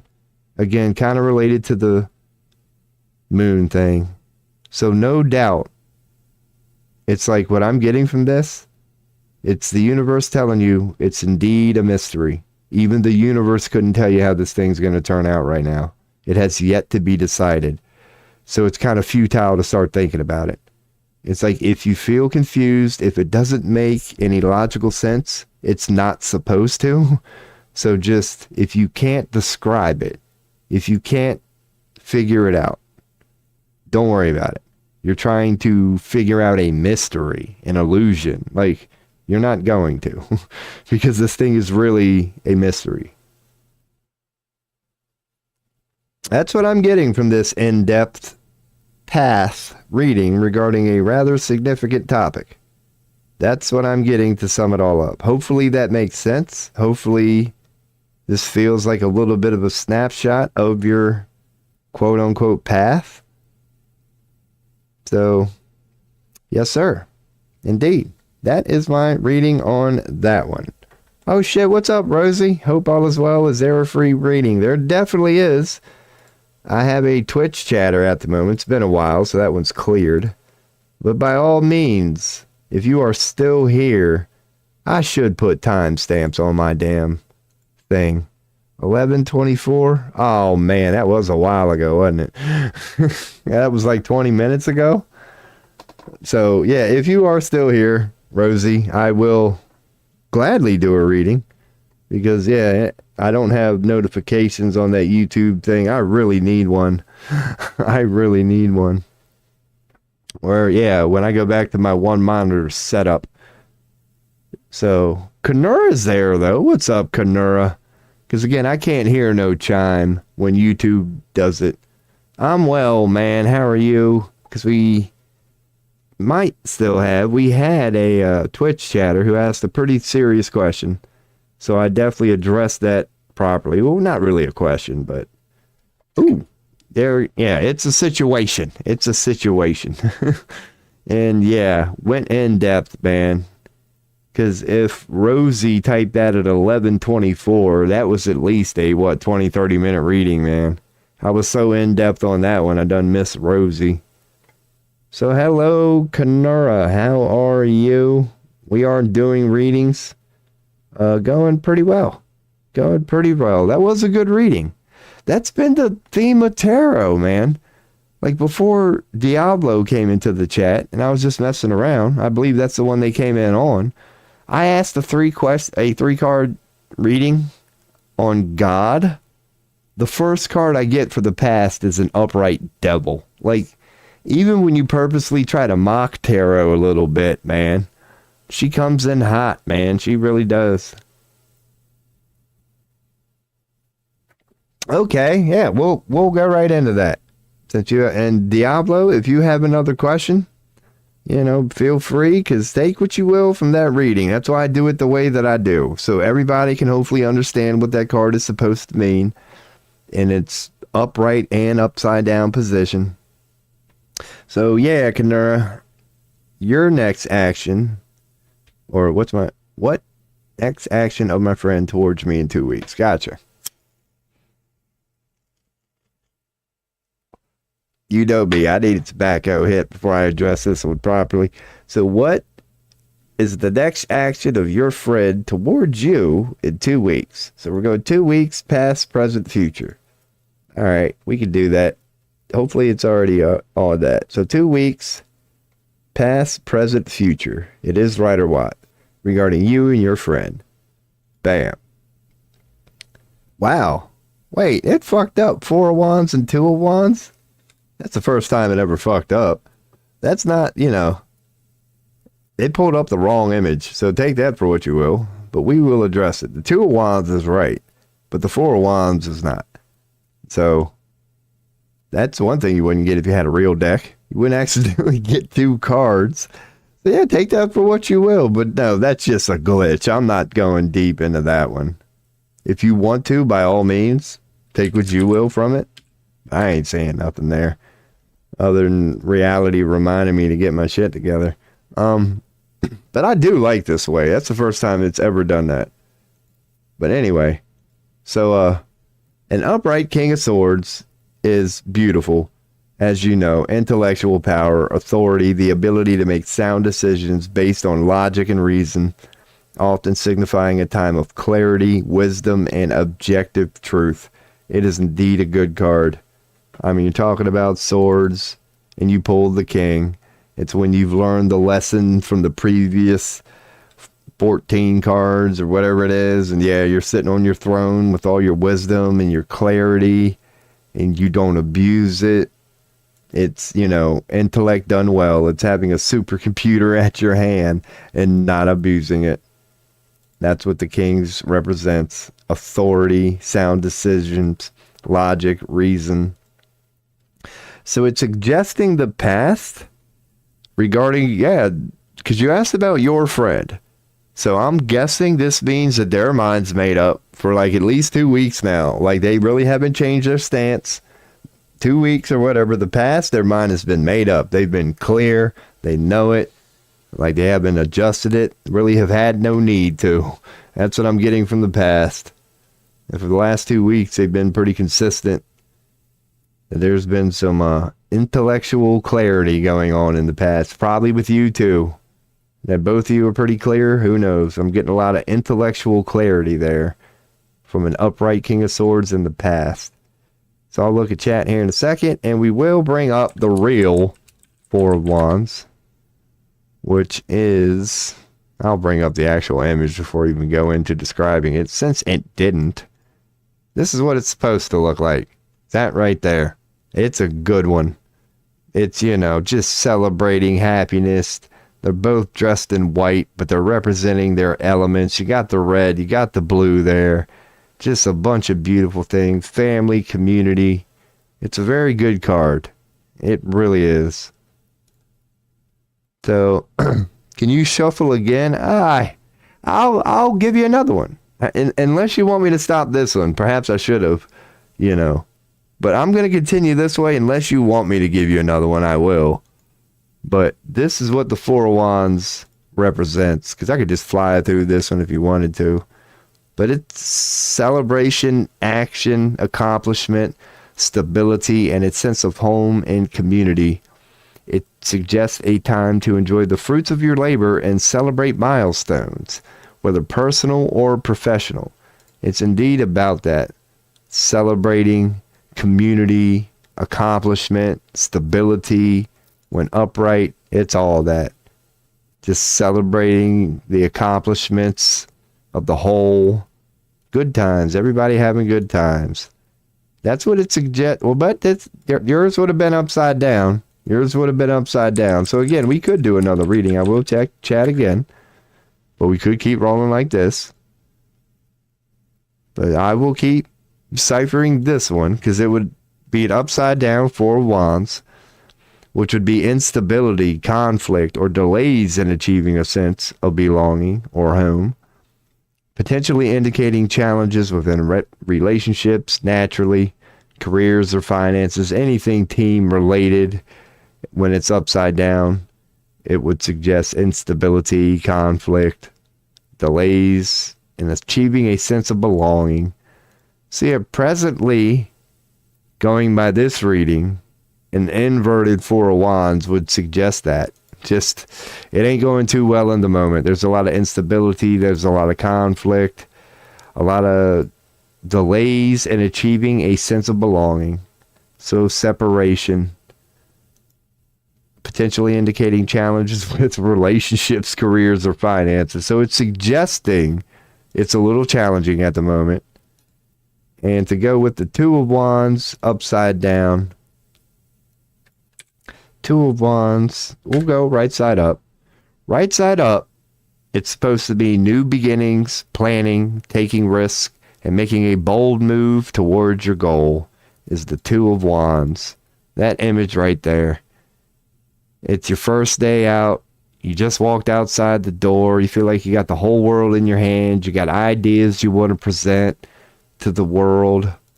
It represents new beginnings, planning, taking risks, making a bold move towards your goals, often involving a choice between the familiar and the unknown. But you got the whole world in your hand, man, taking bold moves, planning. When upside down, which is what we have regarding the future, and the question in your friend, which we could do another one. We have hesitation, fear of the unknown, or indecisiveness in pursuing new opportunities or goals. It can also indicate a need to reassess plans and trust your intuition before making a move. So, carrying plans, faith and success, shows the plans in the business. This really isn't a business question, but when upside down, it's not that. It's not hesitation and, well, yeah, it is that when upside down, forgive me. It's not the normal upright good one. So I'm getting, because we could do another one. Upside down Two of Wands for the future. Yeah. Hesitation, fear of the unknown, indecisiveness, just confusion is what I'm seeing from this, ironically. But it can also indicate a need to reassess plans and trust your intuition before making a move. So I would get that, like reassess the approach is what this would suggest is coming for the future. Because if presently it's an upside down Four of Wands, admitting it's causing a lot of disharmony, it really ain't good. That moving forward into the future, yeah, it's still going to be fear of the unknown. There's still going to be a lot of indecisiveness. But it can also indicate, that during those 2 weeks, somebody's going to feel the need to reassess plans and trust your intuition before making a move. That someone will not act so impulsively. But we could do another one. We really could. Because, by the fact that it did that, and perhaps you're right, that is the first time that ever happened. So perhaps moving forward, if that ever happens again regarding this webpage, why the fuck would it do something like that? But then again, you can take it for whatever you wish. But okay, let's try. Because we could do like another one that I'll just not even look up type thing. And let's all assume this is like another one. So here's another alternative opinion. Why not? Regarding your friend in a 2-week situation. Because now we got a decent one. So we got an upside down Nine of Wands and an upside down Page of Cups, but a bright future. So this one is basically a similar reading. The upside down Page of Cups is clearly admitting that at the moment, it really ain't going too good. But we could dive into this one without really diving into this one. We got a Nine of Wands. So as an alternative reading, which, it's easy to make more sense of, I guess, because you would be able to see everything now. Like an inverted Nine of Wands, upright, it's about perseverance, resilience, inner strength, representing a period of facing challenges with determination and refusing to give up. So upright, it's a good card. We're going to immediately go to upside down. It would be a reluctance to compromise, stubbornness, fatigue, and a possible need to reassess your approach to a situation, potentially indicating a need to seek support or rejuvenation. So it indicates reluctance to compromise, stubbornness, fatigue, burnout, a need for reassessment, seek support, and rejuvenate. So that's what, again, it's suggesting for the last 2 weeks, things have been kind of rough. It's been leading to people feeling tired and burnout. They get a little stubborn, like they don't lack of courage and persistence, but a definite need for reassessment. And hopefully during these such times, it's leading to positives like people seeking support, owning it, and realizing they need to be rejuvenated because they are indeed burnout. It's suggesting it hasn't been easy like the other one. Well, the other one was about knowing, so that doesn't have to be dismissed. The other one was just admitting that people know. It might not be easy the last 2 weeks. It's been what it is, but everybody involved knows. They're still mentally clear, if you remember that upright King of Swords.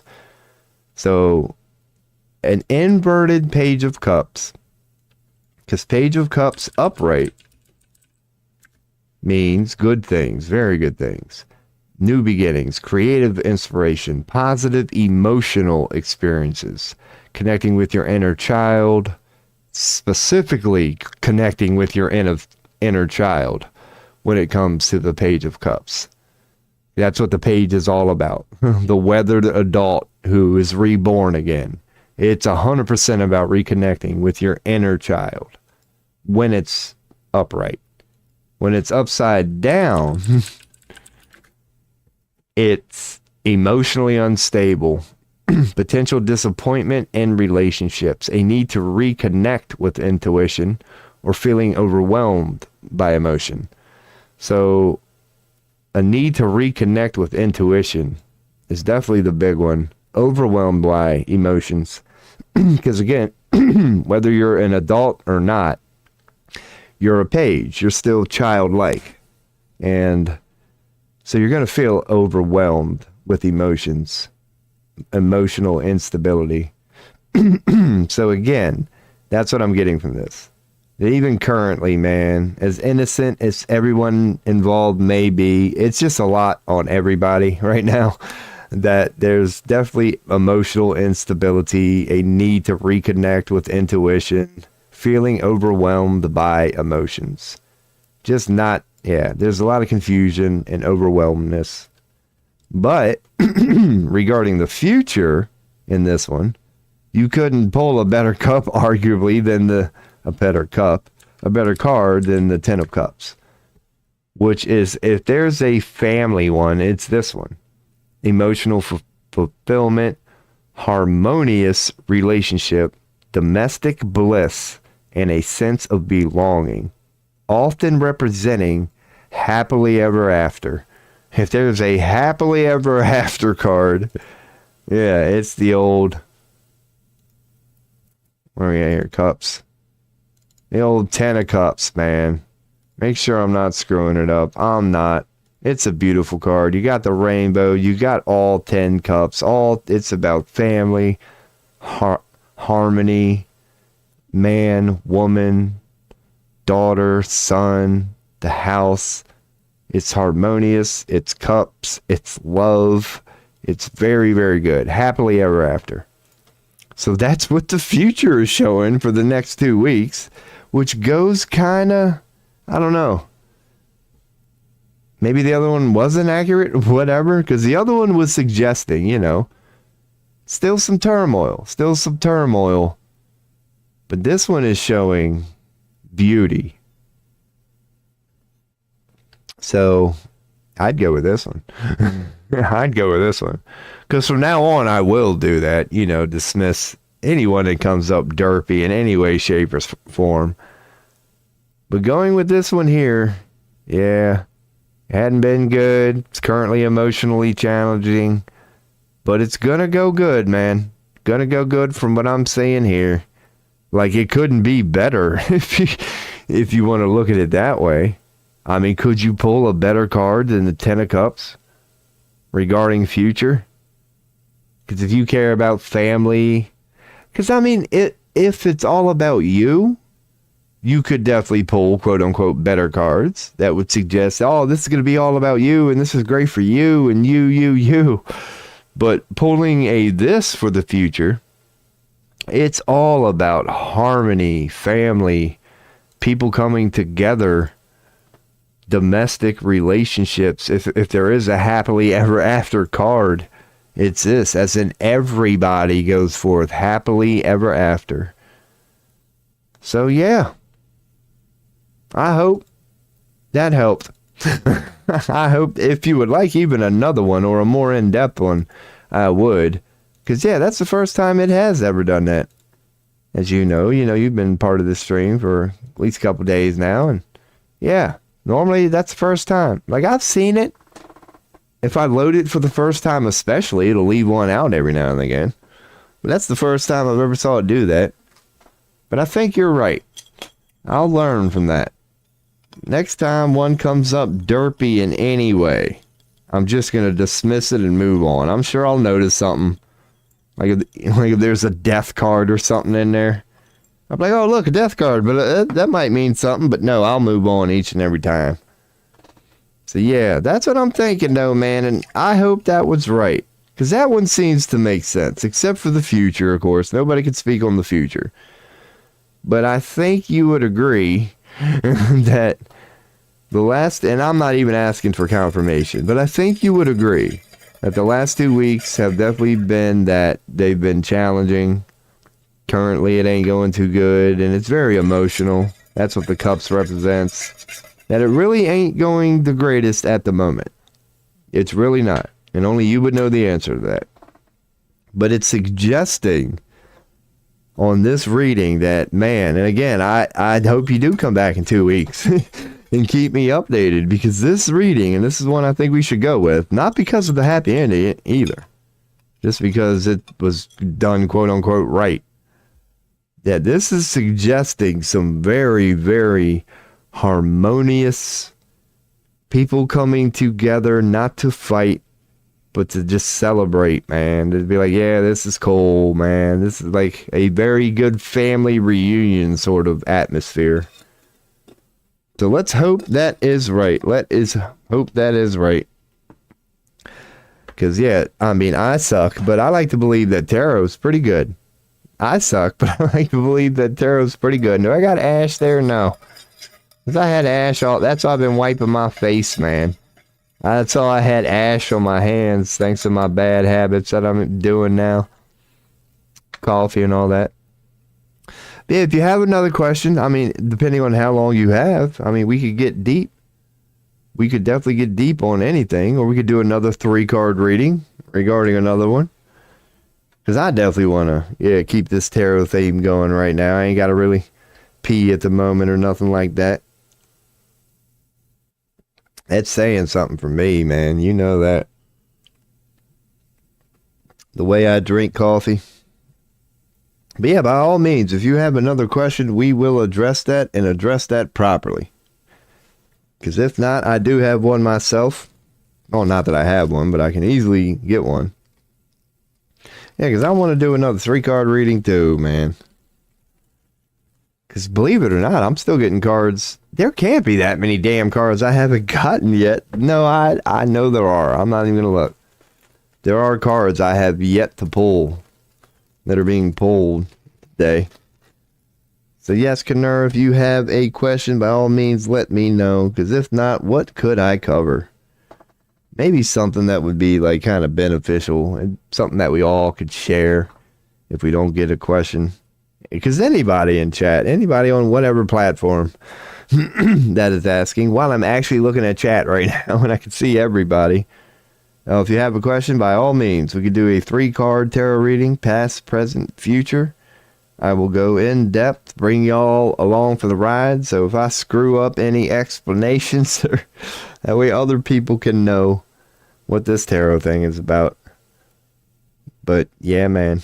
So if anybody has any questions, feel free. Because your bad habit boy, Robo, going to continue his bad habits. And what sort of past, present, future could I ask if we don't get any suggestions?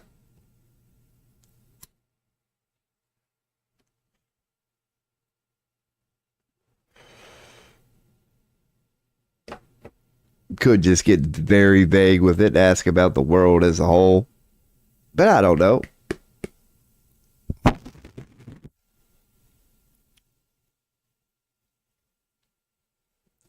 I need some background music. I need so much shit for this damn stream, but your boy ain't ever gonna do it. Any questions? Fire away, man, because you got no more than a minute. You got no more than a minute, and your boy will come up with something. We will do a tarot poll and hopefully learn something about tarot.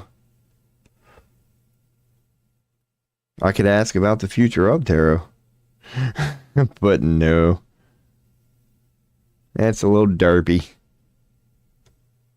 While I'm sitting here waiting on a question, you never know what you're going to see when you go to X. King Charles Bondi Rip Mia. So nothing really. Yeah, I could do an AI question. Why not? Since the first post here was some random Lex Friedman AI post. Yeah, I'll do a 3-card reading on AI. And we'll go from there. We'll get into some cards, see what tarot has to say about it. See if it rings a bell. I don't know. Should I get in depth on it? Because I am looking for content here. I could further show people what I mean. Being that blind spot? Okay. Because that's only a 4-card reading. And since I'm kind of... Oh, God, I got to sneeze. I was going to mute it, but it came on too quick. Yeah, since I'm kind of just, doing the tarot thing here, this is called a blind spot reading. What I know, what others know, okay. We're going to ask about AI here and do some tarot. Unless anybody has a question, I will stop this, read at any point to address a question. Otherwise, I'm going to do a blind spot reading on AI. Now let's find out what I don't know, what none of us know, yada, yada, yada. Let's let tarot do its thing. Unless I get a question. Let me take a rip here, man, and then we'll get into her.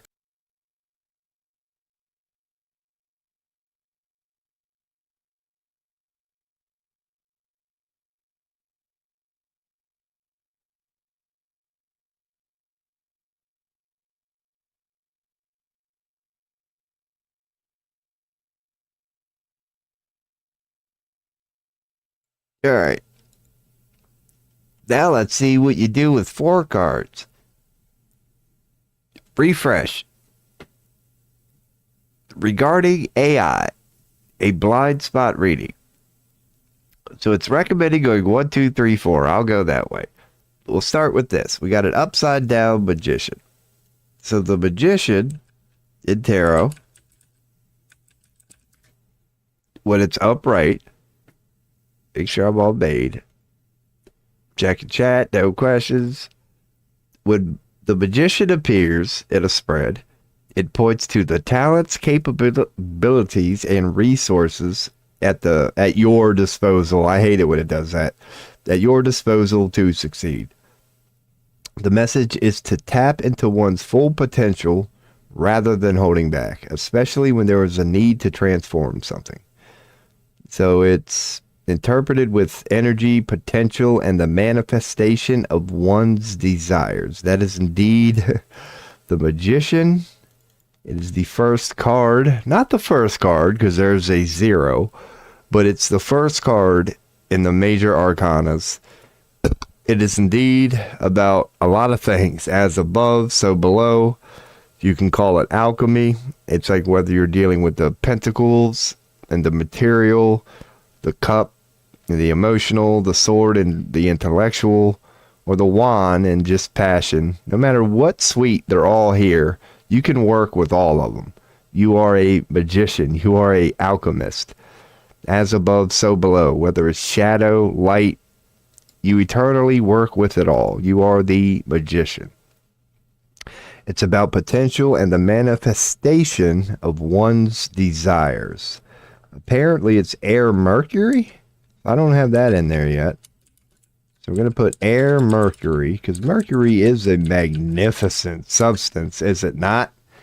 That's that stuff they use to make the Terminator guy. What, that Mercury dude? Like, they use Mercury for all that. It's a fascinating substance. How when you witness it, it's not like water. Mercury is just, and when you go into the properties of it, like, man. But anyway, that's what the magician represents when upright. Now we have an upside down one. I'll check chat here in a second.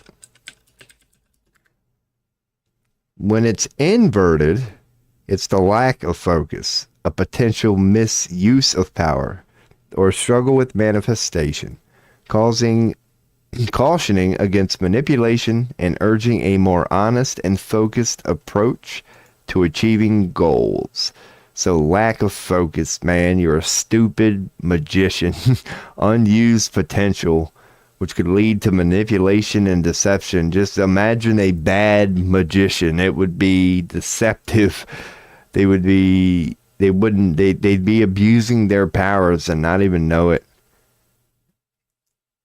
But Okay, I'm about to say, that better be a lack of mental clarity. I thought they were trying to say it means mental clarity. No, it doesn't. It means a lack of mental clarity. So yeah, so it indicates confusion. So I'm done with that one. So regarding AI, we're just killing time here. I'm checking chat. If anybody has a question, let me know. I'm doing a blind spot reading on AI, and we got an upside down magician.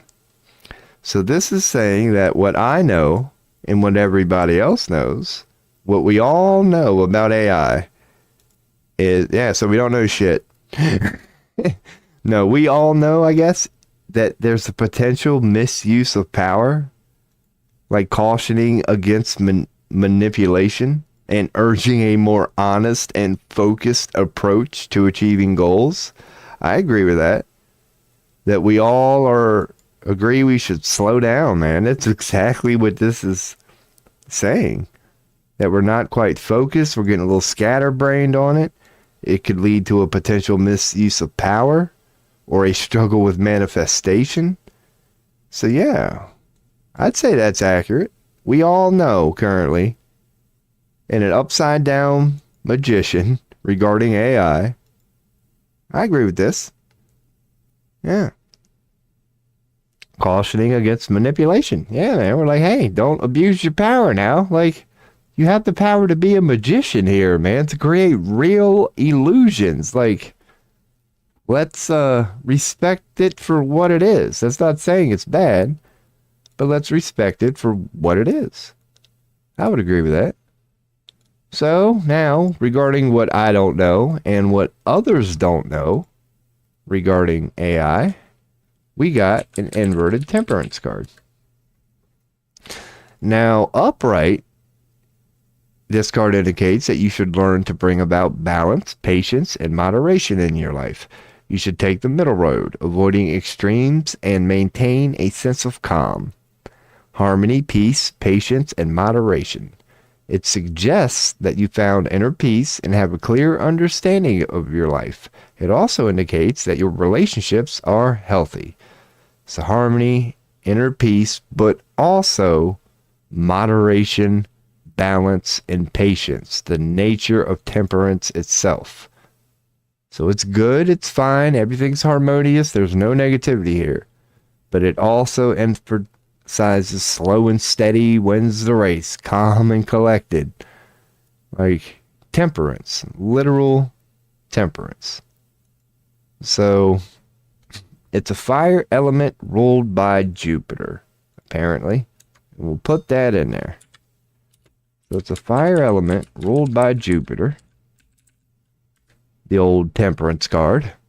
Big old Jupiter. But when it's upside down, all that stuff means imbalance, excess, and a lack of focus, cautioning against overindulgence and urging a return to balance and moderation in all areas of life. The opposite of moderation, imbalance, excess, clear lack of focus, overindulgence, reckless behavior, relationship imbalance, career imbalance. Of course, yeah, you wouldn't be feeling good.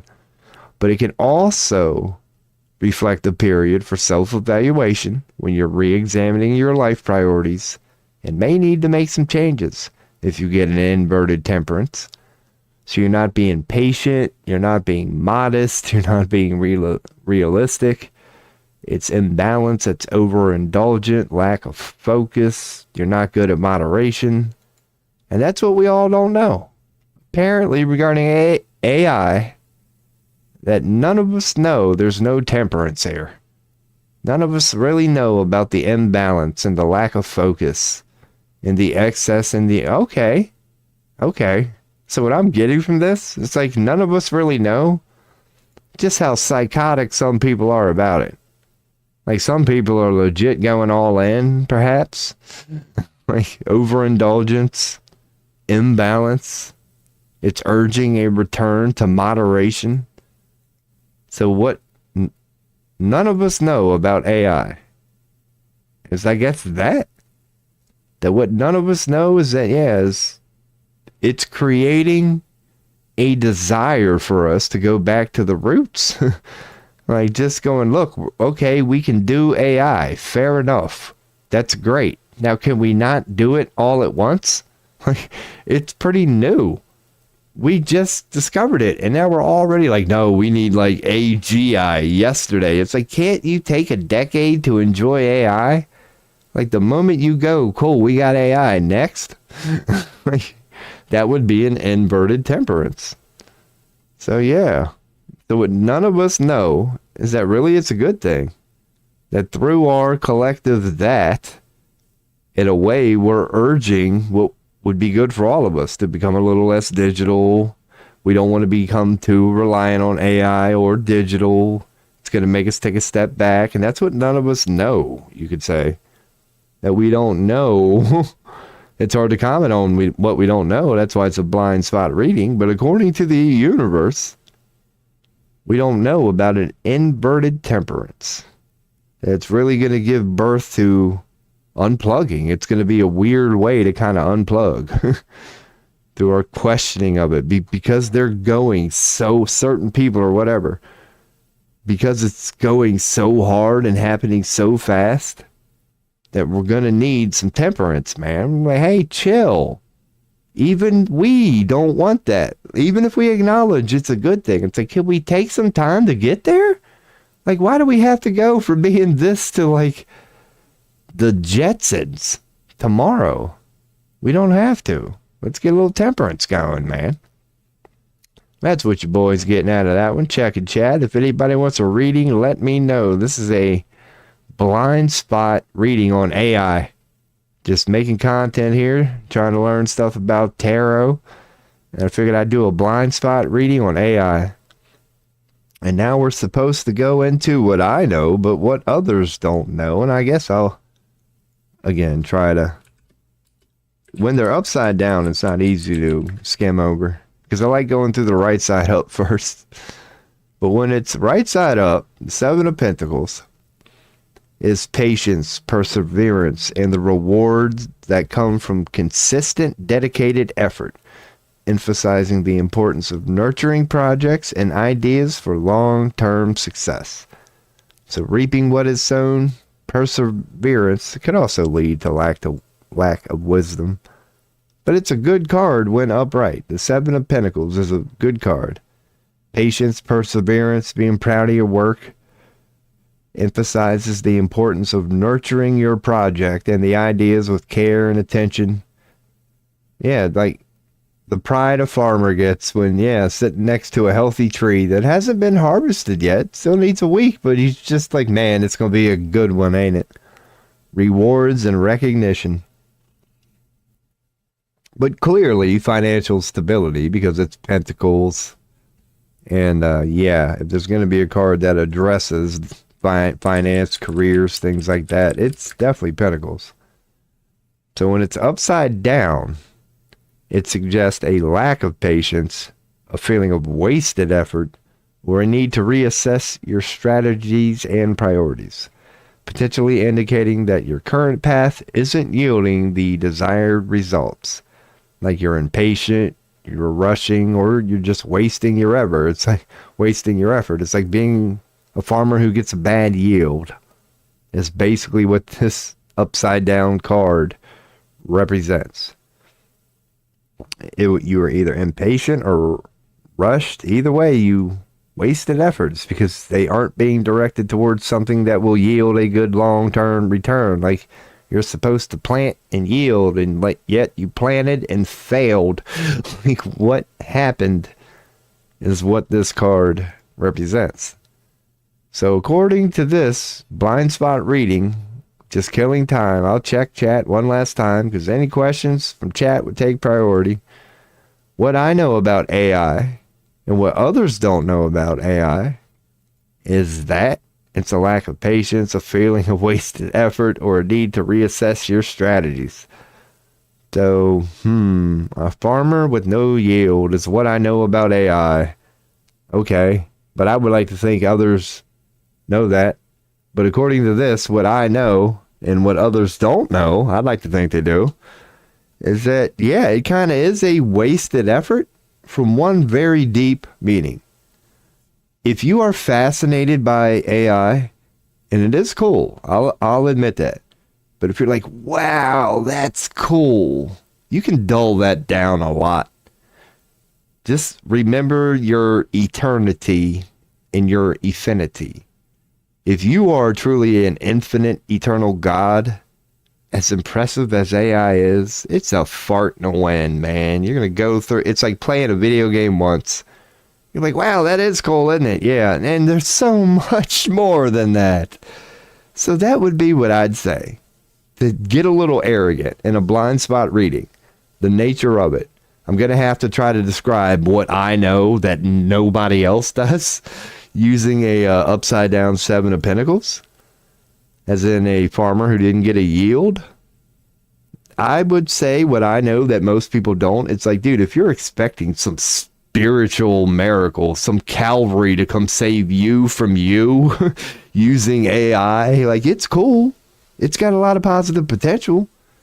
But if you think it has the ability to save anything from anything, like, no, it doesn't. It's the fart in a wind in infinity. It's a cosmic blink of the eye, and it's simply AI. It's a fucking inanimate object. You could have the baddest gun on the planet, and it's still just a gun sitting on the table until somebody picks it up. Regardless, it's always going to be driven by consciousness, period, in the story. It's kind of dull. Like, consciousness just makes AI look like nothing. Like nothing. It's a part of consciousness. Consciousness lasts consistently in the face of the most powerful AI ever created, alien or otherwise. It's a dot in the vast pool man wants to call consciousness. So that's the only thing that I would arrogantly say, trying to interpret this, that I know that the vast majority of people don't.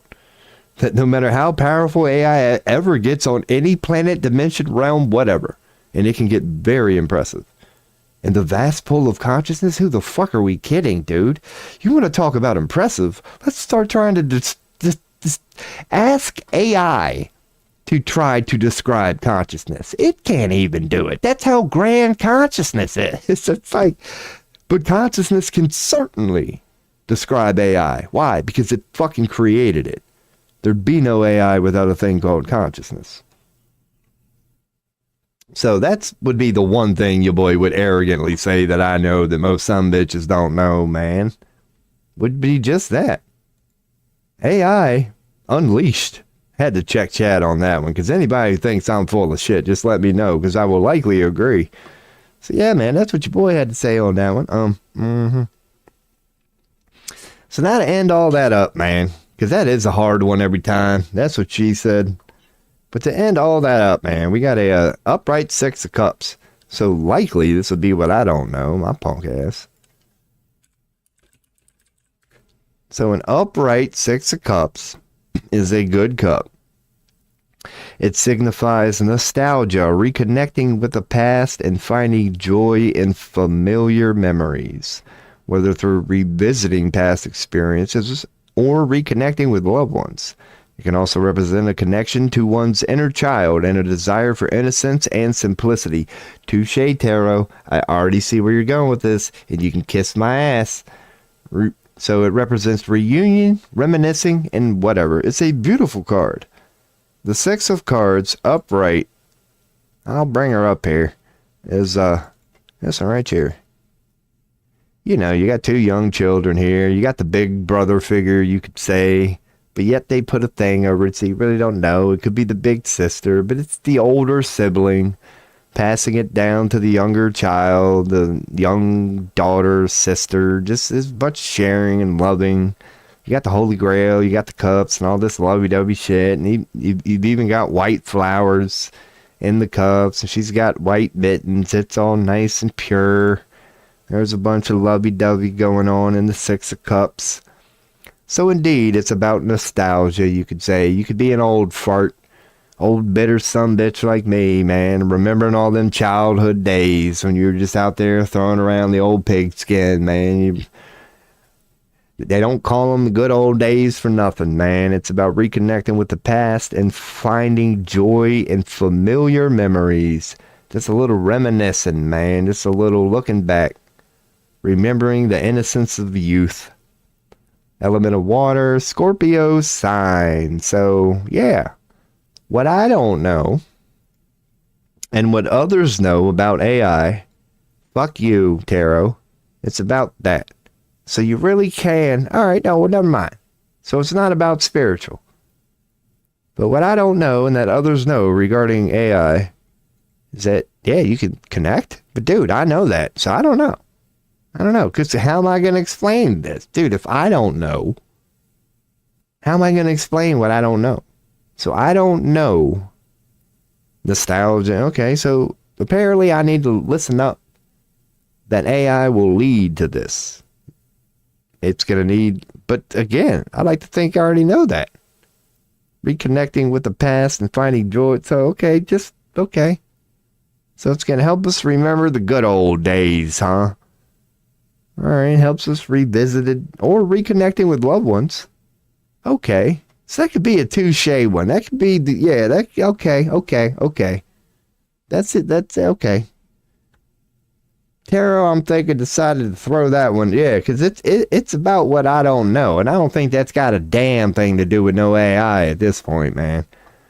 Like, I like to think the first 3 readings of that card were about your boy, explaining AI. But I think right there at the end, where it tells me what I don't know, but what everybody else knows, is that, yeah, my punk ass needs to start using it for shit like that. Like, okay, Rob, thanks to AI, you can do shit like this, man. You can really connect with people. Like, you can, yeah, so, like, dude, you don't know how cool it could be until you go do the thing, man. So, hell yeah, that's what your boy got. I had to check chat. That's a random blind spot reading on AI, since your boy didn't have too much to do, man. So to look back over it, what we all know is that it's definitely got potential. It's not the way you're quote unquote supposed to do things. Like, we are the magician. It's just, there's a lot of potential for abuse in there, man. It can create a lot of illusions, and already when you go look at a picture, you got a question now. Like 10 years ago, when somebody posted a picture on the Facebook, you weren't like, hey, is that AI? You were just like, wow, man, cool. And you hit like these days, we're now, like, it's becoming too illusionary, too quick. And we all know at the point you start questioning what's real and what's not, you might want to slow down on that whole damn AI thing. Okay? It's at the point where it can literally fake reality, you could say. So it's like, dude, pump the brakes before you just start questioning reality itself. And we all know that. But what none of us know is, yeah, the temperance. What none of us know is, I forgot how I already covered that one. None of us know, yeah, because it is being rushed, as in not tempered down. That's what temperance is about. Just cool, calm, collected, take your time. Temperance. When it's inverted, yeah, none of us know that because of the fact it's being rushed, and I think we all can agree that it is, we don't really know the benefits that are going to come out of that, is what I'm getting from this. Because how can you speak on something you don't know? So we just don't know, based on the fact that it is being rushed, just how much good is going to come out of that, in whatever way. Whether it means rushing and making a mistake and learning from that, or rushing and simply just rushing. Like, okay, you've woke up and found yourself in level 15. You done blew through the first 10 levels. You power leveled. You bought the fucking power up and you drank the elixir and you just blew through the first 10 levels for whatever reason. And yeah, there's going to be some good to that too, that we don't know about regarding AI. And then we got the what I know and what others don't know that I went over is that, yeah, no matter how powerful it gets, and yes, it can get powerful, I'm telling you now, it ain't shit, dude. Anybody who ever believes it has any prayer in hell at taking over the human race, you just need to give that shit up now, man. That would be the only thing I'd arrogantly say that I know that most people don't. And ramen noodles are pretty good. And then we ended off with the upright 10 of pentacles, which is what I don't know, but every other sumbitch knows. Is that, yeah, I guess when used properly, AI really is a good way to reconnect, so I should probably step my game up in that department. But hey, if you could taste these ramen noodles right now, man, I ain't got no time to be hitting on no family members and shit, man. I'll tell you what, though, I got pissed.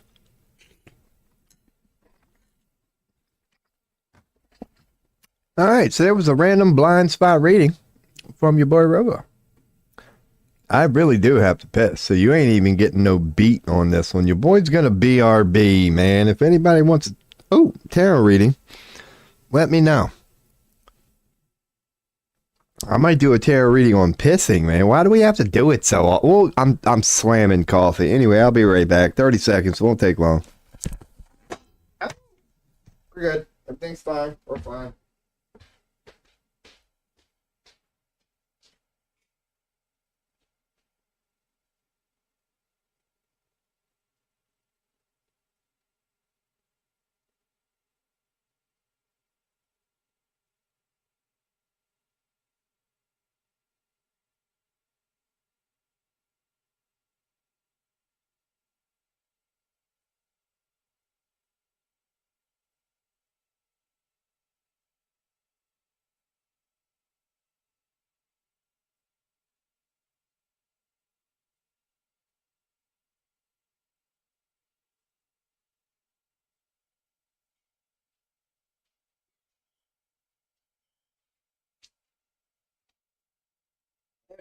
Damn hat. Ooh. Oh my goodness. Let's put the old beanie on, man. Might as well put on the hoodie for now, too. Oh, goodness. Man. Stinking her up. Stinking her up.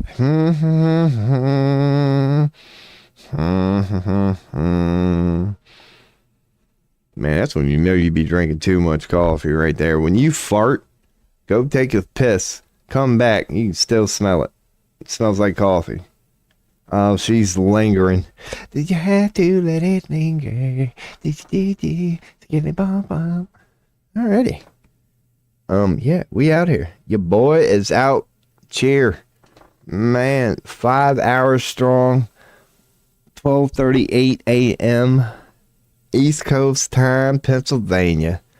324, man. The old 234. March 24th.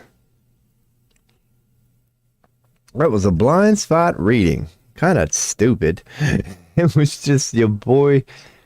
Oh, blind spot. Do they really serve? I don't know, man. Because I always mess around. Like, I haven't given a proper blind spot reading. I know I've given one. I forget what it was. I got something from it. I don't know. So yeah, if anybody has a question, fire away. Otherwise, your boy, I don't even know what we could get into here. Freaking news is just stupid. I could go and throw up the deep. Just sit back, kick, man. Just kick back, sit back. Wait on a question here if we get one, or perhaps I'll just rant away and then I'm thinking of one myself. That's happened here before. Oh, yeah, because it is freaking crazy, man. Had somebody come in from Spain earlier and, like, admitted that, like, yeah, even though, like, it's just crazy everywhere, man. It's freaking crazy. Like, here in the United States, yeah, you can't even say it's not crazy here. Like, we're fucking with ourselves here in the United States.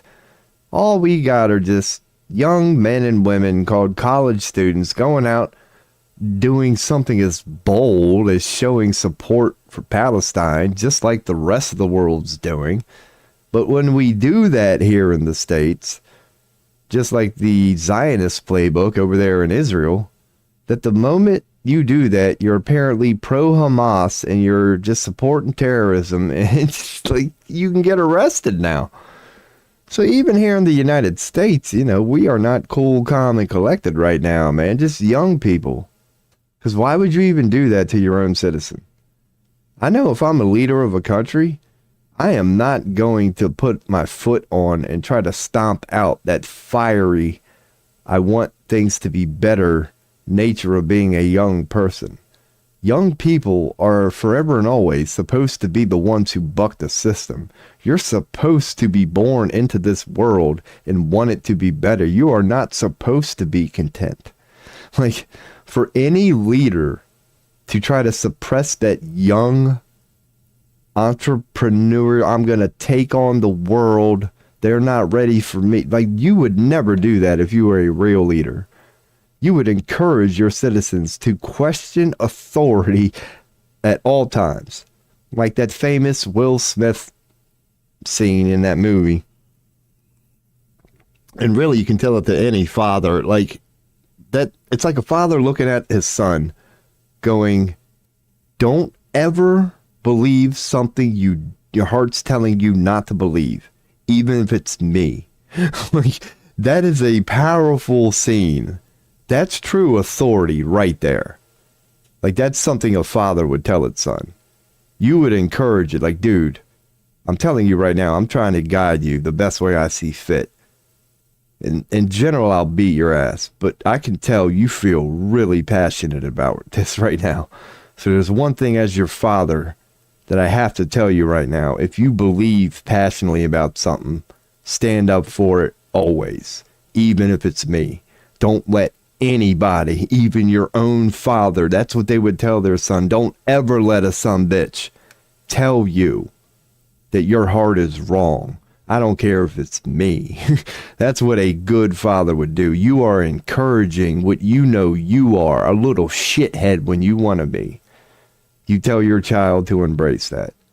If authority, whatever it may be, strikes you the wrong way from time to time, don't bow. Don't. Stand up for what you believe in, even if it's your own father, even if it's your own pope. Like, if your heart, if your God connection, that's the only thing I'd say bow to, is whatever you call God. Other than that, let God sort them out. Let the bodies hit the floor. Fuck them. End of story. So, if I was a leader of a country, and I saw young adults, teenage kids in college trying to buck the system, I'd hear them out. I'd go, that's what I was like when I was your age. I wanted to buck the system too, because these old motherfuckers who think they got it figured out, granted, it's worked for the last 20 years, but if you looked at the calendar recently, you gray-haired son of a bitch, it ain't your world no more. Like, that's what a leader should encourage. But ours don't. As we know, we got a very pyramid scheme gatekeepers. We got a bunch of gray-haired gatekeepers. Forever and always, you know, we go through phases. Just trying to tell the young people of the world not to have an opinion. Meanwhile, as we like to do on this stream here, the same people telling the young people of the world that are doing this. Bam, chicka, bam, bam. Oh, we got a little war here. We got some regime change here. More bombs here. These people hate these people. These people hate these people. Even the Pope himself is fucking sick of this shit. He can't even stand up. He's so sick. Istanbul, you're fucked. Turkey, you're fucked. Palestine, you ain't even here no more. Why are we calling them Palestine? They're not on the map anymore, okay? They're countryless, homeless people at this point, okay? Like, it's so bad. And these are the people telling the young people their opinion is wrong. Don't give me this shit. Don't give me this shit. I'm 44 too, you gray-haired son of a bitches. What makes you think you're doing any of this right? Fucking old farts. You might as well give the keys to the young people at this point, man, because your old ass is about to ruin it for everybody. Why? Because you're gatekeepers and you fucking know it. You will not hear any other opinion. You think you have it figured out, and you've actually given it to the world. You've shown us how stupid you really are. Trump Gaza? That's the best you can do? Like, oh man, welcome to motherfuckers being drunk off their own arrogance. They think awfully highly of themselves. They really do. Most of us don't. Most of us don't. But if you ask them right now, in the midst of all this fucking horrible shit going on in the world right now, hey Netanyahu, Trump, how's it going? They honestly would tell you, couldn't be going better, my man. This is the golden age. Welcome aboard. They are so fucking stupid. This is what end times prophesized about. Some bitches so drunk off their own arrogance. Fucking antichrist like. That, like, let's call him an antichrist. Because I'll be damned if they perhaps honestly believe that their version of is they don't see it. Klaus Schwab, Donald Trump, Netanyahu, globalists, they don't see it. They actually believe their little fucked up 5 people vision of the world. They've been telling themselves this for so long. They actually believe their own bullshit at this point. And that's what we want. Even knowing it's a dystopia, they can't be that stupid to know it's not. They've just convinced themselves drunk off their own arrogance, sitting on that throne for so long, that when they have their meetings, they actually go, we've broken them down enough, trust us.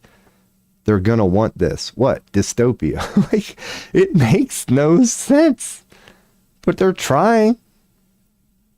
You will own nothing and be happy.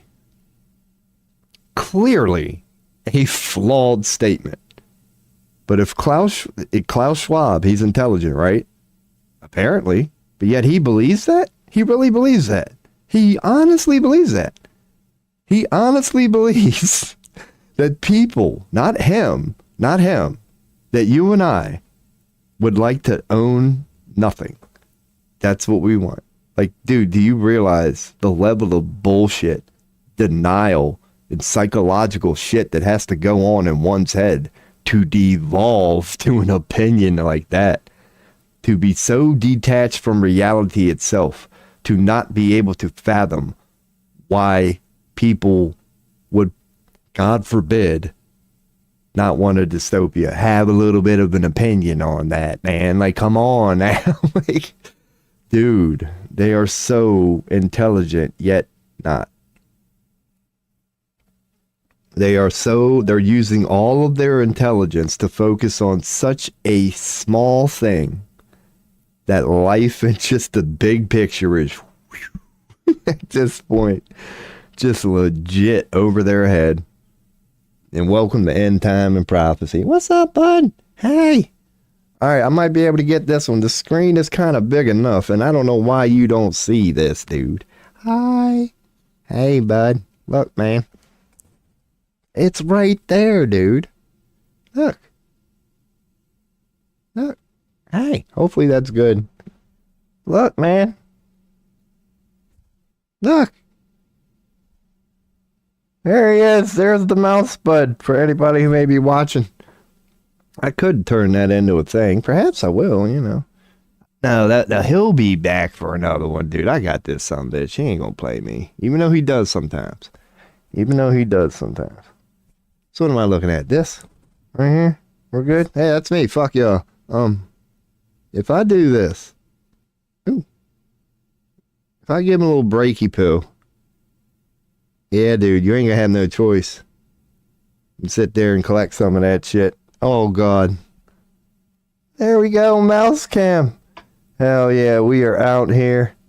That's my bud Mickey Mouse right there, man. I should give him a tarot reading. He'll be back. While I put all this effort. Hey, bud. Hi. No, he is over there eating. Well, fuck. You see him? Why you gotta take it over there and eat, man? I'm trying to make you famous, dude. I don't want to spook him, but there he is. See what I'm saying? Like, maybe if I do this. Hold on. I got his ass. I got y'all right here. Bam. I won't even look. I am looking at the camera or my computer right now. So if he thinks I'm not looking, when he comes back, hopefully he'll enjoy some of that. See what I'm saying? Like, he plays me like a fool. He did that earlier where he ate. I should have knew better. I thought we were cool, man. He didn't walk far. Dude, how much did you take? Now you're not going to want to eat this shit. Bro. Here he comes, I think. Because I don't even want to look at him. Because I want him to do that right in front of the camera. Here we go. He is. There's my mouse bud. It's kind of not really focusing on him. You know, it's a little out of focus. But if I go to reach back, he's going to run. So there it is, man. Robology out here. Just live streaming a mouse. Eating frozen burrito wrap. Dude, he's looking at the camera. He's saying hi to y'all. He's like, what's up, y'all? He thinks he's making me famous. I'm making him famous. The joke is on him. That's the most popular person in the stream now. If you like mice, give me all your money. Give me all your money. I had to pay for that burrito, high danger. I ain't no charity here. There he is, man. That's pretty cool. See, when I'm not looking, that's what I'm saying. Fuck him. I thought we're friends. All right, I'm gonna look. He better not run. What's up, bud?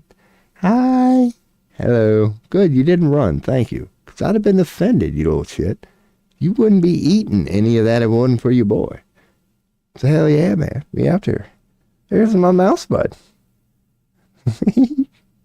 That's pretty cool. Yeah, man. I got him now. I got him figured out now. Dude, it took 2 weeks to get to this point. Mice are not easy to domesticate, yet not. Like, he's still free to come and go. He's still a wild mouse. He only comes in at night, yada, yada. That's a good one right there. Look at that. Look at that little adorable shit. I don't know if it's fat or pregnant.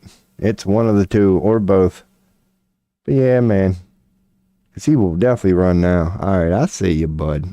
Let's see how friendly we are here. Ooh. Nope, he already did it. What's up, bud?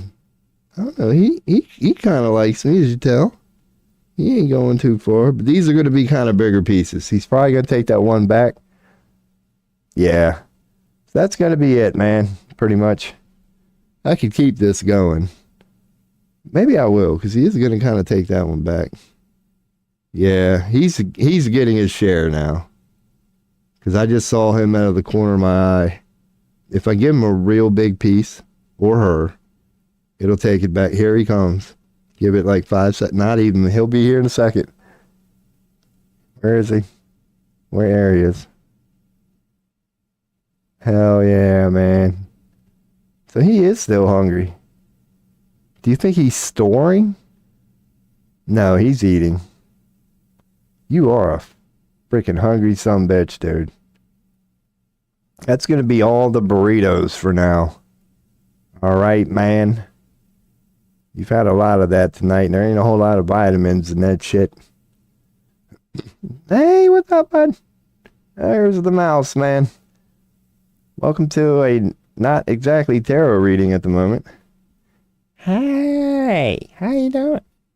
I don't want to, like, move the camera to get that little bit of an extra view, because that'll probably just make him run. But he'll let me look at him at this point. What's up, bud? How you doing, pal?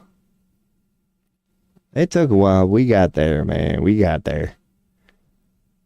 So, man, who knows? Maybe in a week or two, he'll get to the point where he'll just start crawling around on me.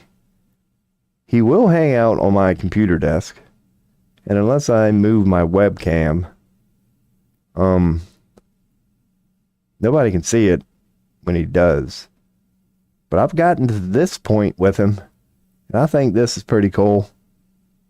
I could even make it a little better next time. Because if I leaned back, if my chair was a little farther back, I'd get another inch out of this cord. It's on the edge of my bed. But hell yeah, he's chilling, man. It's cool how they eat. They just hold it like us, man. Just two hands. Chewing away. I should give him some water. I'll make sure he's got water later. It did rain yesterday, so he didn't have no problem finding none today. So yeah, man, he's doing pretty good. Old mouse bud. There he is. He'll clean up for a little bit there. That's your foot. Wouldn't that be funny if you accidentally bit his foot? There's a little piece. All right, bud. Heck yeah. All right. I'll give dude, man. Ooh. One more piece of something here that he could take back to the nest for him and his buds. There you go, bud. And, yeah, word. That'll be it. Let me give him this one. What I'm going to do, you can judge me if you want. I'm going to put, probably get a little on my bed. Actually, I'll get a lot on my bed.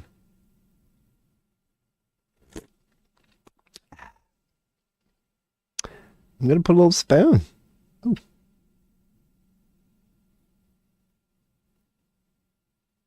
There you go, right there. That's a little spoon with like ramen noodles in there. So that way, you know, if he wants a little drink, I've got like some vinegar in there. Mainly water, a little bit of sodium. So he'll get something out of that if he wants. But yep, there's that's the mouse portion of the show right there. Ooh, because that sumbitch would eat all night. And perhaps if I had like proper mouse food, I could set up like a good petri dish or something like that. Where and just point the cam there. Give somebody a tarot reading. Maybe I could dedicate a mouse cam. That wouldn't be a bad idea. I'd eventually have a mouse cam on this stream, but I don't know how much longer I'm gonna be in this place. That wouldn't be a bad idea. I don't know. He's a shit, though. That would be a bad idea. Because he would just get his share and walk away. Like, he wouldn't, it'd be boring. It'd be a cam sitting there, and like once every 2 hours, you'd see him fill up and walk away, fill up and walk away, fill up and walk away. Heck yeah, man. But he's still over there eating. He's funny. He's over there enjoying it. I hope his punk ass knows. I'll give him like a... No, he ain't gonna eat that. I got like a little orange peel that's like a week old at this point and just stale as hell. It's like a little piece of it. Alrighty. So heck yeah, man. 1 a.m. How about her? That was the mouse cam. I do tarot readings here, believe it or not, if anybody would like one. Oh man, that's not even the tarot screen. There we go. Did a blind spot reading, that's right. Yeah, that was the mouse cam there, man. Before we were ranting about something, bitching about the world. That's not hard to do.